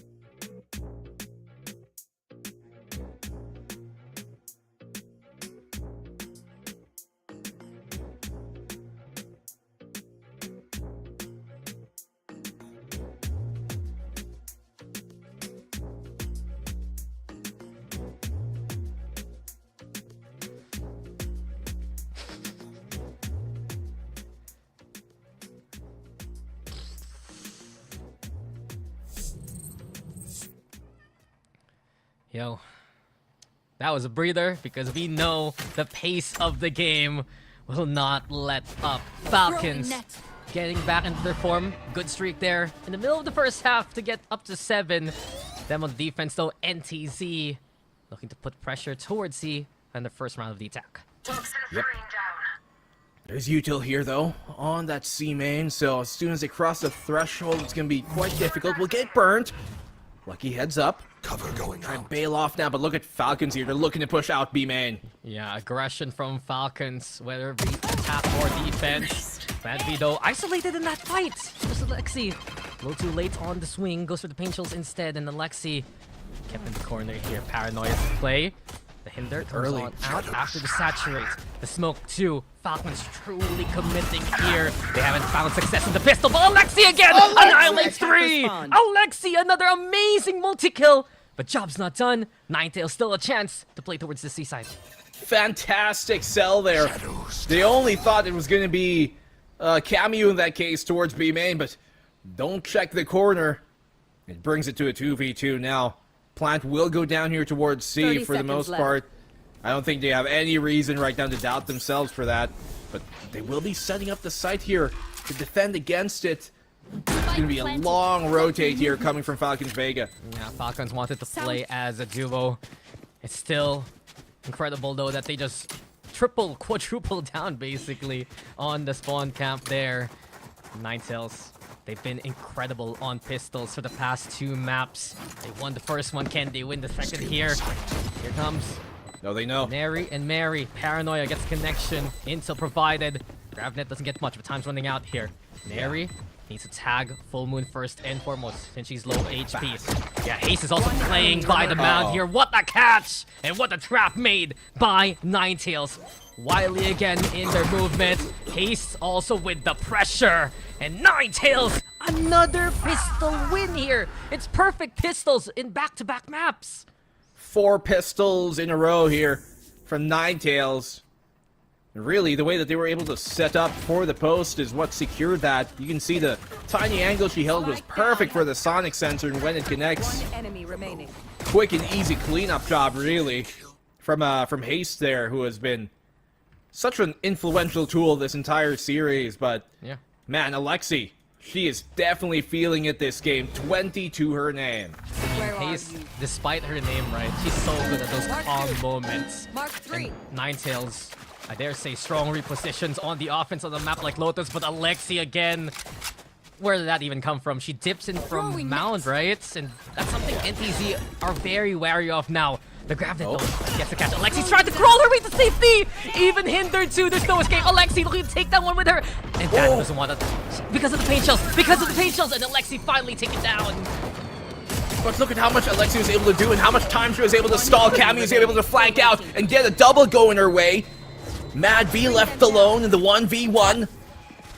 But because of yeah, just the paint shells bought her so much time. Just because of Alexi's impact, it makes the round at least dicey. Falcons, it would be a miracle for Mad V if he wins this with the Classic versus the 2 Bulldogs, the Prowler, plus, of course, the Sonic Sensor. There you have it. Damage done by Falcons at least, but NTZ are here to tie things up. NTZ, I mean, ultimately able to reel it back in, but there is moments here where Falcons Vega look very, very terrifying and make those rounds dicey. As you mentioned there, simple kind of util usage and decision making on the fly. It gets value that doesn't really represent itself on the scoreboard often, but that's why Alexi is such an impressive player, to be able to make those decisions. Yeah, 21 for Alexi. Camu with a triple-double as well, and Neri, of course, wants to get on the board. Falcons win the fight! And we are almost finished here! Camu going for the spray through the smoke. Prowler 2 gets confirmation, and there you have it. Blink and you miss it! Falcons keep the lead! Yeah, just immediately. And look, they're standing up on every single round they take. They probably went back to the locker room after map number 3 and were like, girls, guys, what are we doing here? This is not us. This is not the vibe we play at. This is not the party we tried to set up. What is happening? They finally have found their maybe not playing groove per se, but definitely the mentality that they should have coming into this game. They found their tempo. This has been a Ninetales-led dance for the past 3 maps. We get Falcons now bringing their own speed to the series, and honestly, the energy in the game itself, absolutely electric. Ninetales, though, losing out in the bonus a while ago, they're happy to play the guns here. Up close and personal for Mary. A one-and-done angle with the judge. He doesn't get spotted by a Prowler. This could be huge! This could be huge! And Mary, massive in that moment, but Ever's there to keep things going. Never mind though, Camu still in position. Falcons, where did that come from? And Camu connects onto 2. Showstopper! There you have it! It's more for Falcons as they'll go for 9. Fantastic from the Falcons. Mary's like, oh, wait, my bad. That one's not tournament friendly, but we'll move on. Mary, though, a double for her. Camu with the Bulldog, just playing that timing, dipping into her own smoke there. Has a lot more bite than they expected. And yeah, just Falcons Vega, a lot more fluent in their own game today. Yeah, they may be from different parts of Southeast Asia and beyond, but they are speaking the same language now, all about the fights. Tana has to disengage, respecting the position of Camille and Alexi through Dodo. Madvi and Alexi, they even go for those small little angles. Falcons playing a bit extra right now, and it's working. Ever quite low. Forced to back away, and Eri even getting one there. Full Mundo, she's been having an incredible game. Not going to be good enough after those 2 nice share of shots. And at this point, 1 bullet should do it, but Ever's the one to prove it here. Ever taken down, Falcons to double digits. Well, Falcons, you give them an inch, they'll take a mile. You give them a pixel, they'll take the whole pile. And that they were able to.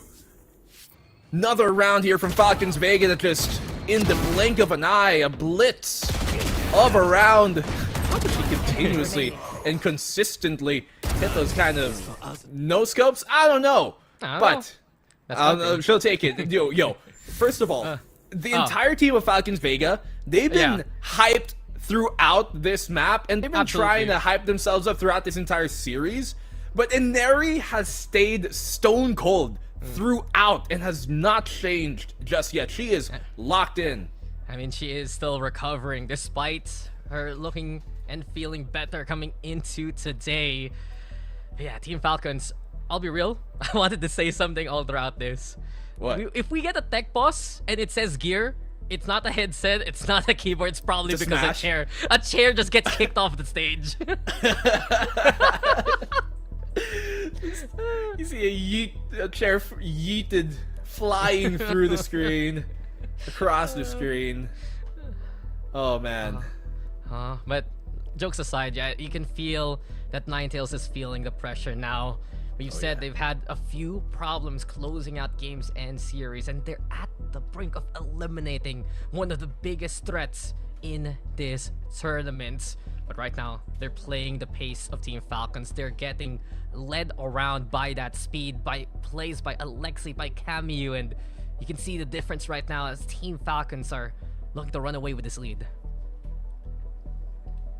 I'm not sure if they can timeout. run another Back-to-back. timeout here. Yeah, the back-to-back These are timeout. tactical timeouts, by the way, that they're calling, and you can tell here in Bangkok there is definitely consideration to be made on how their future could play out, taking all the stops, none short really of whatever they can do to secure this game. Final timeout of this game will be called. Both teams really, I guess, have a lot to talk over. There's so much riding on these next few rounds, and I dare say if Falcons gets the next one, they could just run away with this map number 4 for good reason. Guns out, 4 Ninetales, 5 rifles, almost 5 ultimates, just one away from the Viper's pits, and you can see it again. Look at Lexi and Camu, bro. 24 and 22. Yeah, 16 assists. Yeah, you got I'm so sorry, I don't know my WNBA. So you got your LeBron, you got your Dwayne Wade. yeah, I don't know, man. How about you got MJ and Scottie Pippen? How about that? You know, I know Caitlin Clark, and that's kind of it. I'm so sorry, but anyway, Prowler. Oh, the shot, and Neri doesn't actually find the hit this time. As Full Moon has gotten away. No way, she's actually swinging. Oh, dude. Full Moon's so brave. Full Moon's so brave. She's been so daring. I know, right? Like the guts.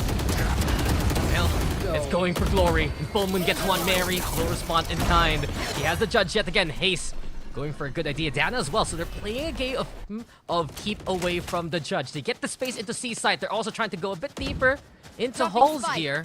But now, with the spike, going to be set up on C. Falcons ready to retake on the other side. It's going to be difficult to retake with the judge unless they have some short smokes to try and cut that range down. And there, Mary, perfect entry. Yeah, Mary has found her rotation, and she gets away with a kill up close. The Nightfall there from Ninetales, a bit early, but Ever is right on time. The double there comes her way, the Viper Spit as well, so Ninetales committing their ultimates just to potentially secure this round. Mad V and Mary, they need the Brave through the pit here again. No, for an angle. They're getting the operator, so yeah, you're right. Save comes on in 3-3-2. Do you go for it again? Of course she will, and she'll get the kill. Ninetales, a much needed round. Yeah, that was the one they needed. Viper's Pit there, definitely the right call to burn. You could argue like, oh, maybe they could win it without it, but what if they don't, right? This is a do or die round for them in this map. They do not want to be down 11-7 and in a bad place economically, so yeah, definitely good job here by Ninetales to follow up on that. Luckily, they have so much mobility as well to really pounce on the opening there on the site. They could send Haste to TP on in. They could send 3-3-2 to dash on in as well and try and chase down that judge. And even though they didn't take down the judge, even though Mary stayed alive, they had site control and got the plant down to ultimately close out the round. Yeah, I completely agree. The heads up for their positioning even before the spike got planted. Huge moment here for NTZ to keep their cool under all this pressure. Back though, still for Falcons. Dana with a big shutdown onto Inari. And Ninetales trying to be sneaky. Not sneaky enough as Mad V's watching from the corner. 4v4, and Alexi is just unstoppable here. 3-2-2 gonna fall to their hand. The Prowler respected. Mad V has to back away, but NTZ can't push those in. Yeah, now they have the player count advantage here. No real reason to play aggressive. Kind of just play your sets right now and your positions. NTZ trying to fish here for a frag. Mad V has to be careful about where she's positioning. Luckily, the timing benefits her. Now she's in a good spot here to really wait for some help if the push does come, and here it is. Actually, Ever gets isolated because the spike's left behind. Full Moon's the one who walks straight into Mad V's crosshair. This buys precious time for Team Falcons and into the Nightfall as Mad V wants to do it all again. Down the dough, aggressive stance, perfectly played. Camu into the corner now. By the Prowler, wins the fight anyway. Spike on the floor. Dana in familiar territory. Steel Garden Doe, a 1v2. Mary's going hunting. The classic, not the right time. And Dana has the quad. On pace for the ace, perhaps. Convergent paths. Alright, that's going to slow her down. He's going to keep her here, but the spike is still in control of her position. Dana. Alexi's trying to keep it silent. Steady. 10 seconds left. The spike being planted here. Alexi's gonna let it happen. Now then, Dana with a fighting chance. Alexi stepping on up, and Alexi will shut it all down. There is no hope when you're facing off against the queen. And it's Alexi again who's royalty of the round. This is her map. This is her role. This is where she made a name for herself on the duelist role, even while being an IGL way back in those former teams of hers. And Alexi right now, big clutch for her to convert, but Dana, such a valiant effort. Gets a catch on Mary there too. Kind of pulls out the pistol at the most inopportune moment. And Dana almost so close to bringing that round home. And Dana really needs to shake that off. It's a second day in a row where she's put in a 1v2 on B side. And you can feel the pressure right now on such a young player. Falcons, though, they will just compress and isolate. Dana's already done early on into the round. And this takes so many options away here from Ninetales. Ninetales losing their tip of the spear. Not a great start for a round. That match point is already looming on the horizon for They've got as well so much information gathering ults right now to throw out. Mad V just plays off of where the Boombot aligns for her. And there's been an update as well, I think, to the minimap that shows where those are pointing exactly. Yeah. Oh, full moon. Annihilation is ready. Paranoia comes on through, and Nary's ready on the other side. And Falcons right now just looking clinical at this point. Full moon trying to at least take one with her. Gets the one onto Alexi. Falcons goes to the blind, into the Prowler, the utility, the players. All the Falcons just ride the wave, and onto map point they go. Falcons Vega looking a lot better here on map number 3. Corrode just... they've seemed to erode the problems they've had in that map. One enemy. Ninetales, can they keep this game still within reach? Do the dance. Maybe after they win, I want to see what the pop-off is. But Ninetales right now, they can still bring it here. They have the Annihilation down. Yeah, don't count out Ninetales. We've seen them do wonders before. So much of the momentum for Falcons here. Operator again from Nary. And she just gives up the position. She knows that she can get peppered by the utility there. NTZ on the other hand. Prowler towards B. Refract being set by Dana. The smoke in the way. And yeah, Dana can't even find an opening. Watch for Rubble though here, black and blue. They have to be careful about that. Look at the aggressive posture held here by Falcons Vega. Paranoia is at the ready. If they ever do decide to push out, that wall will block off the angle though. But she has an ult here, Alexi. Oh, Alexi keeping silent and absolutely steady. Showstopper too. Well done. Find the value. And Ace here in position. Alexi! Awake and absolutely rejuvenated. Mad V also ready to step up where the Rays left off. 3v2 now. Full Moon, who has been brilliant. She does it yet again. Another moment to be the light in the darkness here for NTZ. And Full Moon, going to be waxing and waning the angle. She's winning. Nary's gone, and we're left to Mad V to try and clutch it out. Yeah, what a lurk game, what a roam game here coming from Full Moon, just being so unpredictable. Oh, the C's finds its mark as well. I don't think she's super aware that they're both in CT yet. She doesn't know. Sonic Sensor connects as well, but that's the last of the util. Yeah, Craft's used. Annihilation's still ready, but Mad V, a high and low against her. She knows. Find the first, but Full Moon is fully prepped on the other side. Ninetales again can rely on their deadlock to do what needs to be done. Ninetales here. Such a find, really, by Haste to be able to crawl up and take down Cammy without her realizing it. But more importantly, Full Moon to her lurk game. Really opening up the map. A lot faster, I think, she was moving than they expected her to be. And on both those catches, they had no idea she'd be that close already.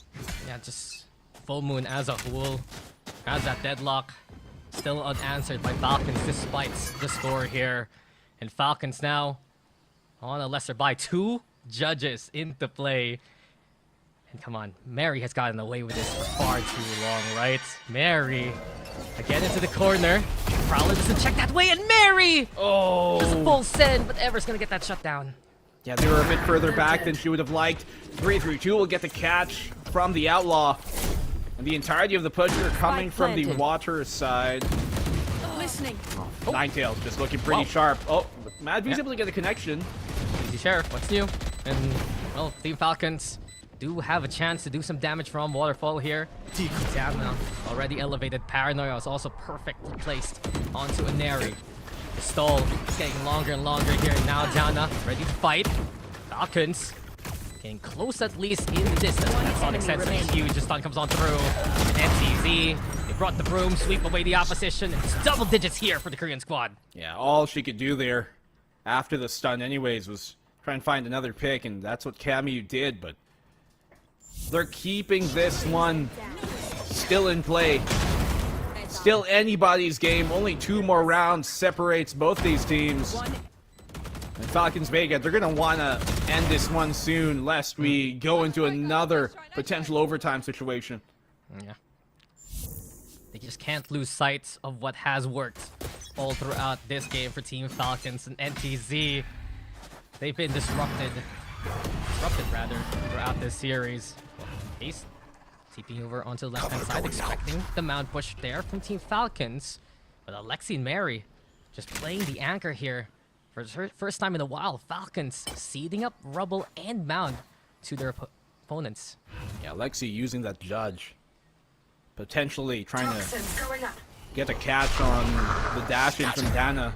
It's actually towards A. I think he's spotted out. Doesn't expect to crawl up from 332, and Inari immediately removed. That was just a chapter written in a previous map. Remember on Haven where Haze committed?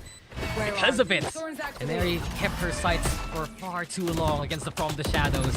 Waited and satiated. NTZ here in position on the A side, plus the Baron Mage 2 in the way. What a find there. Yeah. Good real play and crawl up from 332. Retake looking to be quite difficult. They have a lot of mount pressure here. Camu got the one already for more, and she does get another. But the only one standing for Team Falcons now. Across the map, on the side, Full Moon already with a double. Make that a triple, why don't you? Another big round here for Full Moon. And NTZ keeping the night going here. They're one away from causing overtime. Man, this map was so close to being called already, but just getting caught off guard there. Unaware that they could be that far up already at that point. And NTZ have been playing a great defaulting attack game here in the second half to come back into the game. Oh, the coaches are praying here on the NTZ side. The panel mentioned it a while ago. All the coaches in NTZ, players from before, using that experience to help out this amazing squad here playing right now. Prowler over onto C. Mary this time changing it up as well for her positioning. 4 Bulldogs here for the likes of Falcons. They overrun 332, but it's merely a trade. Annihilation as well. Full Moon has been stellar at fishing, but in this case, not really anyone to catch that angle. Yeah, they're all pushed up forward here. Well, Mary has a big opportunity to go huge, but cannot find it. Haste checks her. NTZ meticulous with these corners. Alexi now trying to lead the charge. Nightfall into play here for Falcons as well. Ever backing on the way. Seems like NTZ playing their close paths off the sights. Conversion paths here. It's NTZ with advantage. As Alexi stands alone in this 1v3, it's just difficult to find any kind of angle of opportunity. Gets the kill onto Ever at least. Time ticks on the way. Alexi still pushing. Alexi! Trying to do it all. I diffuse things Angels.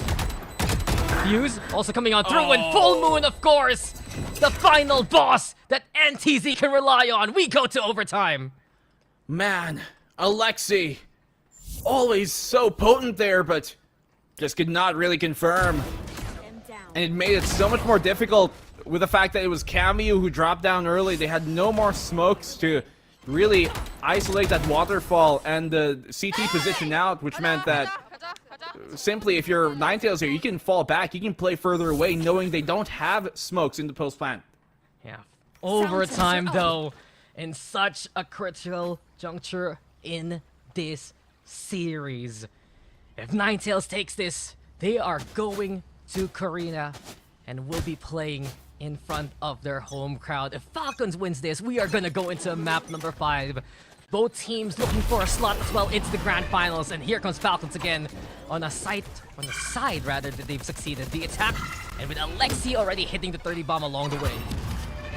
Push out here towards this rubble position here in A main. Viper wall will go up.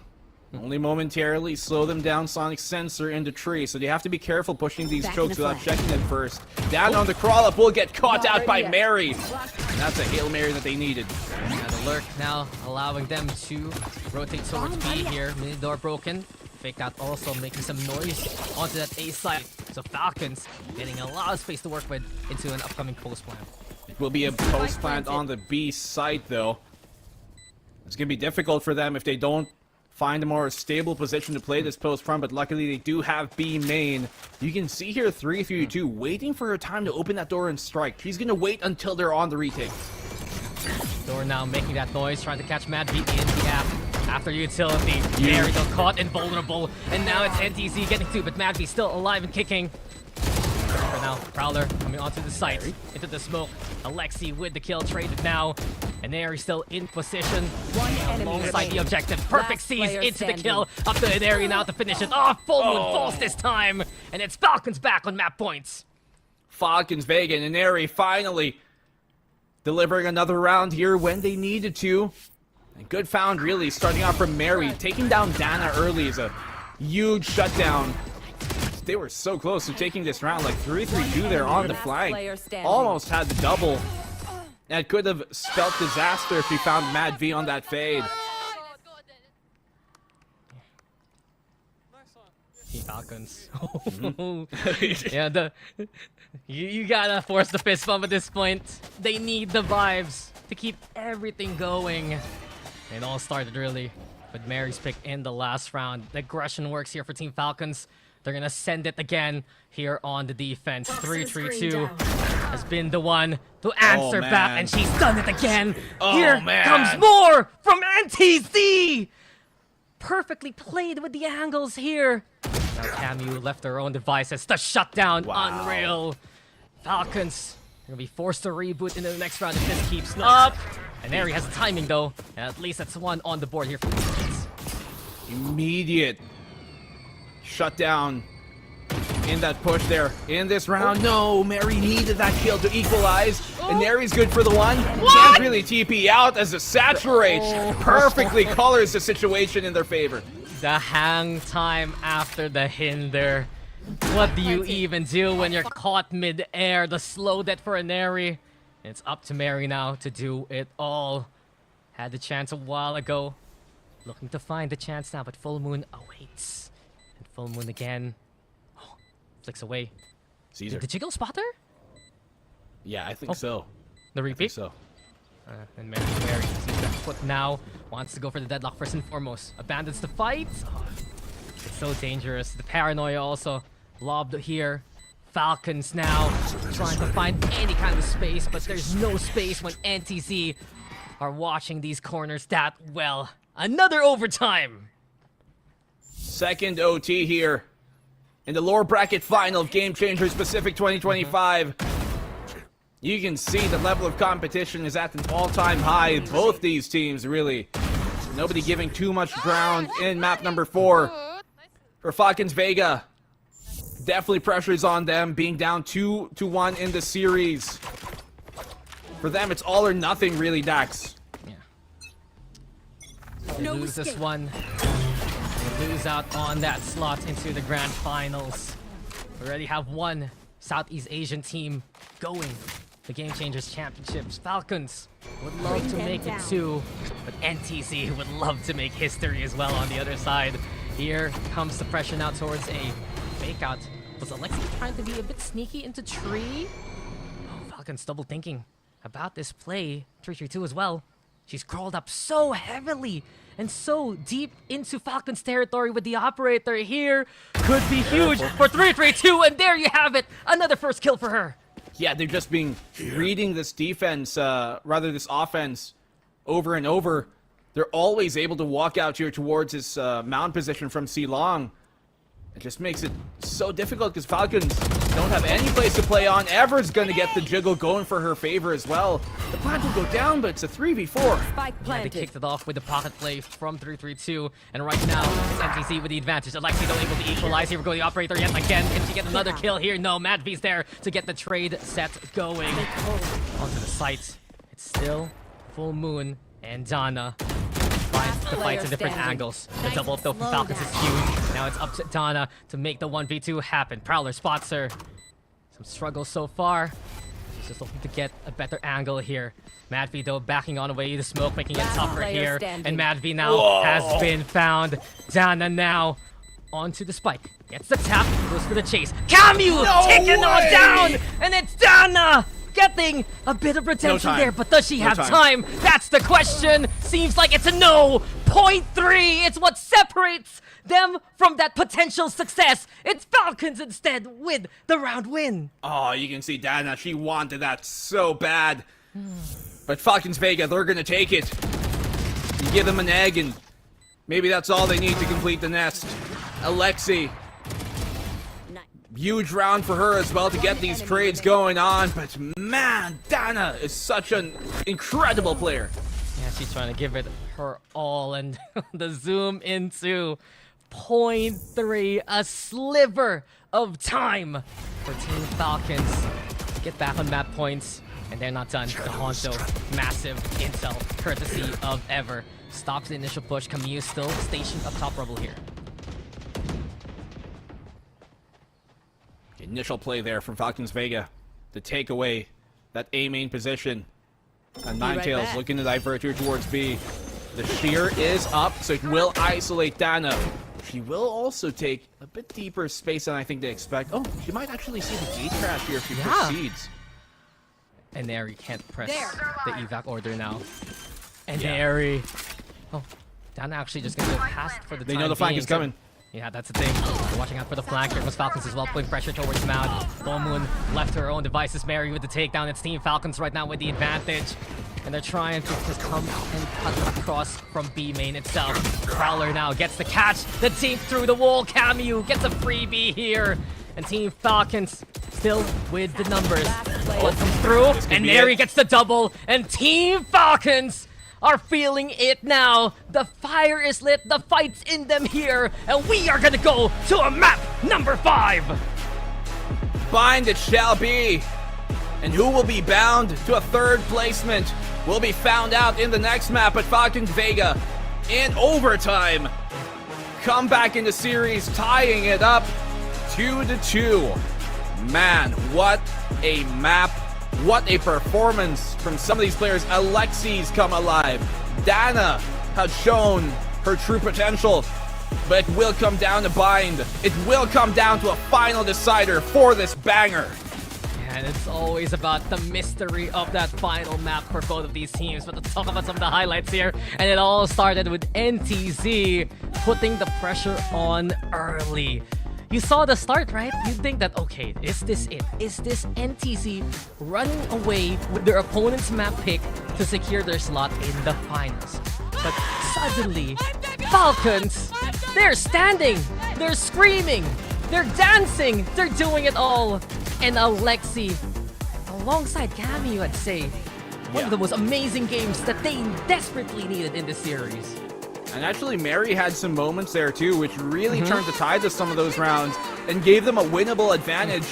You can't count that out. Her on this Vice, her utility there too, like in that last round. The fact that she had the shear on B main isolated the rest of the team, which meant that the post-plant positions afterwards there coming in from Ninetales weren't able to be secured as early as they would have otherwise liked. Like even stalling for 5 more seconds can have huge outcomes when 0.3 is all that separates a defuse. Yeah, there were also moments right that sheer separated the spike from the site. So huge from Mary, some cheeky plays with the judge as well. You gotta give it to Ninetales though, 3-3-2 early on.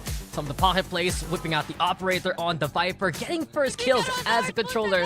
She's still that consistent. Full Moon as well. Full praises for her efforts here. But we see Team Falcons fired up now, coming into a map number 5. They're ready to take the fight towards Ninetales here. Yeah, you mentioned it, right? 3-3-2, continuously on those flanks, getting the punish, being able to get the pick off by pushing from C Mound. And I guess it really comes to the territory of not having a proper flank watch sentinel sometimes. I mean, you might have the Vice, yes, but it's not as clear-cut as a Killjoy or a Cypher might be. And it allows those opportunities for them to crawl on in. Luckily for Falcons Vega, though, they're able to extend this into map number 5. And I mean, from the get-go, from the start of today, I think the panel, you guys as well, Dax, you've been talking about this map number 5 to be one to look forward to. Yeah, we all expected a decider coming into this one, and Bind awaits. It will, of course, give us a winner of the series, give us that finals slot taker. But we need a reprieve after that one, after all those overtimes. Oh, yeah. We're gonna toss it back to the panel to break down such a long game that we witnessed. Thank you so much, casters. That is the kind of map that we want to see. And they are finally standing. And we had the coach cams. We saw immense tense moments of relief, of stress. This map was so back and forth. And we're kind of seeing the best of what these teams have to offer on low. So I love to see it, Zach. 100%. I mean, I don't think their coaches were the only ones stressed. I was checking my heartbbeat during overtime and it was at like 150. Like that's what I see at the gym usually. You know, it's not normal. But I mean, honestly, what a Were you doing banger push-ups? of a... Were you watching? No, I lack the... 10 push-ups for every round.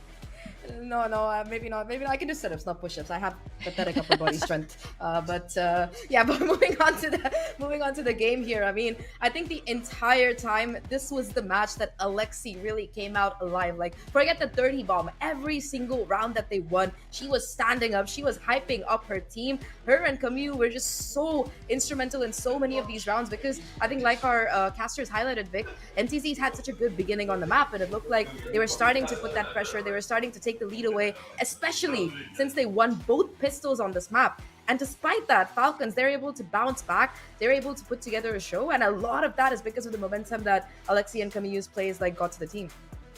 Yeah, this is what we want to see, especially from Alexi and Camille, from last year's performance on Zipto. We were lacking a little bit of this, to be honest, on the first 3 maps. So to see this really come out on the 4th map is very exciting. Alexi, I'm pretty sure there was a war cry happening over there in the Bangkok venue that we couldn't get to hear this time. But this is what we want to see. She started standing, and she had sort of this Ethan moment, right? Where she was like, no, we are not going to lose this. We are going to go the full distance. We are going to go to the 5th map. And she definitely made sure that happened there. The rest of the team ended up standing up as well, actually on both sides. So you could see both of them really, really want it. But, you know, on the side of Ninetales, we saw a lot of fantastic moments as well. You and I were talking about it, you know, during the match with Dana, Full Moon, and 332. They had some really good ideas. Yeah, 100%. I think that especially Falcons, so many of the rounds on their defensive side, they were caught aback by some of these lurks that 332 had along with the Deadlock player. I think that Full Moon was having so much impact, just getting into positions that she was completely unexpected, basically in the defender spawn as the defense rotated. So it was really, really pesky. You know, you'd call the mosquito comp like the Waylay, but I think on this map, at least she was the mosquito. If Falcons were the ones to be annoyed, yeah, she was so annoying for Falcons. She's a whole swarm by herself. 100%. Yeah, and you mentioned this the other day as well. Mosquito comp, it's kind of like, I feel like it discredits just a fantastic player because mosquitoes are so freaking annoying. But I feel like she's more like a hawk or something a little bit more majestic. Hawk than versus that. Falcon. Yeah, Hawk versus Falcons. And we are going to go to the 5th map. This is the first time we're going to see Ninetales playing Bind at all this tournament. We're going to go on a very quick break. When we come back to Game Changers, we're going to go to map 5. So don't go too far away.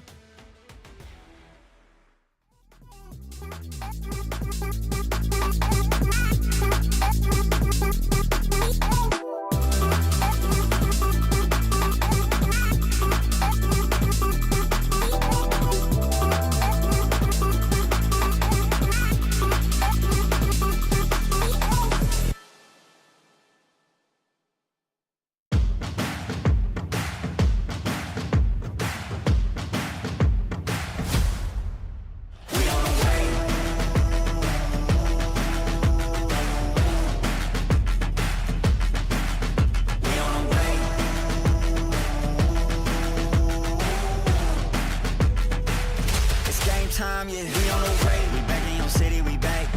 I gotta get to it, in fact. Never no time to relax. I'm packing the stacks, you packing your bags. Okay, I step on the field, it's a wrap. They cannot keep up with the laps. No way. I put their record in a pass, you know it's a fact. Confirming the stats. Game time. They about to step on a landmine. Dialed in like a landline. Don't let them talk, I don't pay them on. Walked in with the mindset. Money line, that's a big bet. Top 10, I'm a prospect. Turn a problem to a profit. Top 10, I'm a prospect. Turn a problem to a we on the way. We on the way. We on the way. We on the way. It's game time, yeah. We on the way. Whole team know the mission. Gotta focus all senses. Gas Gassed up, no emission, eyes on a vision, gotta handle business. 100 yards on a play, big dubs on the way. Two play, it'll be played, get up out my face, we are not the same. Down in the city, I'm back on the base, gotta get to it, no playing it safe. Running the game, they running away, they running their mouth, you know they are fake. Pick a side, okay. Is you on for the ride? Okay. New kid on the block, next up, best up on the rise. New kid on the block, next up, best up. We on the way. We on the way. We on the way. We on the way. It's game time.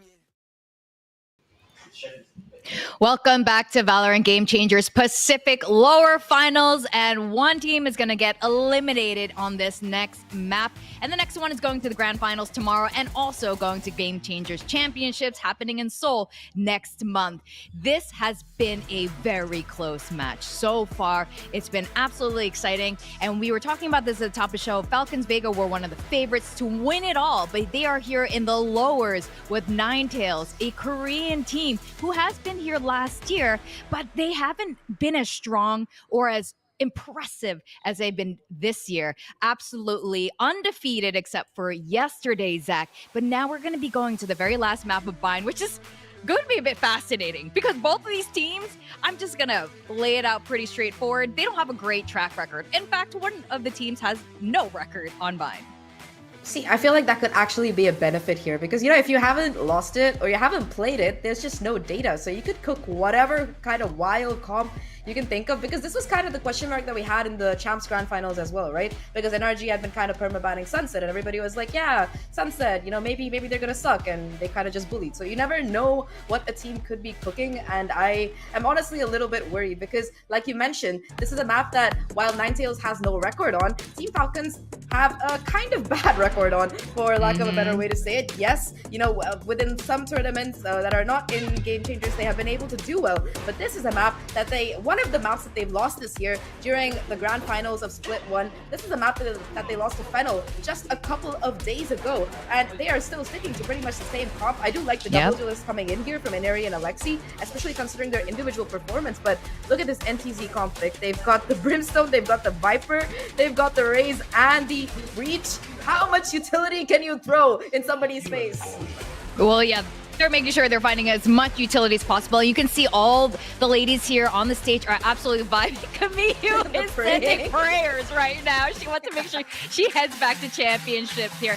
All right, we are going to go into the final map. We're going to find out who is joining in the Grand Finals against Zipto. Is it going to be Ninetales or Falcons Vega? Let's send it back to our casters, Dax and Black and Blue.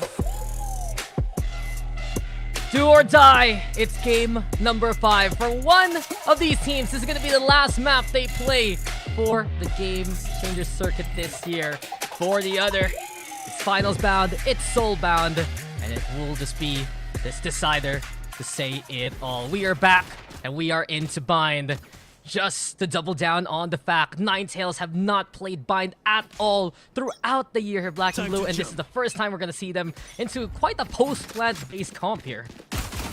Oh yeah, that's the thing, right? They have so much utility, but never mind! It's a straight-up fight here in the showers, and NTZ come out on top. Yeah, I mean, that's the mystery, right, of what NTZ will bring to the table. Falcons, there's tape on them. Not much success versus Fennel. Looking at the very least, they rotate towards B. NTZ now peppering the stall with utility. They're also pursuing from in behind. Camu's good for a kill here, sure, but NTZ have all the angles covered, and they'll take the pistol. It's a straight-up aim duel from the get-go here. Ninetales flexing their mechanics as well, as the early fight was taken, but you're looking here at the comps, right? Double Innie versus double Duelist. Which one you prefer might be up to you, but which one will prevail? We're gonna find that out here depending on how they play. And there is a lot of combo potential with that Breach, with that Fade here, including as well, since they're pairing it up with the Raze. There's a lot of traps you can make here in Bind with the teleports, for example. Yeah, they can just catch Falcons in a bad spot. And Team Falcons again seeding another pistol. That's 5 in a row over the past few maps here for Ninetales. Dana again in the front. Alexi though overwhelming her alongside the rest of the team. Angels 2 forces Full Moon to go for the push, and after the stun as well. Well played here by NTZ. Exactly like we said they'd choreographed. Alexi though making the free gun count. 2v3. Util again. Alexi wants to go for the push. The volley comes on out. Ever's there in position. And NTZ will get their second round. Well, NTC, I mean, there were some woes there, but you can tell that Falcons Vega, they're really making a commitment towards playing together, towards being able to multi-peak a lot of these engagements here. And that has to be the case when you're playing this double duelist. You want to overwhelm them. You just want to have so much going on that it's quite confusing on what to do in that point. When you have a comp like this, being able to swarm that opposition is going to be a big part of the game plan in some of these rounds. Yeah, Falcons just wanting to pick up the pace, but NTC is just building wall after wall, speed bump after speed bump with the utility so far. Ever has been basically the foreman in charge of all of those antics. Prowler here into play. Stun comes on out. Full Moon to go for the swing. Angels again making it a bit awkward here for Ninetales, but Falcons will get away with it. That smoke actually saves. There's a smoke from the defensive side. Push out on here. Falcons Vega looking to commit towards the A site. That shower is being chased down. Dana's made her presence known, and she still finds a pick. Yeah, she knows exactly where Alexi can land. Mary did find 3-3 a long way, and Dana finally overrun, but numbers again evened on up here. Spike's not planted as of yet. The utility there to go for the stall. Ever does get Cameo. Mary will look to regroup, and really again we'll see NTZ think about it to chase through the TP, but they'll get the plant now on the Falcon side.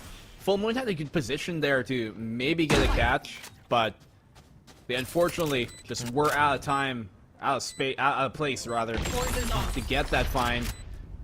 Stun will go somewhat their way, but they're able to play the post here. And Full Moon One enemy remaining. honed in, ready with the angle. Madby falls, and it's up to Mary now to clutch on up. Yet again, utility. Prowler getting a spot. Full Moon falls. Ever's quite low. The jump peak right now. Ever's trying to stick it halfway. Takes it out again. 1v1. Mary. The swing comes out, and Ever is always gonna be a factor. NTZ! Another map where they win the bonus. Still, the one tap there. Ever. So sharp.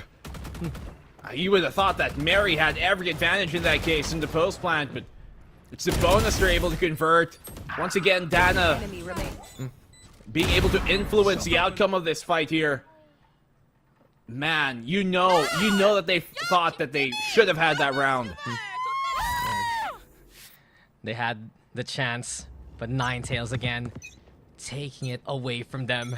And this is Ninetales coming into this game still this confident. Showstopper spots Alexi. No chance to fight back at all. But from the showers now, it's Falcons looking to go for the push. Prowler plus... Anyone else? Veneris advance. Okay. It catches Haze off guard here. She'll take those for sure. As long as it opens up the site somehow, but Dana is still here. And still in great position to throw a wrench into their plans. Cameo will shut it down. Yeah. Damage was done. Oh, Falcons! They're doing a good job though, to at least keep the round possible. And 32 and Full Moon cutting noise for the time being. Falcons on the other hand, the problem for them is that spike in the clutches of the defense. Yeah. How do they get it though is the question. No dimensional drift to potentially force the pickup. So they're going to try and readdress and reaggress here, this time towards showers. Double peek. Oh, 3-3-2. She had the right idea. But now does she check yet again? And Mary One enemy will remaining. see the Viper there. One enemy Back's heard. remaining. Here comes Full Moon though. And Full Moon! This is her night! The Zowie clutch for NTZ! And it's a 4th round in a row. I can't believe it, dude. Full Moon is just so unstoppable right now. Shining high and bright. No clouding her vision. Connecting every shot she needs to. One enemy remaining. NTZ are feeling it in this map number 5. Yeah. I think that might be a timeout. Yeah, we might need to see an early Falcons timeout again, but no. They're gonna try again to play into B. They're close to the ultimates though here, Black and Blue, so at least if they can get a few kills, the post plant would look to be a lot more successful. Ever though, similar position as before. Priming the stun. It keeps Falcons contained for the time being. I'm watching out for Hookah as well, because the Viper this time of 3-3-2 in that position. Definitely still. They have an option here to maybe TP back towards the showers. Nightfall will be sent on the site. Ever with the aftershock somehow finds Alexi. It does because of the decay. The Nightfall into the first tick of damage. Alexi was too low to handle the utility. But Falcons, they found the one. Answered immediately here by Full Moon. NTZ still in their spots from before. The anchors are stable here for Ninetales. And Mad V wants to challenge this time. Full Moon on the other side. Keeping position for the time being. Sees here. Still be respected. But NTZ, they still have a crossfire ready on the side. Full Moon again in position, spotted by Camu. The stun comes on up. The utility has just been strong here for NTZ. Trade for trade. It's still Ninetales with the advantage. Two posted up onto the objective. Madfi finally shattering one of the angles. As Haze feels the pressure on. Falcons, they make their way. Just shooting themselves out of a bad situation here. The Op will find a connection. Dana is very low. That should help Madvi, but he's not even looking the right way! She had no idea Dana has crossed! And the 5th round goes to NTZ! Dana is the truth. Dana is her. And in the face of adversity, a Zowie clutch again here for Ninetales. And for once, he doesn't even need to celebrate it. Just stone cold shots to take down the final 2 members there. Where is the timeout? This is the time that you need to slow things down. Now, Ninetales, you've been doing a great job at keeping Falcons Vega in check. But, dude, the coach's reactions is getting me every time. But, dude, they have just been very on point here to start off the final map of this series, and here is a timeout. Yeah, mystery surrounds Ninetales coming into this final map. Everyone has said it, no maps played on Bind at all in official competition, but what a time to pull it out. Yeah, so far so good, right? It just seems to be one of those cases again, like our panel mentioned, shades of another grand finals, I guess.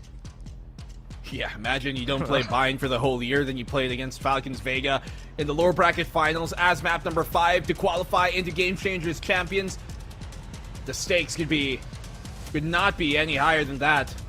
At this point, Falcons Vega, they have to find some way to get their wings flapping back into this game. Yeah, they're grounded here for the time being. And to take note too, it's still consistency from players like Full Moon, who honestly flexing over to that fade, showing more depth to this Ninetales roster. But it's Falcons now coming into the next round with Stingers into play, fully expecting the Falcons rush down to come into A side. Yeah, this Breach has been doing so much work too as well here, coming from Ever. Not only fragging, but especially her util just continuously slowing down Falcons Vega on a lot of these lane commits they have. They get away with the push this time into the Viper Spit 2. Falcons, they want to keep the area of engagement contained up close. Rolling Thunder, and it's gonna be the Orbo Strike. Alexi finding Dana coming her way. Cammy also in position, so stop it right now here from Alexi. And it's Falcons, weather the initial storm. A reprieve, but the smoke kill onto Mary will at least drop the Viper Spit now. Silence in the battlefield, and remember, the spike hasn't even been planted yet. So many ults drop there on the site. Rolling Thunder and the Orbital. The Orbital is from Camu, so they won't have it for the post here. Rushing on to the B side, can't even exfil, but the frags will fall their way. 1v3, Full Moon left alone, but this time it will be Falcons taking a round. Yeah, and Camu comes up crucial again. Mary looking to will her team, making them all stand. And yeah, that Falcons energy is much needed when they get those dubs. But this was such a difficult predicament for Falcons. They at least get away from the breach, right? And you can see the difference. They settle the pits, they don't force the spike plants, and from that point on, they get to pivot into the B side. Yeah. Yeah, she's saying it. Yeah. Stand up. Yeah. Get that feet moving. Get the game going. Falcons Vega finally have something to build off of here. It's one. There's still more to be done. And NTZ now on Eco, given how close these rounds have been. The streak's not enough for their economy. You can see the difference. Falcons overwhelming into B. Alexi also with a Roomba there in the face of Ever. A double for the Rays. Falcons now overwhelm the B side. Yep. Spike planted. Very quick and clean round. At least so far here from Falcons Vega. It should be a secured one. Or double peeker. Yeah. Good trade-off at the very least here. But, yeah, this should be done. There it is, Camus. So Falcons Vega, they do get their 2 rounds now, but I do worry to see how long this will go. It's been very, unfortunately, characteristic of them this series and common that they start out practically every map slow, and they're always having to play catch-up. They can't have that here in map number 5. It's already started. They're going to have to try even harder here to come back into it. No, I agree with you. It's better late than never, but it's still late, right? The best start we've seen from Team Falcons was on that last map, Lotus, and immediately Ninetales gonna call for the timeout. They know this is their win con. The lead build coming into the first half puts so much pressure on Team Falcons. Yeah, it's really their early game. What this tells me is that Ninetales, they're starting off these maps with great plans in set, great, I guess, set plays as well, and real paths that they're able to follow and take, real flow charts that they're able to follow from the get-go. It's coming down to really Falcons Vega here to have to adjust to their kind of play.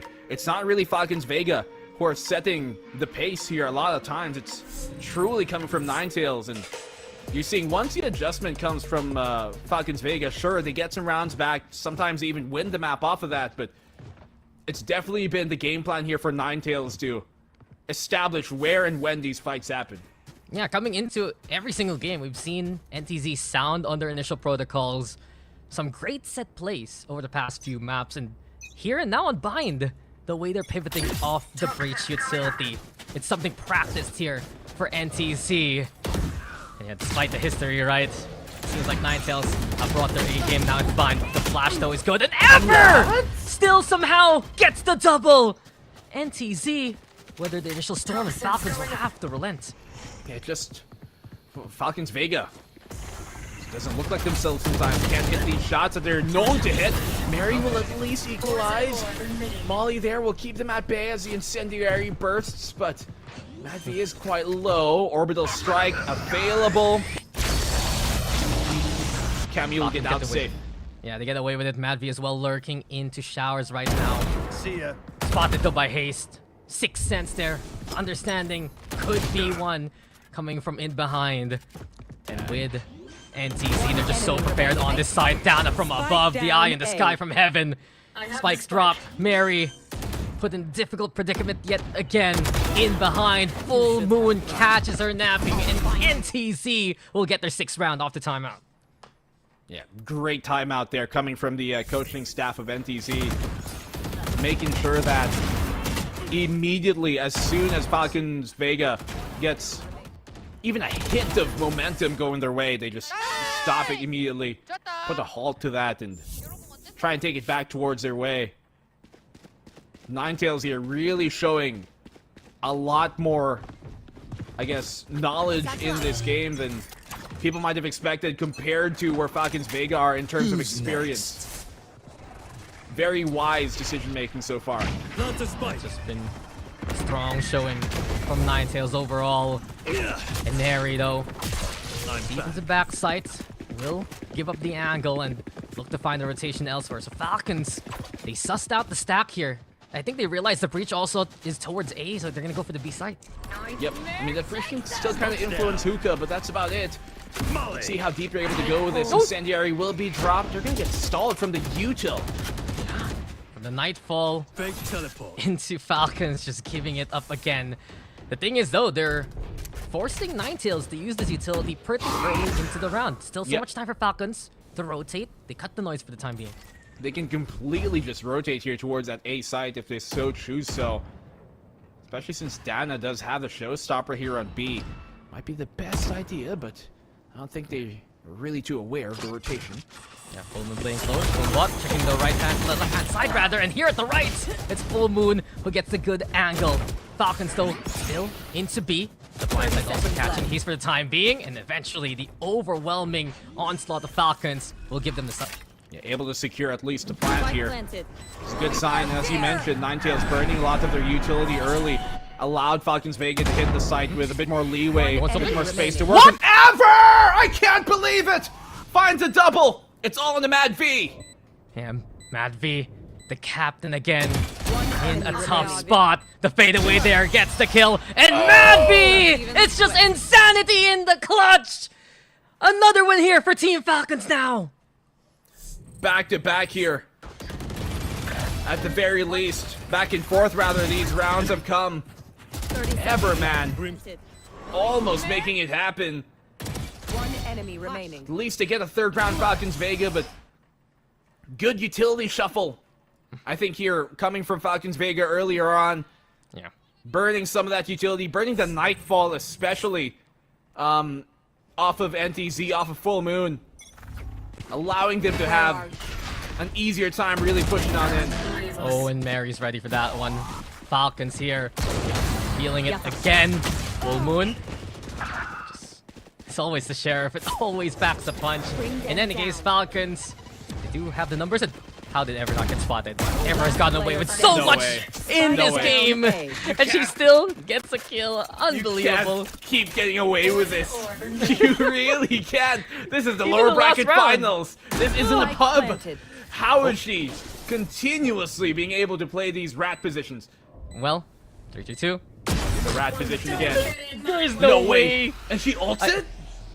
Just unbelievable moments here for Ninetales right now. Tap onto the spike. The goal would marry her away. And another kill for 3-3-2. Oh, the strike right now. 3-2. Understood it was a possibility. No molly. Time still available here. NTZ, the spray from Camu. Halfway. Let's go for once. And 3-3-2 with the biggest 3K here. Another Zowie clutch here for NTZ. Just 100% in the game right now here for 3-3-2. But it should have been, I get, okay, she is able to flank in the 1v3, but in the 2v1 there at the end, why isolate yourselves? I get that there was an orbital strike, but even that was apparently enough not to close it out. 3-3-2, calm, cool, and collected. The Viper able to make it happen. I can't believe it. Those are moments that can make or break teams. And right now, Falcons feeling a bit shattered as they try to go for short here. The pace, though, saying otherwise. But straight into the arms of 3-3-2. It's happened again. Now then, showstopper, Dana. Ready for the helping hand. And Nerido in position. Caught by Dana yet again. It's all NTZ here at this point. And Mad V caught in a predicament. Stuck in lamps. 4 on the outside. And as soon as he swings, she's caught here. 8 now for the defense. Terrible position for Falcons Vega to be in. It's a final map. There's no bouncing back from this one. Final round of regulation, rather of the half here. But this is so good. One way just works out there for 3-3-2, who has been having herself kind of a quieter opening half up until these past few rounds. There's been so many awkward moments that Falcons Vega here are just unable to win out versus Ninetales. Smoke's down.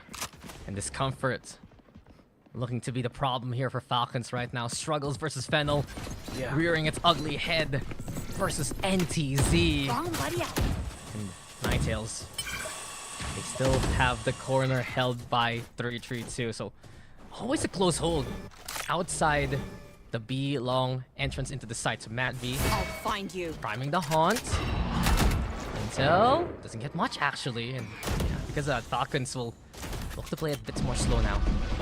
Bring them down. TP here, immediately into showers, trying to rotate quickly and catch him off guard. Showstopper being popped. Dana, will she get the catch? No, Mary is one step ahead, and they will find the opening pick towards A. Yeah, great check by Mary. She puts down the toxic screen and allows herself and the rest of the team to set up on the A side. Prowler, though, looking for a target ever again. The spam into smoke, but Neri has gotten a decisive double in the back line. Player standing. Spike's not even planted. Falcons already wiping out the opposition. And Neri activated here in the last round of the first half. 8-4, a familiar sight, but it's Ninetales with the lead. A lot more decisive round there coming from Falcons Vega. As soon as they call the rotation there from B to A and find the pick off the lurk, everything just fell into place, and Neri with a quick double. You can see that they're playing angry in some of these rounds. Yeah. Well, emotions gonna be both fuel and something to keep in check, because we are gonna go for our final halftime break.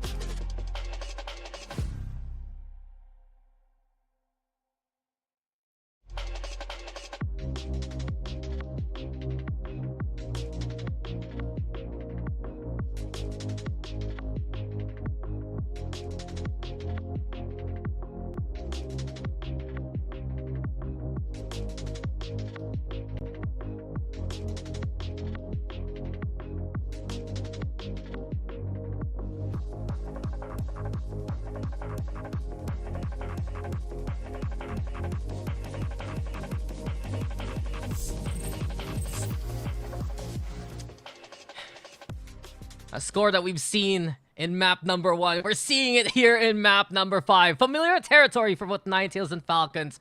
But NTZ, just that lead again here, black and blue. Look at the walls here, also placed by NTZ. Trying to make sure that that Sands position is a bit more potent for lurking later on. They see Full Moon, and because they see the fade, they think it's a commit. Yeah, they're rotating towards B already. Do they know? Most of Ninetales stations towards this A site, and Dana have to find any kind of opening. Smokes in the face of Mad V. Has to be a hustle for Falcons, but they're going to be a step behind here. Ninetales already taking the default on the site. Plant will go down unhindered, undissuaded, unproblematically. Retake will come on in. Full Moon able to connect through the smoke again. Yeah, that's just been the case throughout the series. NTZ one up already. Cloud dissipates, and Neri forced to go for the contact, and Neri wins her fight, sure. Falcon still in an awkward spot. Ever trying to pepper the opposition. Pain Shell's also going to be into play. It's Ninetales now taking the advantage. Attack onto the spike. Ever and Donna, the crossfire is just so oppressive. And Ninetales from map number 3 to map number 5. Perfect pistols throughout the series. Not a single one dropped in these past 3 maps is incredible. They just have better protocols, Dax, on these pistol rounds and how to play them. And in general, too, like, you know, Falcons Vega, they're getting by on some of their rounds with firepower and all, and especially on their attacking side. But now here on the defense, it's just the puzzles, the pieces are not fitting in. Toxins going up. At this point, you gotta wonder, do they have the right box in the first place? Mary and the rest will go for the push. Ever spots them immediately. Full Moon's the one who comes and collects those kills. And just because of that, she's one away from Nightfall. I think the orb's also something available for her. Coming into the next round here, black and blue, Full Moon is gonna have the ultimate available already. Yeah, and for a bonus, that could really turn things around. Not only is the lack of sound, but the decay. You know, I'd say never mind. It's ready for the second round already. Oh, it's here. You're right. It's here. Yeah. Stick the orb. I mean, they can save it for the bonus. Nah, I'm thinking too, but in any case, NTZ options Face your fear! are effectively unlimited, and they are gonna let it rip. They want to secure this round. Doesn't find any targets. The Bulldogs instead gets to hits center of mass onto 2 there. It's all on the Mary, who's found a pick at least in this map, but gonna need to find a bit more.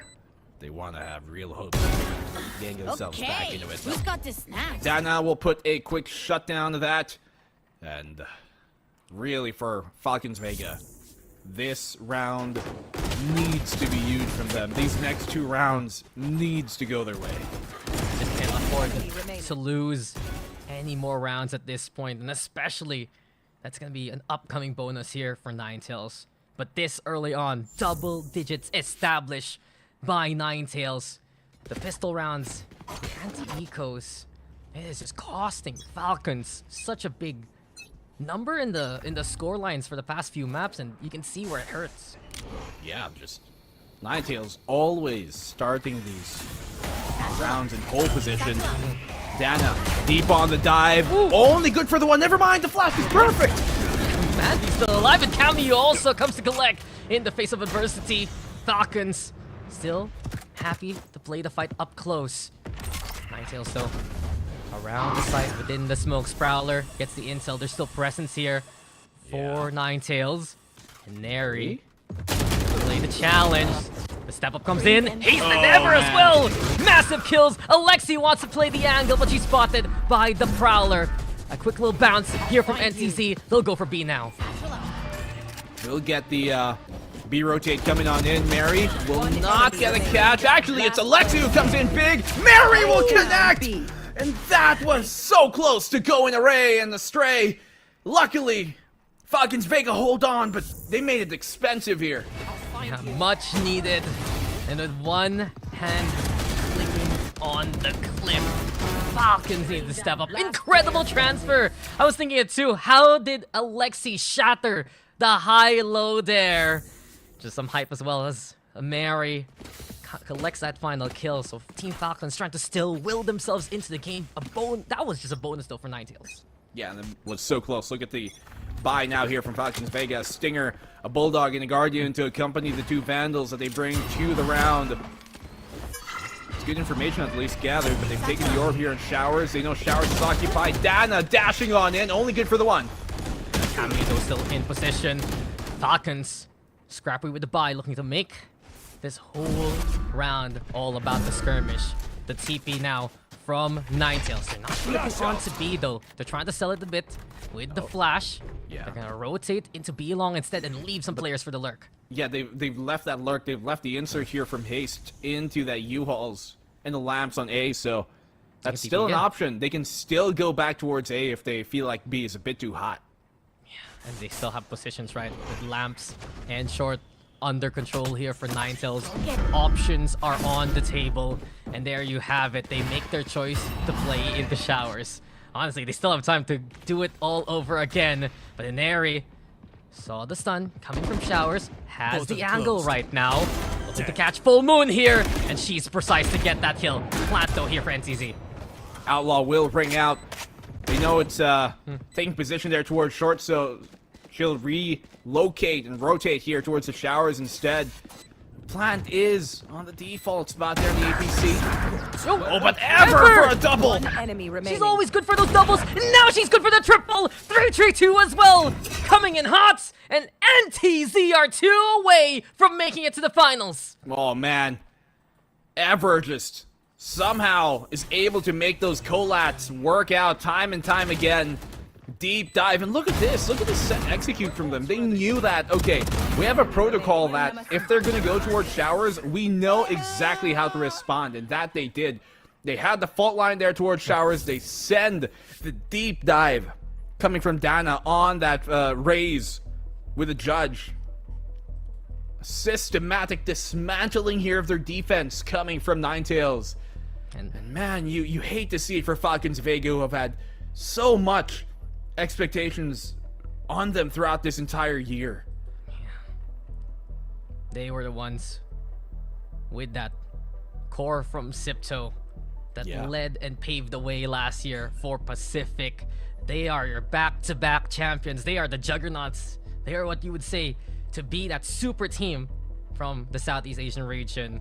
But right now, they have been looked to make mortal all throughout, right? This has been the shakiest tournament for Team Falcons. A last-ditch effort from Kobat to talk to his team. This is going to be his last chance in regulation as well. Team Falcons cannot give up any more rounds here, and Ninetales are proving to be the truths so far in the series. Ninetales looking to bring it home, be the first Korean team to play at Game Changers Champions, and very fittingly so in front of the home crowd in Korea as well. They need 2 more rounds to do that. Yeah, eyes on the prize here for Ninetales. And wouldn't that be the wonder here, right? To be the ones to make history ever. 19 kills, man, when she has been that support player so far. Boom, when in position, and ever again gets on the board. But Inari's Sheriff rings through. She needed a big moment, and she gets it there for Falcons. That's what they needed to do. They need some of those small pop-offs to just get them back into the proper headspace for this bout. Still not a settled deal here. You can see NTZ just trying to see if there's going to be more aggression coming from the defense of Falcons Vega. But Falcons Vega, they're happy to just sit and wait this one out. Yeah, they are still on pistols though. Guns not in the best spot for barrel scene. But 3-3-2, she gets away with it again. Ninetales, despite the spot, right? It's still them getting the takedown, and finally Falcons will get some guns, but this is a B site right for the taking here. Yeah, it's going to be a long wrap back around. If you're in area right now, absolutely you burn the hole. Absolutely you burn the dimensional drift. Just to find out information, just to be able to support Alexi here coming on through. It's a duo that many have wanted to see. Let's see how they do it. Yeah, and Neri and Alexi looking to hold hands onto the site here, but 3-3-2 already breaking their hearts. NTZ will shatter their hopes, and it's series point. It is finals points, and of course it is soul points here for Ninetales. They might have just taken their soul away with that round here. I'm surprised that Neri didn't go deeper with the dimensional drift. And 3-3-2 somehow, that was through the smoke as well. It's just been the way the games have gone. Ninetales. Sure, their streak may have been broken, but they have won it all in Korea, and they're looking to win it all out now in the lower bracket finals. Rolling Thunder into the sights. Camu's gone, and Neri's erased as well. And it's NTZ who see potentially a victory. It's spelling disaster here for Falcons Vega. They fought so hard to get back into this series, but they've been playing catch-up from the get-go. Ninetales here. Legendary, mythical showing from them. This is their first play on Bind the entire year. Yeah. And you can see the surprise just hitting hard on Falcons. The C3O's gone. Madvy's the only one standing, and Ninetales have made history. They are going to Game Changers Championship. They are gonna play in front of their home crowd, and they have taken down one of the best teams we've seen throughout Game Changers history this year. Team Falcons, we thought they could get it done, but Ninetales have been the impressive ones. Let me tell you, Dax, I don't think that if you were going to ask anybody at the start of the year which Southeast Asian team was going to be surely locked into Game Changers champs, I don't think many would have excluded Falcons Vega from their answer. But it's not the one we get. It will be Ninetales joining Zipto in the Grand Finals and in Game Changers Champions. What a performance And incredible standout players all around here from the Ninetales Korean team. They made all the most amazing plays. And Ninetales coming into the series, there was that question, are they mentally ready to bounce back from a loss? And they show that they are here to play. Tears for the players. Dana especially has been so incredible in this series, in this tournament. Such a young gun for the roster, and this whole team coming up big. What a series we witnessed here. And as we said, it's history for Korea to finally get a rep, a full team in the GC Championship. Yep. There was a chance of 2 Southeast Asian teams, but we've had Japanese teams before in Game Changers champs. Finally, it's Korea's time to shine in their own home ground. And we've seen Ninetales be very, very effective in their home ground, in their own circuit. And they've showed it here as well in Pacific. You can only be impressed by what they've achieved and accomplished today. Yeah, they have made history here, folks. And where do we even start? It's probably just... There's no way these guys didn't play this map at all. But somehow, their debut on Bind was just one of the best we've seen. Yeah, and what a debut, right? It's one of those things where just first time's a charm sometimes, I guess. There are a bunch of clutch rounds here too that really could have gone in Falcon Vega's favor. And perhaps if they were able to close out 2 of those clutches, you never know where this could be. But just something from the start of Bind did not seem right. It never felt right. Coming from that to Road, really, at least Lotus was good, but there was a real turning point. You could feel something was amiss for Team Falcons all throughout. And on the other hand, NTZ wouldn't miss at all. Yeah. In that first half alone, 3, 4 clutches from the team. From different players getting the job done. Some of the most unbelievable ones with a double kill with the operator. This one from 3-3-2. I can't believe this clutch. Disaster for Falcons and Ninetales. It's just impressive. I'm honestly so speechless by how commanding this last map was from them. And you can feel it. You can feel Falcons were truly willing themselves to be positive, to get these rounds going. Yeah. But it was just all Ninetales at the end of the day. It's just so hard, right?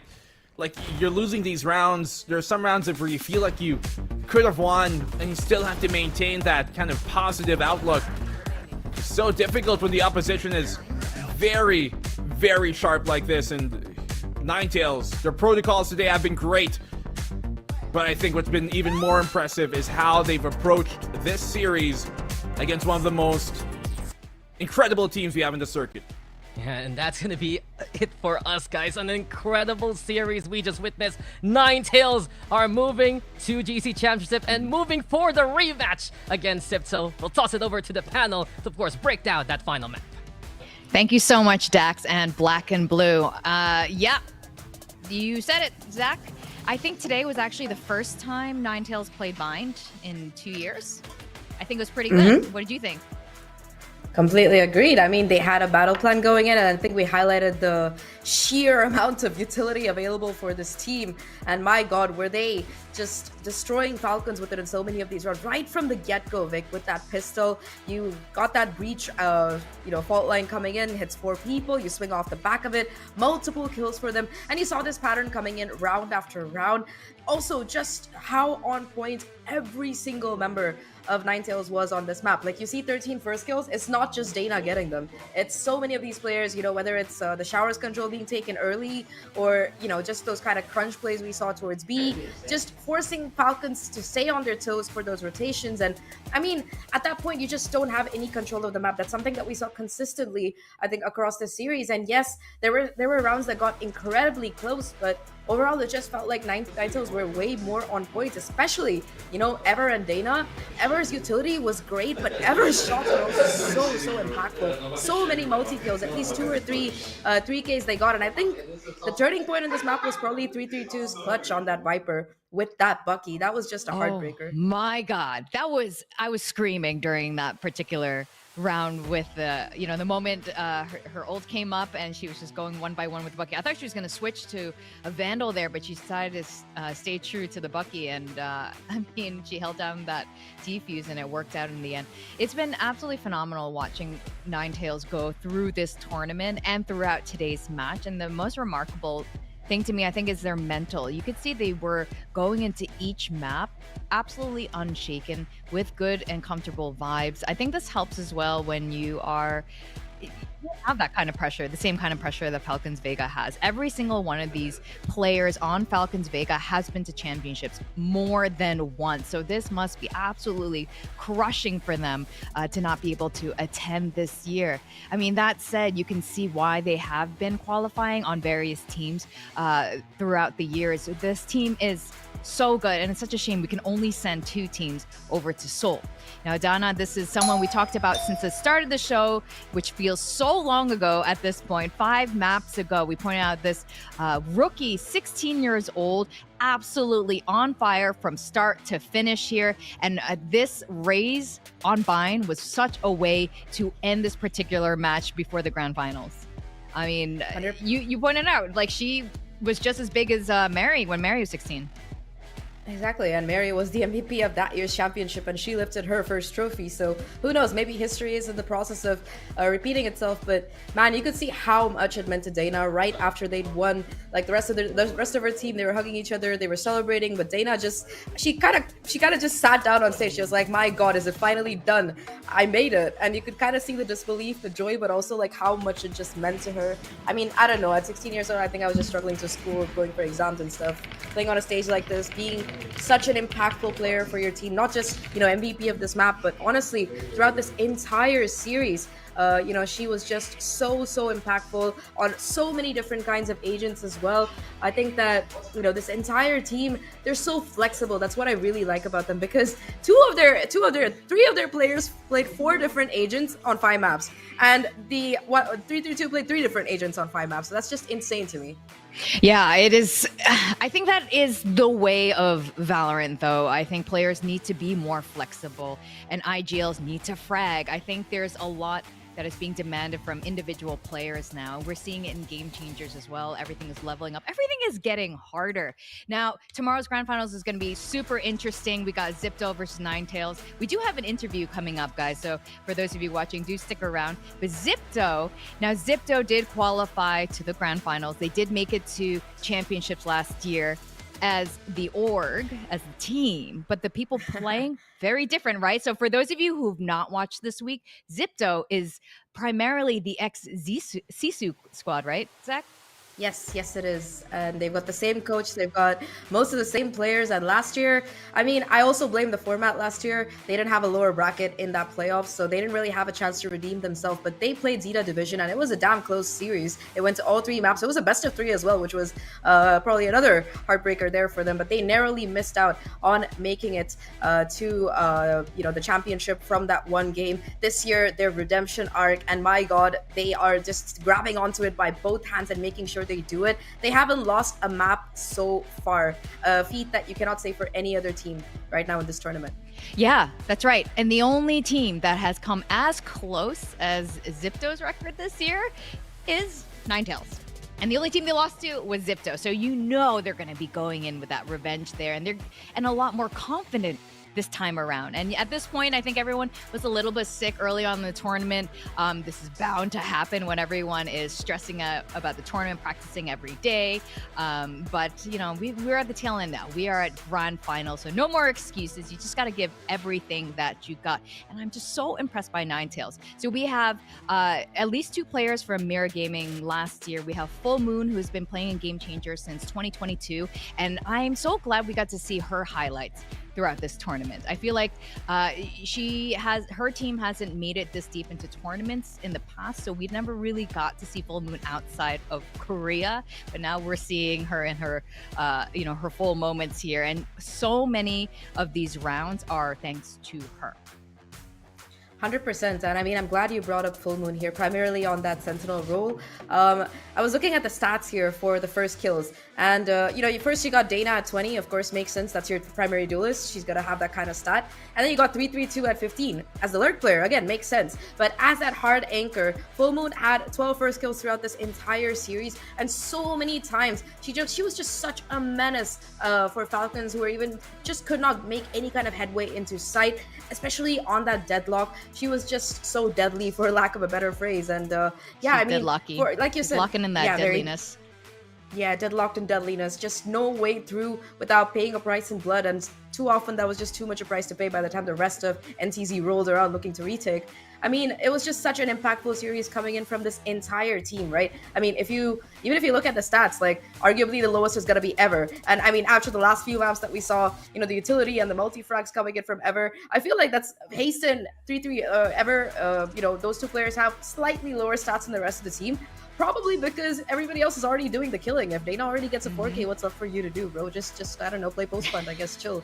But yeah, I mean, even if you look at the scores for this entire team, right? They're so neck and neck. Like, the lowest scoring person had 71 kills throughout the course of the series, and yeah, the highest was 96. It's such a little mild disparity. Everybody was doing their job. Everybody was like impactful in a clutch, and I guess that's exactly what you want to see. I mean, I don't know, if I had the chance to qualify and play for a home championship after 3 years of there not being a single Korean team on stage, I would be pretty fired up too. Oh, absolutely. I think this is the first time, a Korean team's going. It's going to be in home grounds. It's going to be where in Lowell Park, of all places. I mean, that's a legendary site for these girls to be playing at the championships. Now, this team, their coaching staff, a lot of them come from Gen G Academy. And you can see a lot of that influence come into Ninetales' just their roster composition, the people on this team, how they play, their structure, and their anti-shredding here. So I think it's really cool actually seeing this good mix of experienced players and complete rookies.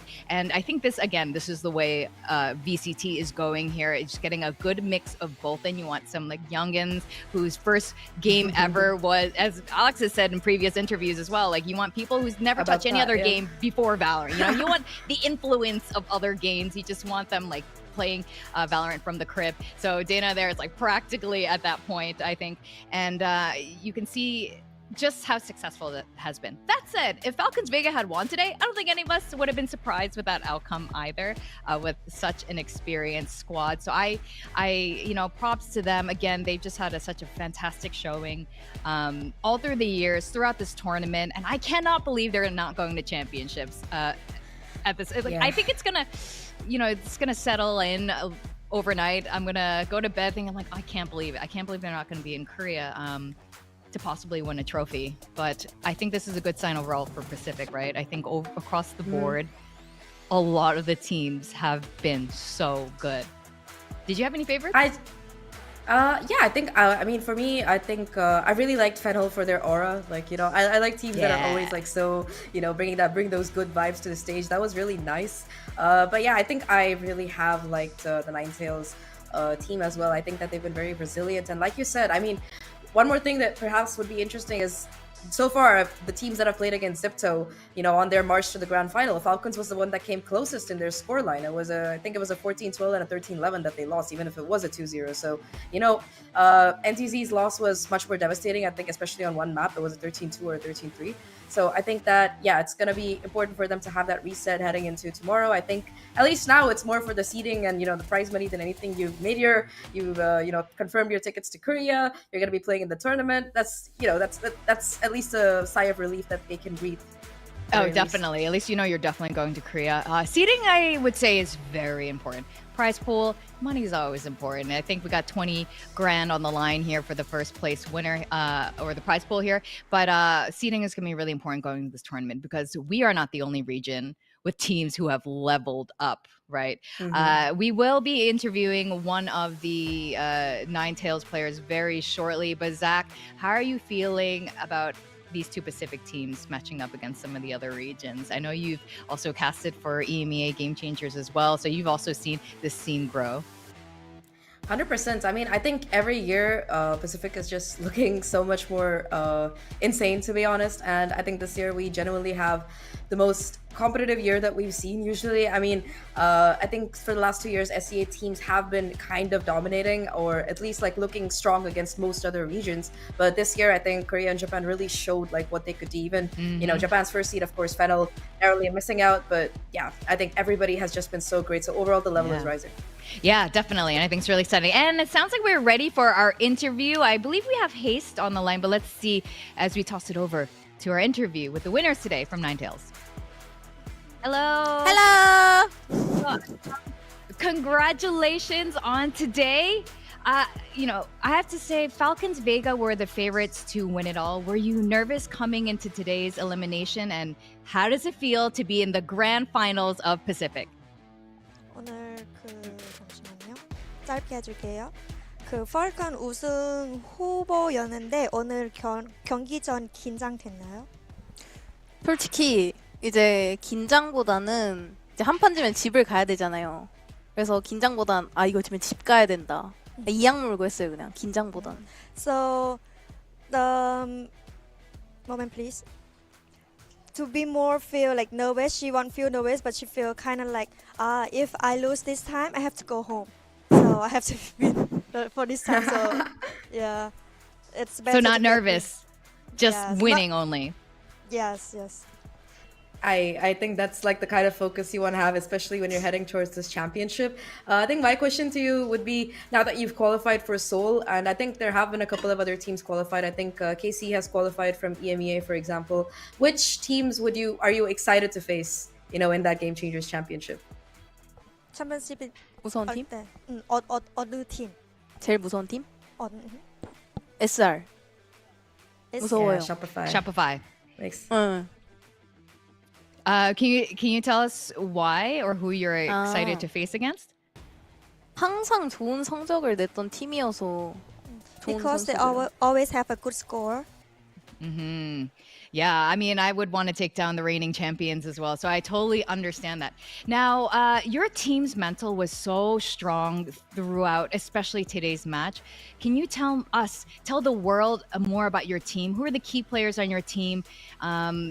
Is it, you know, the experienced players? You're one of these experienced players. Like, who's the hype person on your team that keeps your mental so strong and so steady? 우리 팀은 약간 멘탈을 좀 왔다 갔다 이렇게 하잖아요. 그럼 이거 아이디어 내는 사람이나 분위기 띄우는 사람, 멘탈 잡아주는 사람은 누구예요? 풀문. 풀문. 풀문 332. 풀문 and 332 is the one who get like the mental, who keep the mental of the team. Are they hyping you up, or is this before each map, you know, they do a pep talk? What's the process like? Tell us a little bit about Ninetales. 프로세스 조금 더 말해주세요. 더 길게요? 네. 그러니까 풀문이랑 332가 약간 웃기게 톡식한 말을 많이 해서 분위기를 많이 풀어줘요. So Full Moon and 332 like kind of like the funniest in the team. So they try to make our team like feel better when they get nervous. Okay. Well, no wonder you guys were all smiles throughout. In today's match, it was a long match today, 5 maps. What was the moment you knew Ninetales is going to Game Changers Championships in Korea? Was there a map, a moment? 오늘 맵 제일 길잖아요. 5개. 그 있는 느낌, 이거다. 나인테일가 서울에 간다라고 그 확신한 맵? 언제 이거 그 마지막 맵 바인드를 할 때 원래 훨씬 총을 잘 쏘는 친구들이 많은데 여태까지 경기에서는 총 잘 쏘는 모습을 못 보여줬는데 바인드 한 6라운드까지 계속 혼자서 클러치 4명이서 번갈아 가면서 클러치를 하니까 이거 될 판이다. 이겼다. it just feel like for the 5 그 마지막 거예요? 5 round 뭐죠? 5 round. 바인드. 그 5 rounds. So the first time she said like our team everyone is good in shooting the gun, but then suddenly they cannot show you guys like the way that they're very good, and then suddenly they are like they have like the clutch. 몇 개요? 4명이 번갈아 가면서 계속 클러치했어요. No, 갑자기. Suddenly they like have four of them always has the clutch of the game, so that they feel like so from now on we will go to slow. Yeah, that momentum, those back-to-back clutches, all those multi-kills. I think we were thinking the same thing, like, oh my God, Ninetales looks dangerous. And of course, tomorrow I'll probably ask you about how you feel about going to Korea. But tomorrow, first of all, you're going to the grand finals against Zipto. How do you feel about this rematch? Is Ninetales going to win it all in Pacific? 내일 그 씹돌이랑 리매치인데 기분이 어때요? 솔직히 지금은 약간 1등 해야겠다라는 생각보다는 그 챔피언스 간다는 생각에 네, 그게 생각이 더 큰데 그래도 다시 붙었을 때 씹토랑 이미 경기를 했던 전적이 있기 때문에 충분히 분석을 해서 다시 이길 수 있을 것 같아요. So she just feel like for now, for the tomorrow match, for like the first for the number one, she just feel like now I'm going to Korea, now I'm going to Seoul. That's what she think more than I have to get number one tomorrow. But because they already fight one time like last time, so now they think like tomorrow they will win, they will get the first number one from them. All right. Thank you so. Yeah, I like that. You know, you're really relaxed. You're just, you're going back to Korea. You don't care about the results, but you're going to win anyway. I like that attitude. Congratulations, Haste. Thank you so much for the interview. Please get some good rest tonight, and we'll see you tomorrow for the grand finals. Thank you. 오늘 푹 쉬고 내일 뵙겠습니다. Bye bye. Thank you. Thank you. Thank you, Haste. Oh my God, she's so chill. I can see why they're good vibes the whole time. And would you have guessed those were the two players that are just making I didn't know that's what they were doing. I thought they're in the Korean too busy style clutching being and quite... fragging and yeah, they looked like they were locked in. Instead they were making jokes. I would love to hear the comps. Honestly, that's exactly kind of the teammate you want to have. You clutch a 1v3 and you're just gonna be super chill. But I think that the biggest takeaway from everything we've seen in this tournament so far is, at least for me, Pacific needs another slot because it's such a shame that we're not gonna get to see all three of these teams play in Seoul. But I am so happy for Ninetales to make it to their home country, to be the first Korean team to qualify and possibly make history that way with a team that came together from playing together on stream and trialing out. That is just what a journey, what a story. It is absolutely insane. I think you've summed it up really nicely there, and it's really exciting to go into the grand finals tomorrow for VALORANT Game Changers, and both winners tomorrow. Sorry, everyone's a winner tomorrow. Basically, they're all going to Seoul, but we'll find out who our grand finalists is, which will determine seeding and of course prize pool. Thank you so much, Zach. I'll see you tomorrow for another grand finals for more VALORANT Game Changers action. Have a good night, everyone. We'll see you tomorrow.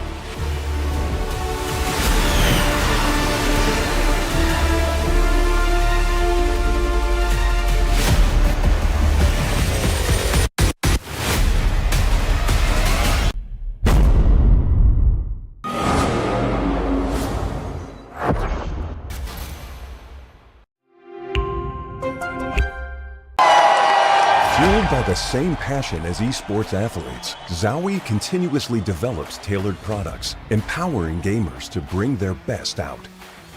Today, we are launching the all-new XL2566X Plus, which uses the newly developed Fast TN panel and upgraded Diac 2 technology. The new monitor series continue to evolve, refining details to ensure players can perform their best consistently in games.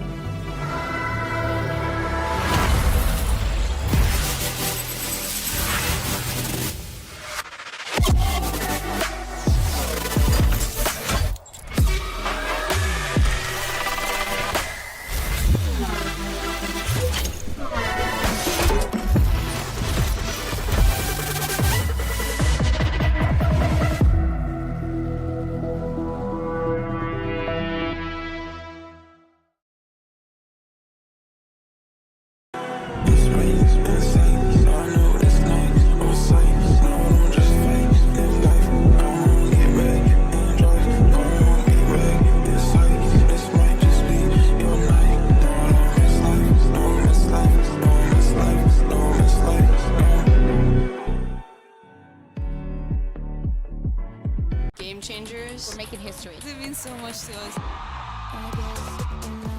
The beauty of gaming is it doesn't matter who you are. As long as I'm good enough, I can go as far as I want. 全世界都会知道我们的厉害。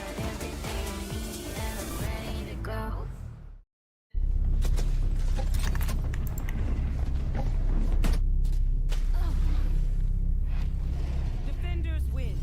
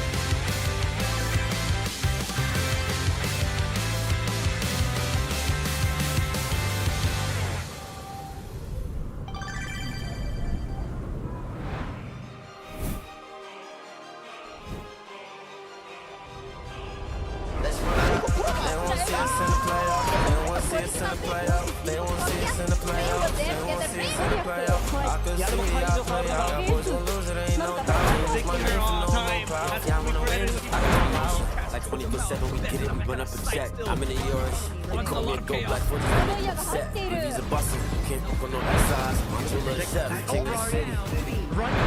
I'm the best of the best. We the best to do it, huh? We the best to do it, baby.